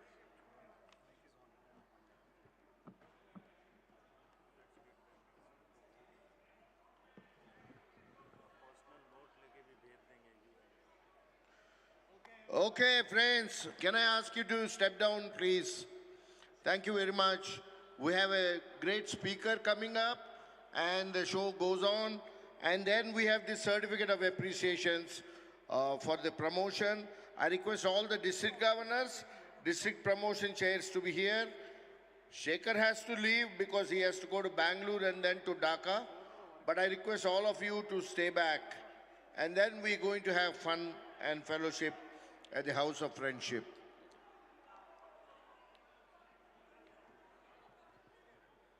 Friends, I think we have one very interesting speaker who has got great experience in Reserve Bank of India.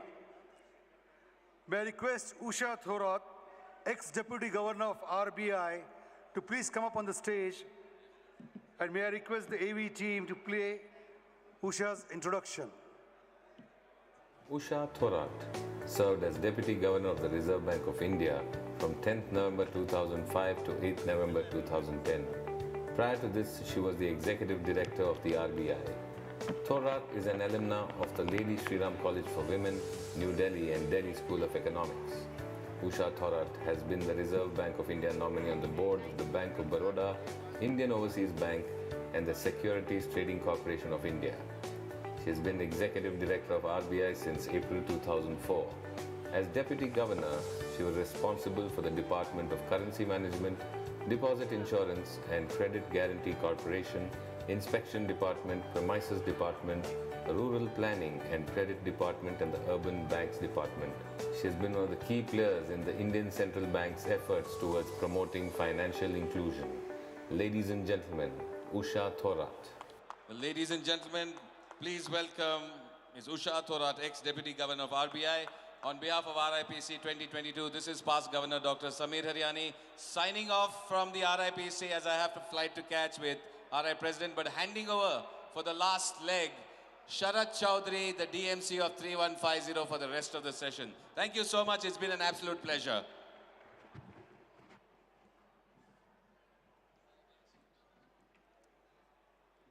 Mrs. Usha Tharoor.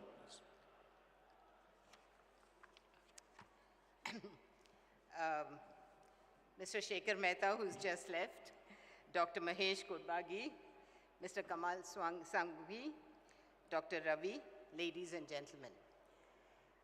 It's a great privilege and joy to be here this afternoon at the valedictory session of the presidential conference being held in Hyderabad as a part of the 2021-22 presidential conference series throughout the world to highlight Rotary's work in the area of its focus.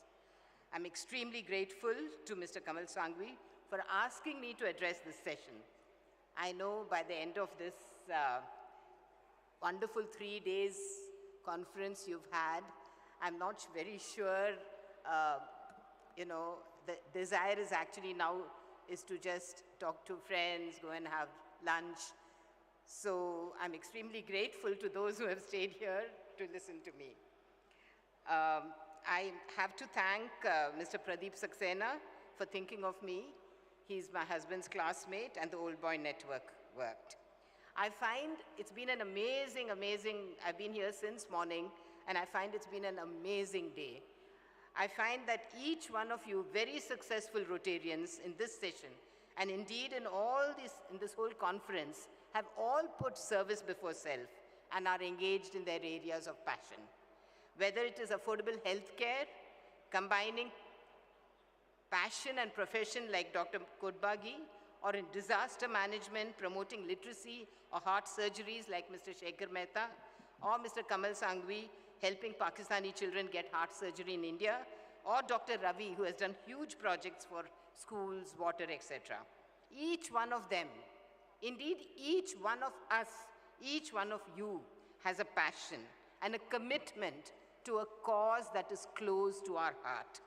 Whether it is to empower women, whether it is to prevent child abuse, or help those discriminated and stigmatized by society, there is something that each one of us would like to do. And doing that gives fulfillment, a sense of purpose. And this is the underlying theme I think I've been hearing since morning. We would all not be here if we were chasing our own material and personal family successes. We all are here because we feel that word enough, which Raghu spoke about, and we feel we are at that stage when we want to give back. We want to do service to society. And service before self, we are all here because of that.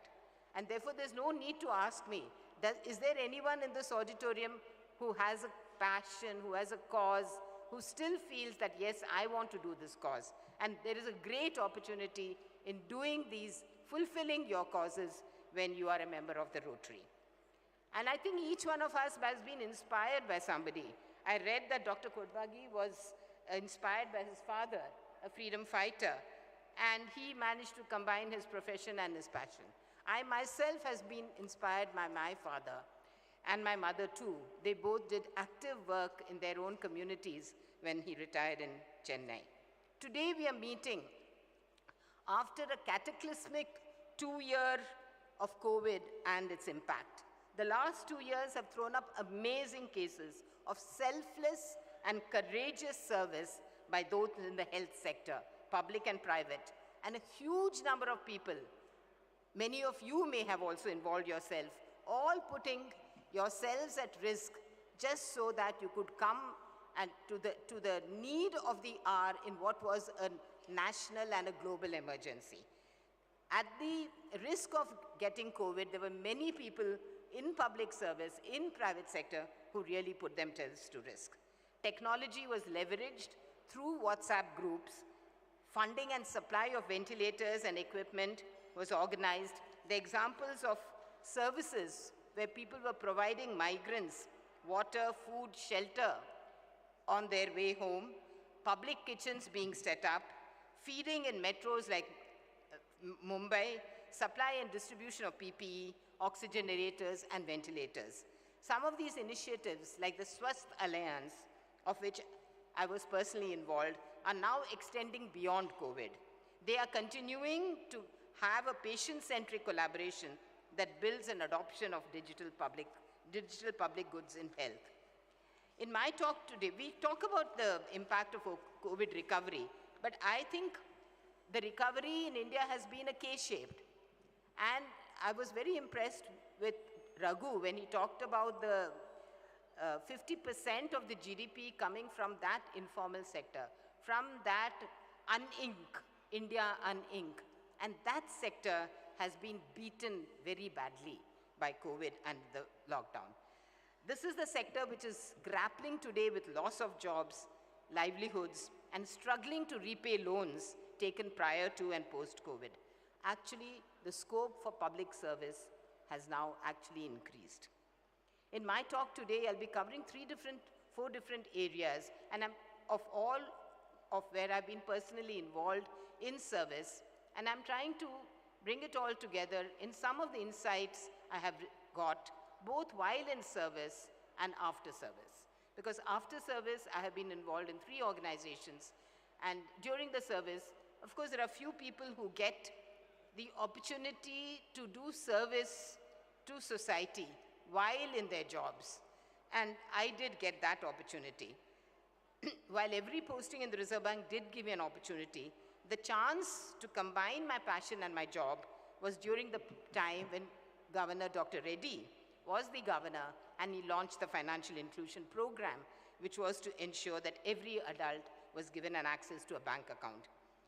Communication and computing technology was very much at a nascent stage, and that was the time when we realized that illiteracy, there were so many barriers to having an access to a bank account, and that was the first time we decided to use thumb impression or biometrics to recognize and open an account and operate an account. And I'm telling you of a time, this was before Aadhaar.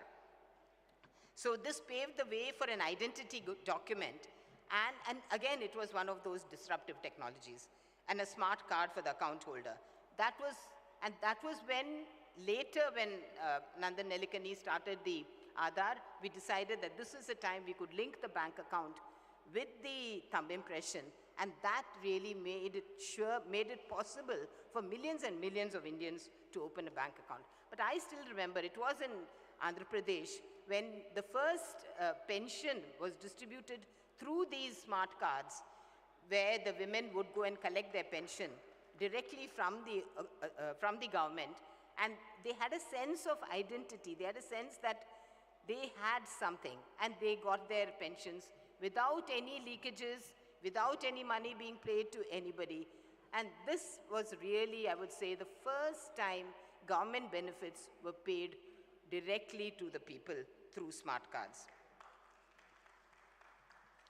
I remember another instance, and this again brought me the insight that, I mean, this first example is of, even in your work, one should never give up the quest to find your passion. Another instance where I had gone to villages outside of Kolhapur, where the additional Zilla Parishad chief over there, that was the time when mobile payments was being used and mobile phones were being used, and everybody wanted to use a PIN or a password to be able to access bank accounts. And that lady told me something which I can never forget. She said, never give up biometrics. Never give up biometrics, because the women who have these accounts into which money is distributed, they will be beaten and their PINs will be taken away from them and their passwords will be taken away from them. But if they have their thumb, they will be able to access their own money and they will be able to take it themselves. And I think that is something that has stayed with me. Never lose the gender perspective in any initiative we are doing. I think we have to look at the role of the women, people who are actually there supporting, and very often their rights and their circumstances are not always taken into account when formulating policy. And that was the whole sort of conviction that gender aspect in any development initiative has to be taken and very important. Another experience showed me how when looks at things closely, you find very ordinary people doing very extraordinary things. This was an experience where my husband and I had gone to an NGO in Ajmer, and there was an NGO there which was trying to help these women who had formed self-help groups to make those caps for the dargah at Salim Chishti Dargah. Initially, the women were not taken seriously. The menfolk never wanted them to come out of the parda, and they never wanted them to do anything at all. There were 2-3 years of continuous drought. When there was famine, there was no food to be had, and that is when the people found that the work of making these caps provided some sort of a cash flow during a time when everybody was going through such a famine. And then the NGO gained credibility, the SDG started working, and just so that they could be free from starvation, and they got the support of the menfolk. They then started supplying caps regularly to the dargah. The women leaders became so empowered that they go to Ajmer, they go to Jaipur for procurement of yarn and for marketing the produce. In the process of empowerment, they're encouraging their children, their girls, to be regular in school. They have shown active interest in the adult literacy classes. They became so much interested, they said, we want to learn computers to know how to keep our own accounts. That's the kind of power, you know, one can create by very, very ordinary people, very ordinary interventions. The incredible power of learning from peers and through exchange programs came home to me when I was looking at all these self-help groups and how they were exchanging experiences with each other. It was another group here in Krishna district in Andhra Pradesh when the women told me that they had been taken to UP to, to help the women there to set up self-help groups. And instead of talking about savings and loans, the first question they got from the UP women was about family planning and how to control the number of children that they had. So there, again, that synergy between women can enable a huge amount of development in a country like this. Yet another insight, and this is sometimes we forget. Today we talked about the polio, anti-polio project and how it has been incredible that we've been able to eliminate polio from India. Another very big project that we all know is about the HIV. It was an amazing advocacy by the government, which really, ensured that the awareness became of such a height that actually in India we've been able to reduce the incidence of AIDS. So there is equally a need.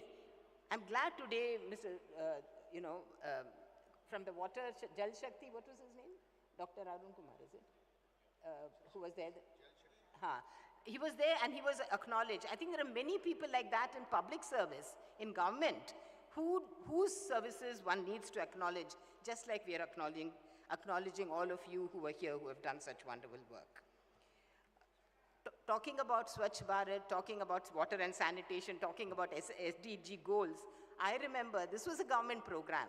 It was for the Swachh Gaon program in Maharashtra, when the government had actually taken up, with the banks, they had taken up a project of building toilets, and the bank loans were given to the individual families. The simplest soak pit type to more elaborate link to biogas units. The procurement and the septic tanks was done on a wholesale basis by the government, locally trained masons. The entire labor was given by the villages, and the cost was kept very low. There was no subsidy element in the financing, but they all had. There was no village there which did not have toilets. That was a toilet, that was a village which we visited where, it was completely, everyone had toilets. Just after a couple of kilometers, one was driving in the dark and went to another village, and then the headlights of the car, and then both sides of the, road, you find women getting up. And then you realize the demeaning fact, the demeaning impact of just what not having toilets means. I'm so glad that the Prime Minister took up this program for India, where we really have made sure that everybody has toilet. The dignity, the human dignity is something that gets eroded if one has to go and defecate in the open. For the last 10 years, I've been involved with 3 different organizations, and I want to share some of my experiences from there. The first is the Indian Cancer Society. The second one is the Lotus Medical Foundation in Kolhapur, which is working with HIV. And the third one is a foundation for ecological security, which is working from Anand.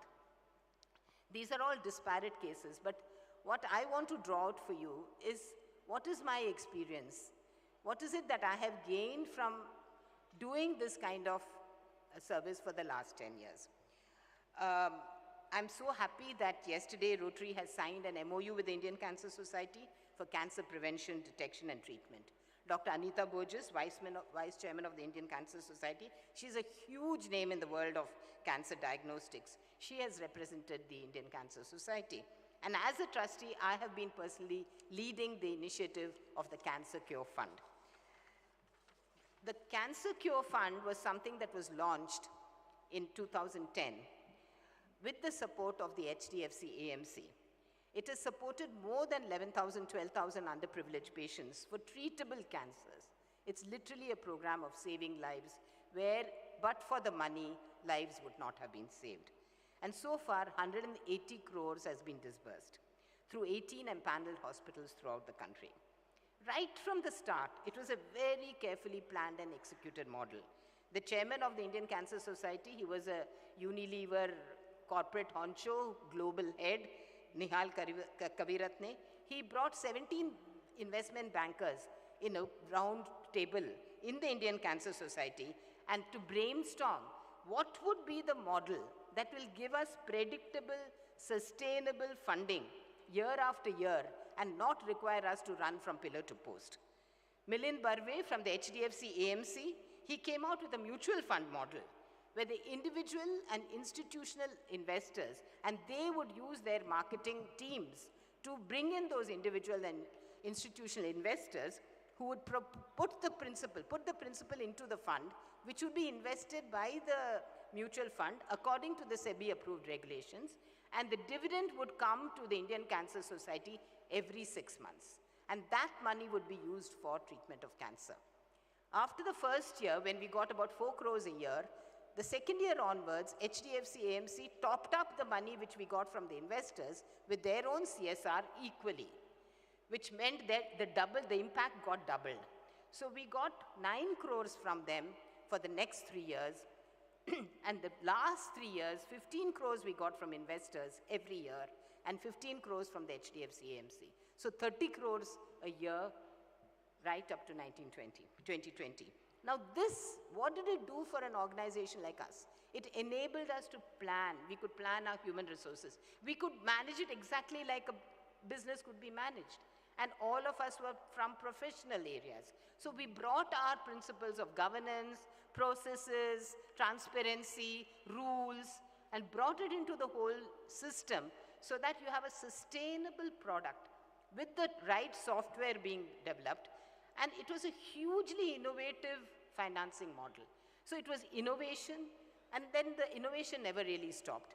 See, one big process in this is every one of those 12,000 applications had to be assessed whether there was a treatable, whether it was treatable, whether it was a curable cancer. And curable cancer was defined as those whose cancers, with the cure that you could give, with the treatment protocol that you followed, there was a chance that 50% of them would be alive 5 years after treatment. Now that is the definition of a survivor risk, which is more than 50%, more than 5-year risk. Now such were the patients we were supporting because money is little and the demand is huge. So that was how the Indian Cancer Society trustees decided to supply.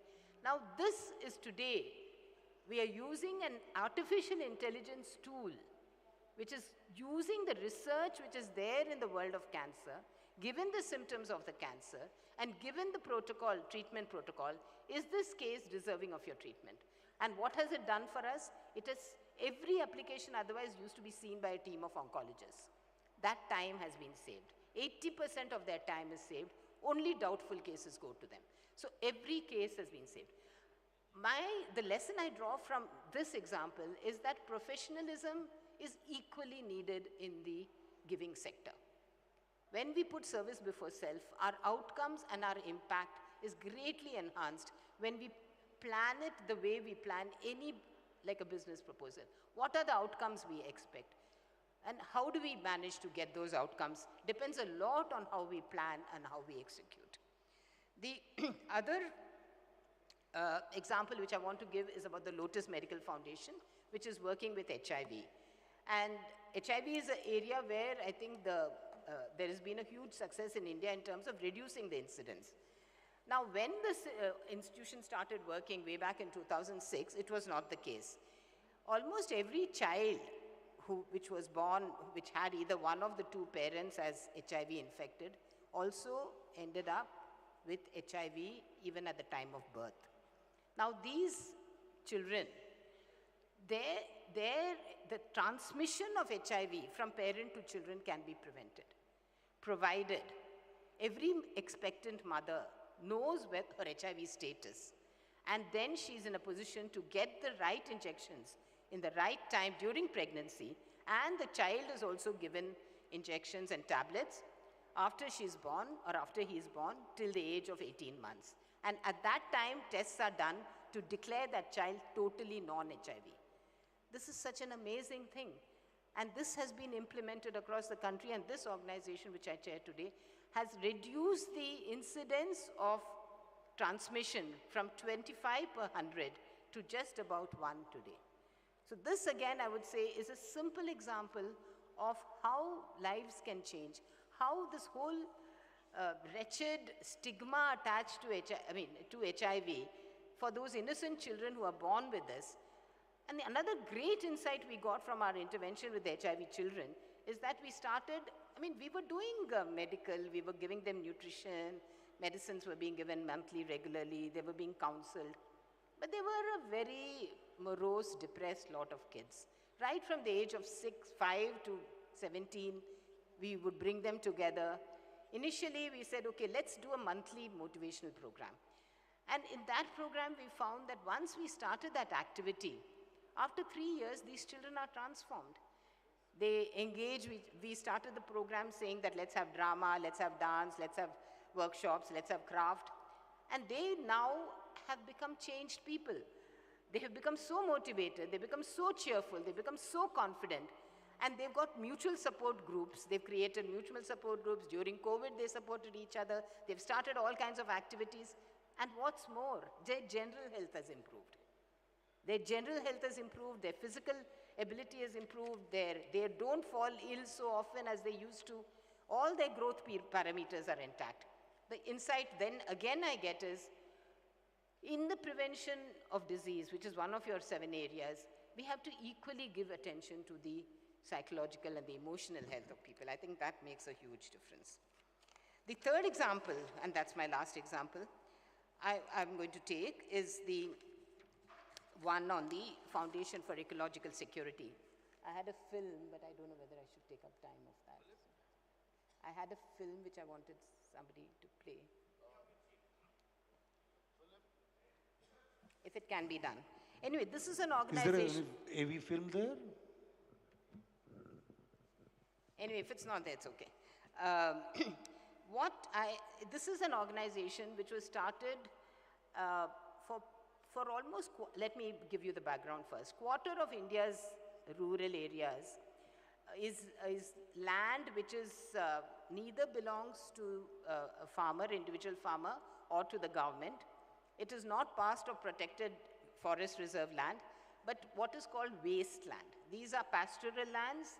They could be lands on the fringes of the forest. They could be land which is adjacent to the villages, grazing land, water bodies, fishing lands, and this is known by the word commons.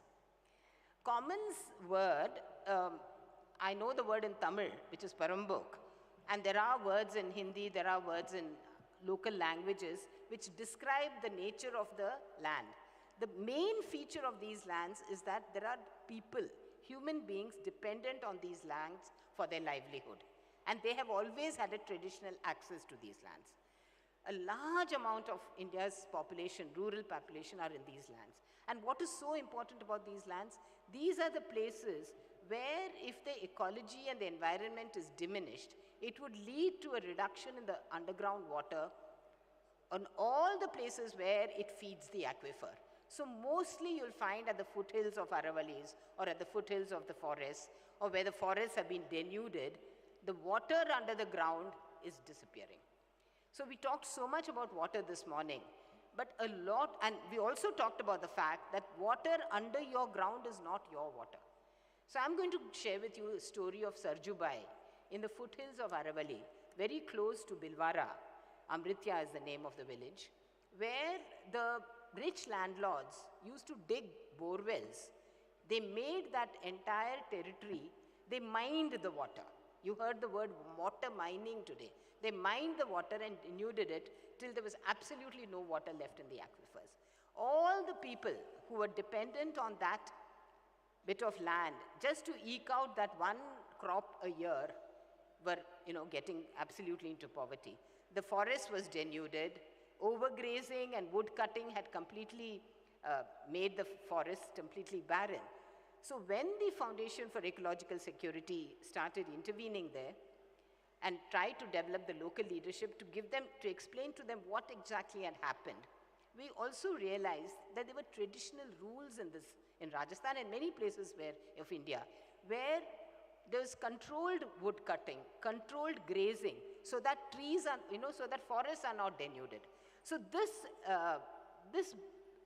one of the ladies in that village, she took up this cause. And whenever there was a landlord who would come and dig a borewell in that village, they would, in the middle of the night, because always these borewells were dug in the middle of the night, she would bring a whole lot of women and gherav them, gherav the landlord, and literally shame him. And this message started getting sent through their daughters and daughters-in-law downstream, because there are a whole lot of villages downstream, right up to Bhilwara. So completely digging of borewells stopped. The second thing they did is they started enforcing the rules on wood cutting and grazing, controlled grazing. And with it, they introduced species of trees in the hills there, which were native. And over the years, water came back, the trees came back, the pastures came back. They could have access to the kind of resources they always had. So the wonderful, and this example is repeated in many, many, many parts of the country. The year that we visited, as board members, we visited that place, we found that Udaipur was getting water because of the, you imagine. And what is all this climate fund? What is all this climate mitigation, adaptation, carbon sinks and funding if we cannot compensate those women who are working there? Because of their work, the water is no longer a problem for Udaipur or Bhilwara. How are we going to, this is what I would call a carbon credit, or this is what I would call a funding, a real significant funding. Now that's the dream, that is what, and to all the subjects which were raised in today's conference, I would say are things we have to think very deeply about, because water is going to be the biggest problem in this century. And if we don't do something about it now, I was telling Mr. Mariwala that I really want to share some of my thoughts with him. Agriculture is consuming 80% of the water. And we are denuding the underground water, we are not restoring it, and we are actually drying up the sources of water. Plus, we are giving free power, we are growing sugarcane where there's no business. I come from a land in Kolhapur where sugarcane is grown mercilessly. The biggest guzzler of water, because we don't price water, because we don't price power to take the water from under the ground. If we don't deal with water in the manner it has to be done, we are soon going to be in trouble as a country. As far as the Rotary is concerned, I think the kind of efforts for whatever, that check dams, I don't know what the target for check dams was given. I would say, please multiply it. Yeah, and whatever check dams, whatever restoration of areas around, water bodies, so that the entire, and this is what the world itself has realized. Under IPCC, you've realized that it is the local communities who can preserve your environment the best. Entire sustainability is dependent on people. And so the working with people, and the biggest insight is they know the local knowledge, the traditional knowledge is really important. They know. So let's not do a top-down approach. Let's get people to participate in their own lives, take charge of their lives. That is real empowerment. And we should really strive for real empowering people. But we can give them tools, yes. We can give them an interaction with the government authorities, with the state government. And we also realized, FES has realized we can't make a difference. We are too small. But we can work with the state governments. We can share our knowledge with other NGOs. So we are now creating a Commons Collaborative to realize the promise of commons. Esther Nostrom was a Nobel Prize winner who really demonstrated the power of the collective. It's not private sector, it's not public sector, it is people. People who are doing things for themselves. That is what we want to say, and make it as a national, because 25% of the land is under this, and people, an enormous number of people are dependent on such places. But it's not a task one can do it alone. And that's where I come to the end of my talk. What is it that you have? What is it your strengths that can be leveraged? You have a vision at the global level and at the national level. You have 7 focus areas. You have service before self. You have goals set. Now, I found a very beautiful goal. I don't know where. This is the goal for 2022, I think, by your global, there's a lady, I've forgotten, I read it somewhere, I think I've taken it down. And I think the execution and the converting that dreams into reality is decentralized. So there is a local leadership which actually implements the entire goals and visions. And therefore, it depends on the innovativeness and the initiative of each one of you. And that is what is so great about Rotary. There's a huge strength. The other strength of Rotary is the networking. The networking of people, the networking of assets, the networking of knowledge. You can create platforms for different things. You can have exchange of information. And people don't have to reinvent the wheel. You can just duplicate. And that is what we are trying to do in our own organization. Networking with other NGOs. Transfer of technology. What is it? Nothing but you tell me what you're doing good and I'll tell you what I mean. We learn from each other and work with governments. The two tools that we have tried to develop is, one is training. I told you, the local people have their own knowledge. They have their traditional knowledge. There's nothing much you can train them. But you can give them some understanding about biodiversity. You can give them some understanding about moisture, soil, impact of climate change. And impact of climate change is going to be very hard on women in the rural areas. And we're also giving them a technology. We've created a GIS-based tool which will give you all ecological, demographic, social, economic data for a single GIS location across time and space. And the tool can be used, and you can also use it, to plan your water. It's in a tablet form. You can take it to a village. You can train the local chaps, very easy to use tool, to know where you should create the watershed. Where is the watershed? Where should you be the check dams? Where is the source of water? Because this tool has got the NASA satellite images of underground water embedded in it, and it can be utilized in any single place in Andhra or Telangana or anywhere in the country. So this is something that they have found that they can use, and people then plan for themselves. So I'm just completely feel that the rest of my life is not enough for me to do what I really want to do. So it's just something that we can all do together. And therefore, I'm so very grateful to Mr. Sanghvi for having invited me here today, and for me to share with you what has been my fulfillment in my life. Thank you very much.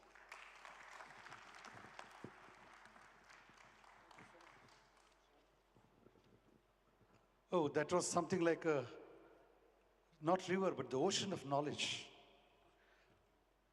I really agree now, how women are so intelligent. The name Usha is like a rise, sunrise. She covered almost all areas of focus in spite of lesser audience. So that's the mission, The women don't leave it till the last moment, till they don't deliver and transfer. I think one round of applause for Usha. I was just wondering, after listening to all that knowledgeable words on everything, whether dams, satellite images, microcredit, finance, health, everything she spoke. And then when I looked at her, I think once you work in the Reserve Bank of India, your hair becomes curly. That's what I could only say. Because it's such a difficult sector, specifically in India. But with these words, I think, Kamal, you got a very excellent speaker. I wish the speaker could have been heard in the earlier sessions, but we would like to have you sometime in another program. So let's give the deputy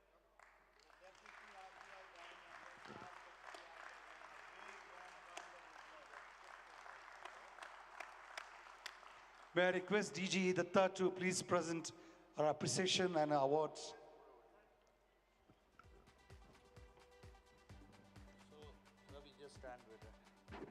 So for her immense contribution for the leading India, not only in the financial sector, but in the community development sector, the conference confers upon her the award of Star of India, Rotary Star of India. So let's give her a big hand.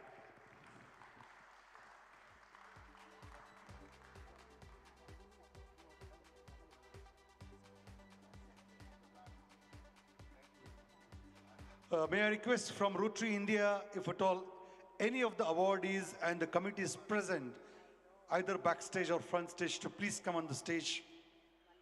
Looking at the time, we would like to acknowledge them in entire group. I'm not taking any specific names, but I think they are much aware about who has been awarded, led by Naren and Anshuman, who is the chairman. Ganesh, please come up here.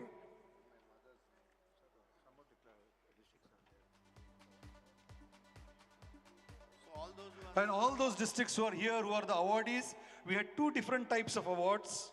One was uploading the projects on a larger number, and second thing, the percentage of the clubs in that district who loaded the most. So may I request all of them to please come on this stage so the photos will be more clear. No, this is this award. So read it out. Those who are here, call them. Rest can. From Zone 4, RI District 3060. And may I request the Presidential Conference Summit convener Kamal and Ravi to please hand over these awards to Rotary India side. So from Zone 4, we have 3060 district. They uploaded 6,722 projects.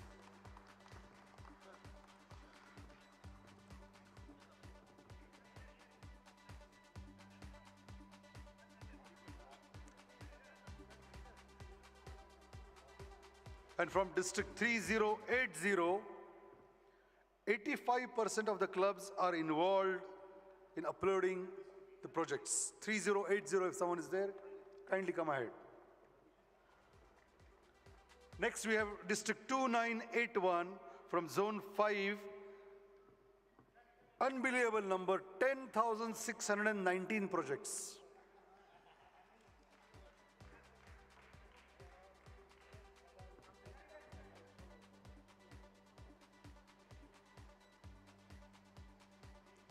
I'm repeating again, 2981, 10,619.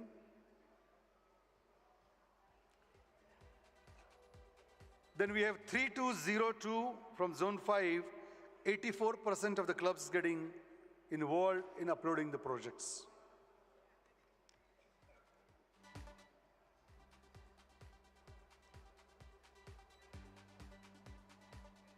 From Zone 6 now, it's 3030.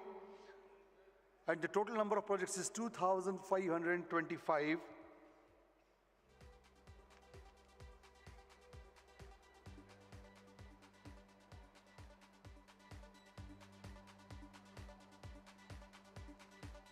And from District 3250, 61% of the clubs getting involved.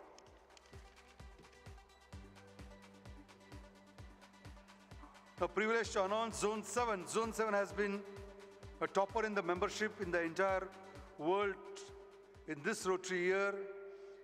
And in terms of project uploading is concerned, 3181 District 5975.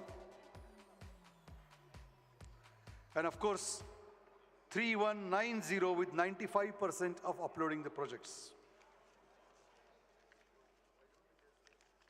That concludes the Rotary India recognition.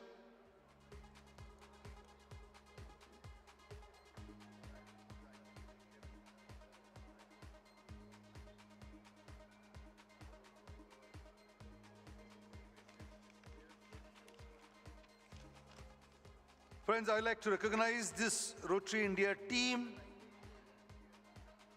Chair Anshuman Bandopadhyay, Zone 4 Coordinator Pinky Patel, 5 Chandra Babu, 7 Ganesh Bhatt, and of course the webmaster and a creator and our great friend Narendra Rao.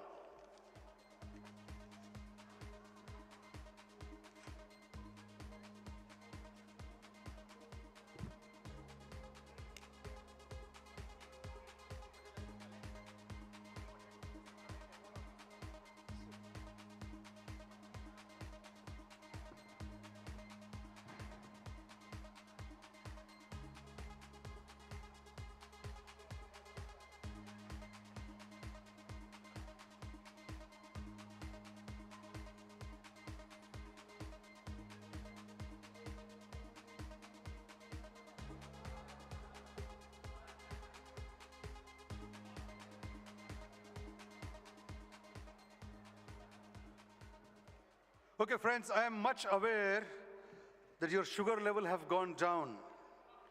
It's almost 3 o'clock. But we have given you a lot of food for the thought. This entire presidential summit is something worth remembering forever. These memory lanes of fellowship, friendship, service are going to be with us for quite a long time. The two masters, Kamal and Ravi, both are here. And I know even if it's late, it's time that we should, hear from them the journey of this summit and the presidential conference, how it took shape and how it took place. Before I call upon Kamal, I would like to recognize my and Amita's aide, Satish and Bhanumati. Thank you so much. You have been like a shadow to all of us. And I am a crazy follower of Shekhar, so I sleep only 4 hours, and 20 hours this couple was with me, taking me every meeting right from starting in the morning at 6:30 till midnight at 2:30.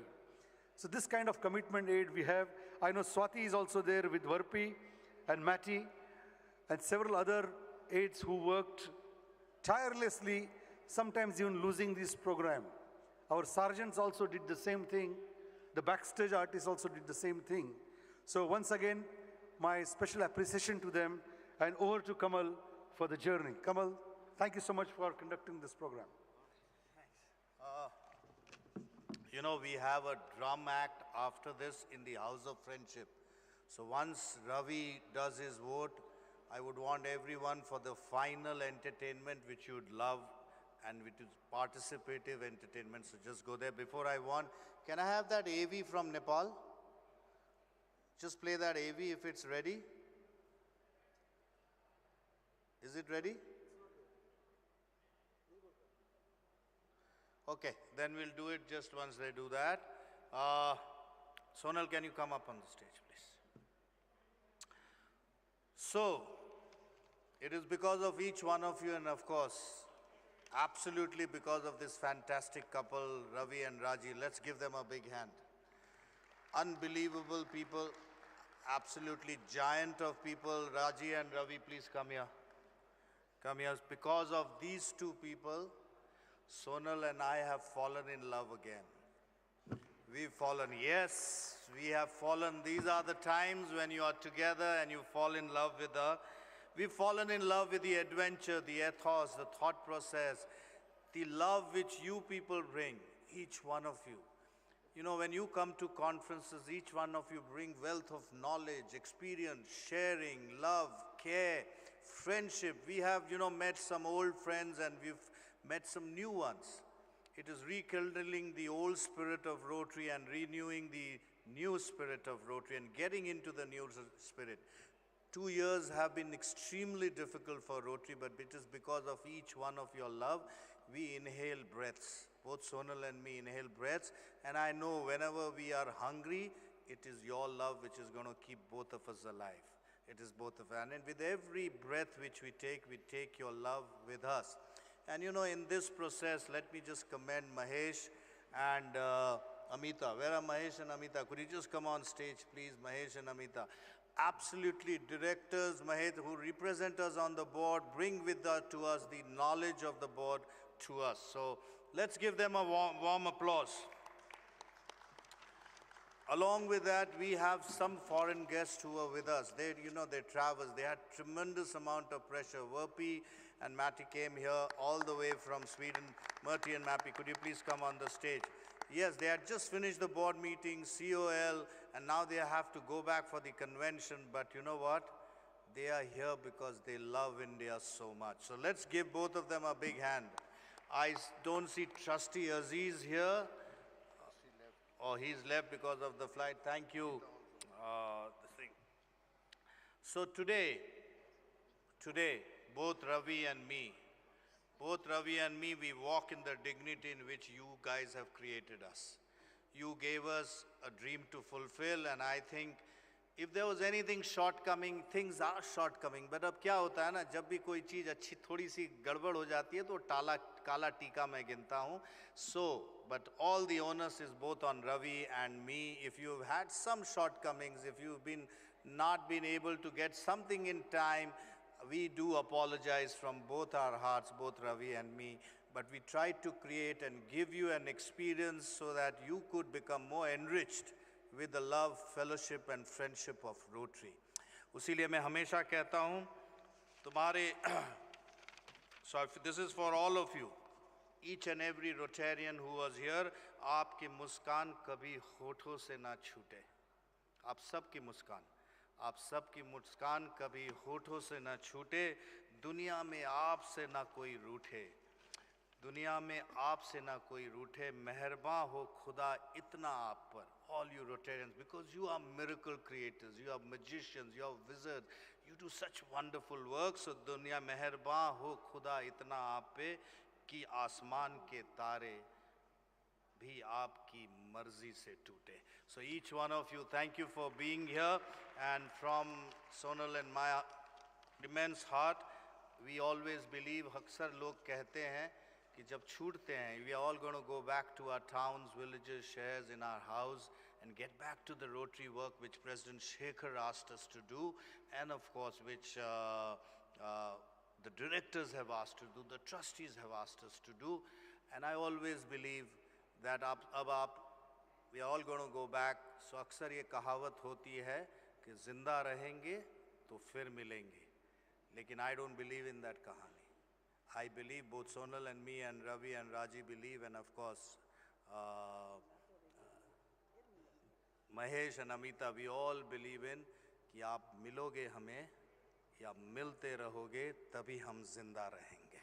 So keep meeting us, keep enjoying the joy of Rotary and enjoy your pleasures, and go out there to serve, because change lives through service. God bless each one of you. Shabba khair. Ishwar aapki raksha kare, and may the Spirit of God be with you.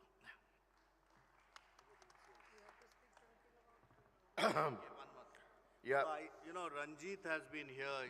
Ranjit is such an excellent Rotarian. He is the world highest membership proposer in the world. 208 members Ranjit has proposed singularly. So Ranjit, please rise and take a bow. Yes, could you please give a warm round of applause? He could not have been in the membership session because he was out somewhere. So that's why. Ranjit, thank you for all that you do for us. All right, friends. First, of course, let me thank Kamal and Sonal for putting the show. Mahesh Bhaiya, we missed you very badly. Mahesh and Amita were busy in the board meetings and all that he has to do for Rotary International. But we missed his presence, that much I can tell him. But I'm sure we will work together again at the institute, the incoming institute, the Vishaka calling, and we'll make it a much bigger success. So that's the next dream, friends. So I had to thank, expression of gratitude to so many people. I don't know whether all of them are here, but first, of course, the platinum patrons, the session partners, the title sponsors, the golden patrons, the patrons. I mean, the amount of love and affection they showed me. Ravi Bhaiya, aapke liye main 2 lakh bhej dunga. Ravi Bhaiya, main aapke liye 1 lakh bhej dunga. Was tremendous, and Raji and me can only say thank you very much. Without your support, this cannot happen. I know I told you that we are going to have a deficit, but we will come to that later on. But for now, I can only thank all those people who have spontaneously come forward. In fact, Mahesh, when I said golden patron, he's a guest. He's a director of Rotary International. He said, Ravi Bhaiya, aapke liye main 1 lakh bhej dunga. He is not supposed to pay registration. Thank you, Mahesh, for that generosity. Like him, lot of others have shown love. I don't have, there were 99 golden patrons and 18 platinum patrons. Jansi is here, and all of them sponsored 70 patrons or something like that. So all of the love, I can only say thank you very much. We did try our best to put up a great show. And the committee members through the nation and my own home district team, led by District Governor Prabhakar, Ramesh Wangala, Sam Padibandla, Jawar Wadlamani, and a whole 200 team worked relentlessly. Sometimes, they took care of my madness. We turned out some large projects. I have not gone there. Guntur, I don't know whether Sachinana is here. 26 days, he's brought out a miracle, a world-class facility, yesterday's project. There are so many other projects that happened. LN4, Valmiki, DN Gauri and others, 700 limbs. There's so many things that I can say. But I know we are all hungry, and I was told that the beer is chilled, and I was told we're going to have a lot of fun there, and there is going to be the drum cafe so that each one of us can enjoy. I don't want all of them, but if my committee members are here, can I ask them to come here onto the dais, and I want each one of you to give a big round of applause. If they are here, Ram, Prabhakar, all of them, whoever, because, yes. Two words from Varpi. Yeah. Kishore and Zubin and Sarjan is Yes. And the Sergeant at Arms, of course, past Governor Kishore is not here in the promotion. Ujjwal, this guy, the event won't happen without Ujjwal. He's our Bibo Srinivas, that project could not happen. Hanumat Reddy, the VIP hospitality, Harihar Prasad, each one of them friends, please give a big round of applause. All this was put up by them. And I must thank the event managers, Sweta and Praveen, if you're around. You've done a great job. I don't know whether I can give you the bonus, but definitely I can say thank you. Sweta, please come on. The registration promotion, I know we have to give the awards. The governors, I'm sure, are not here. The promotion chairs are not here. If some of them are here, we would want to give the awards. All of you, the promotion chairs and the governors worked relentlessly, but we thought since there is no big crowd, we will send them with a thank you note. Kamal and me will send with a thank you note. The certificates are, of course, ready, but we thought that that is a better option. Is that a better option? Yeah. Yes, na? Is that a yes? Now they are here? Okay, let me shout at you. Yeah.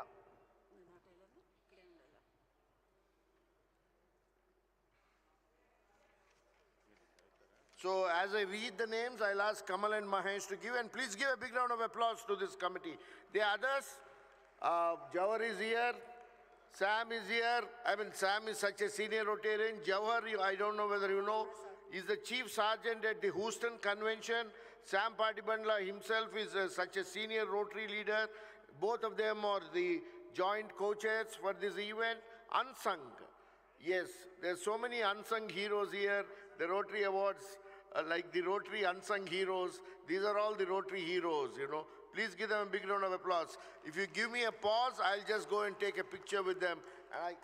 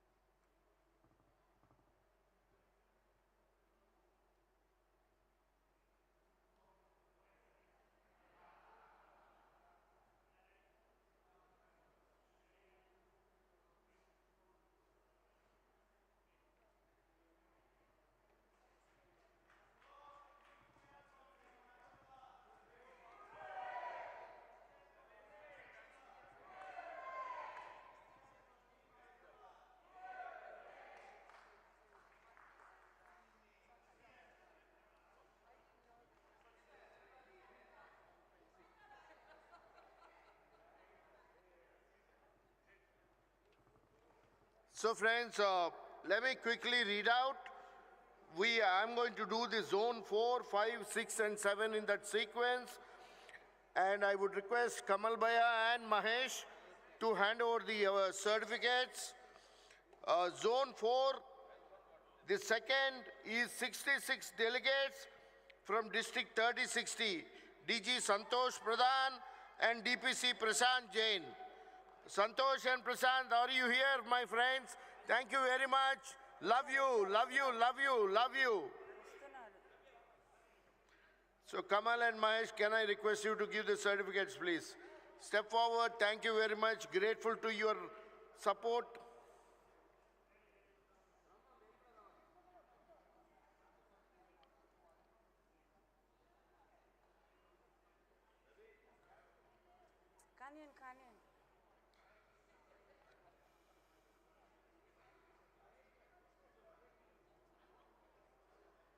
నువ్వెళ్ళమ్మా.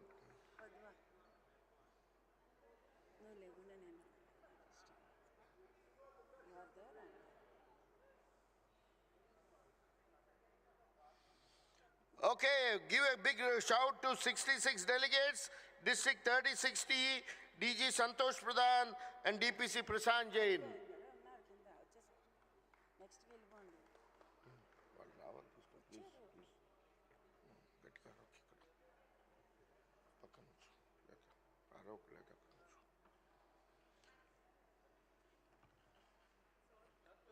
Yeah, the certificates are in order.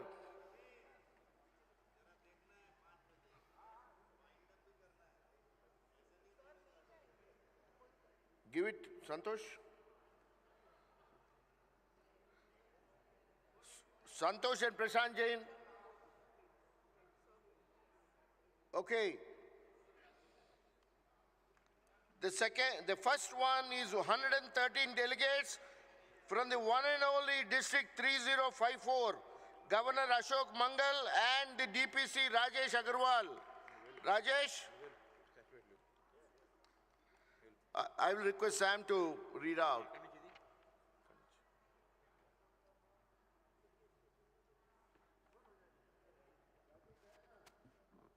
Friends, then comes the Zone 5. Second in Zone 5 is with 74 delegates, District 3231, Nirmal Raghavan, District Governor, and Chandrabab, District Promotion Committee Chair. Nirmal and Chandrabab are here.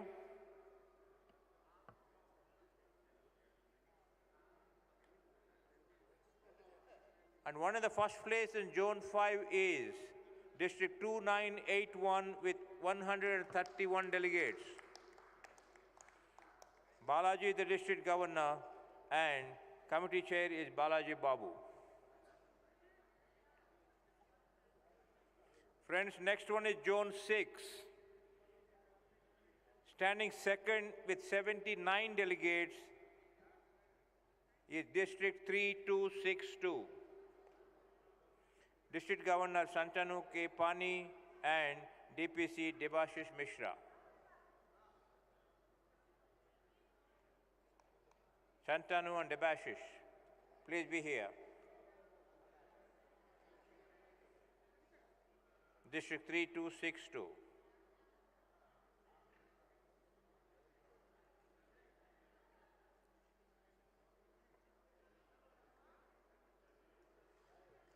Standing in the first place in Zone 6, District 3240, District Governor Mohan S. Konwar, and the Promotion Committee Chair Subhashish Chatterjee.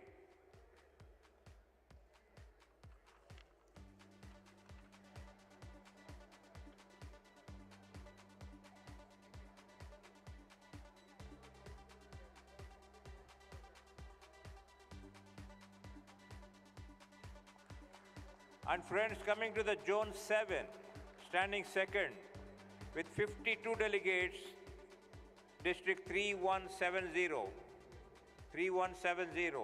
DG Gaurish and Promotion Chair Pranish. Gaurish and Pranish.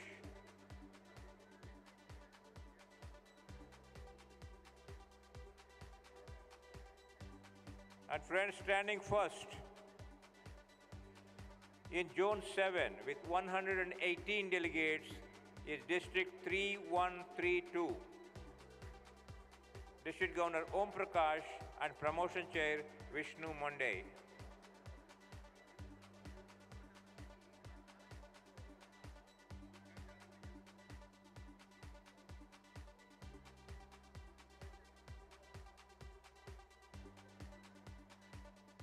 Do it faster.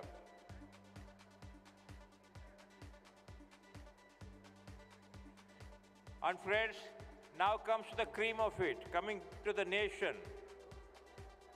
Out of all the 4 zones, 4, 5, 6, and 7, standing third with 118 delegates is District 3160.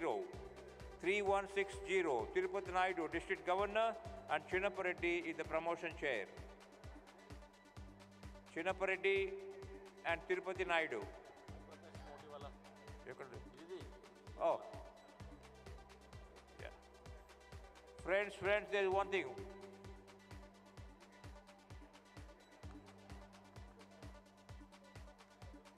Friends, going back to Zone 7, I did a boo-boo. Standing first in Zone 7 with 118 delegates is District 3132. District Governor Om Prakash Motiwala and Promotion Chair Vishnu Monday.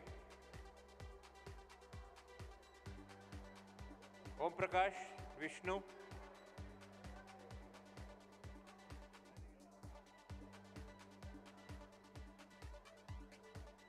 And friends, standing second in the entire nation is, with 214 delegates, is District 3020, District Governor Rama Rao and Promotion Chair Dr. S.V.S. Rao.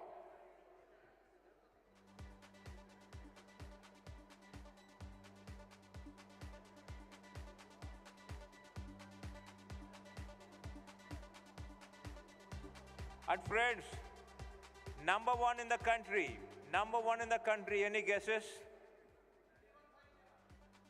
The host district with 360 delegates, District 3150, the host district, District Governor Prabhakar and Promotion Chair Hanmant Reddy. Thank you, my friends. Thank you very much.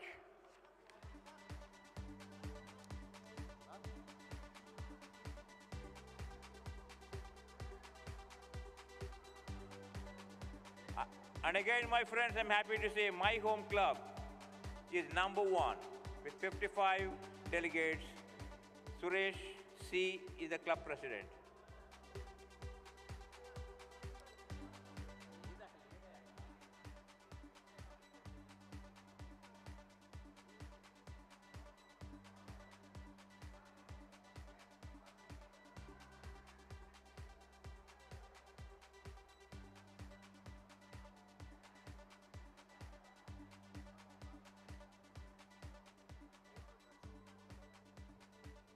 Okay, can I have the VIP hospitality committee here, please? They were behind Anita Reddy, Anita, Shivani, all the others in the VIP hospitality, please come. Ramesh Agrawal, where is he? Kya hai bhaiya? Yeah, come.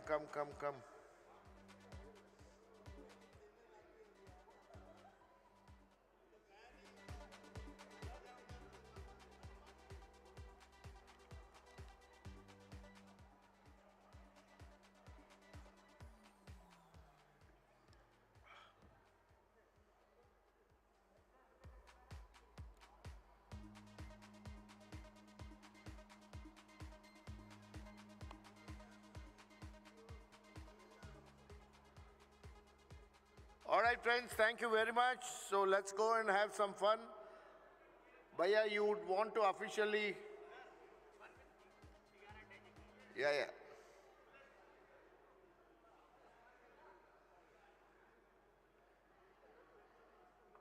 Kamal Bhaiya?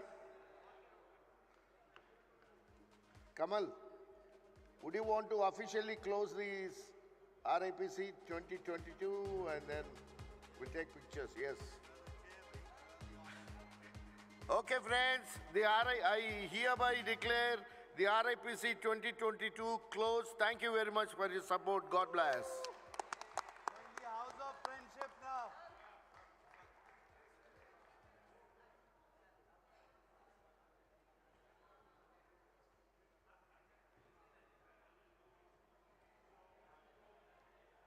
Let us adjourn to the House of Friendship and then have a safe and happy journey back home.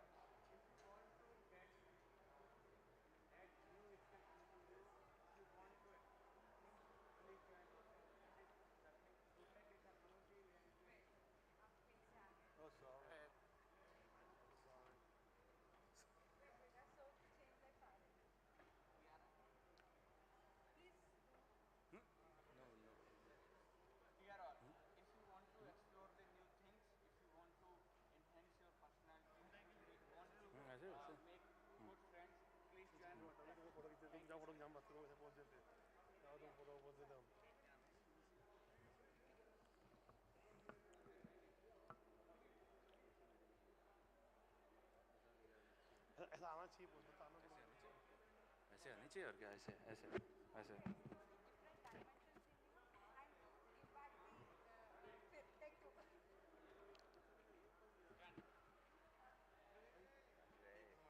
Now अरे Swapnil sir अब तो मेरा हो गया। अरे हटो, नहीं मेरी है ही नहीं।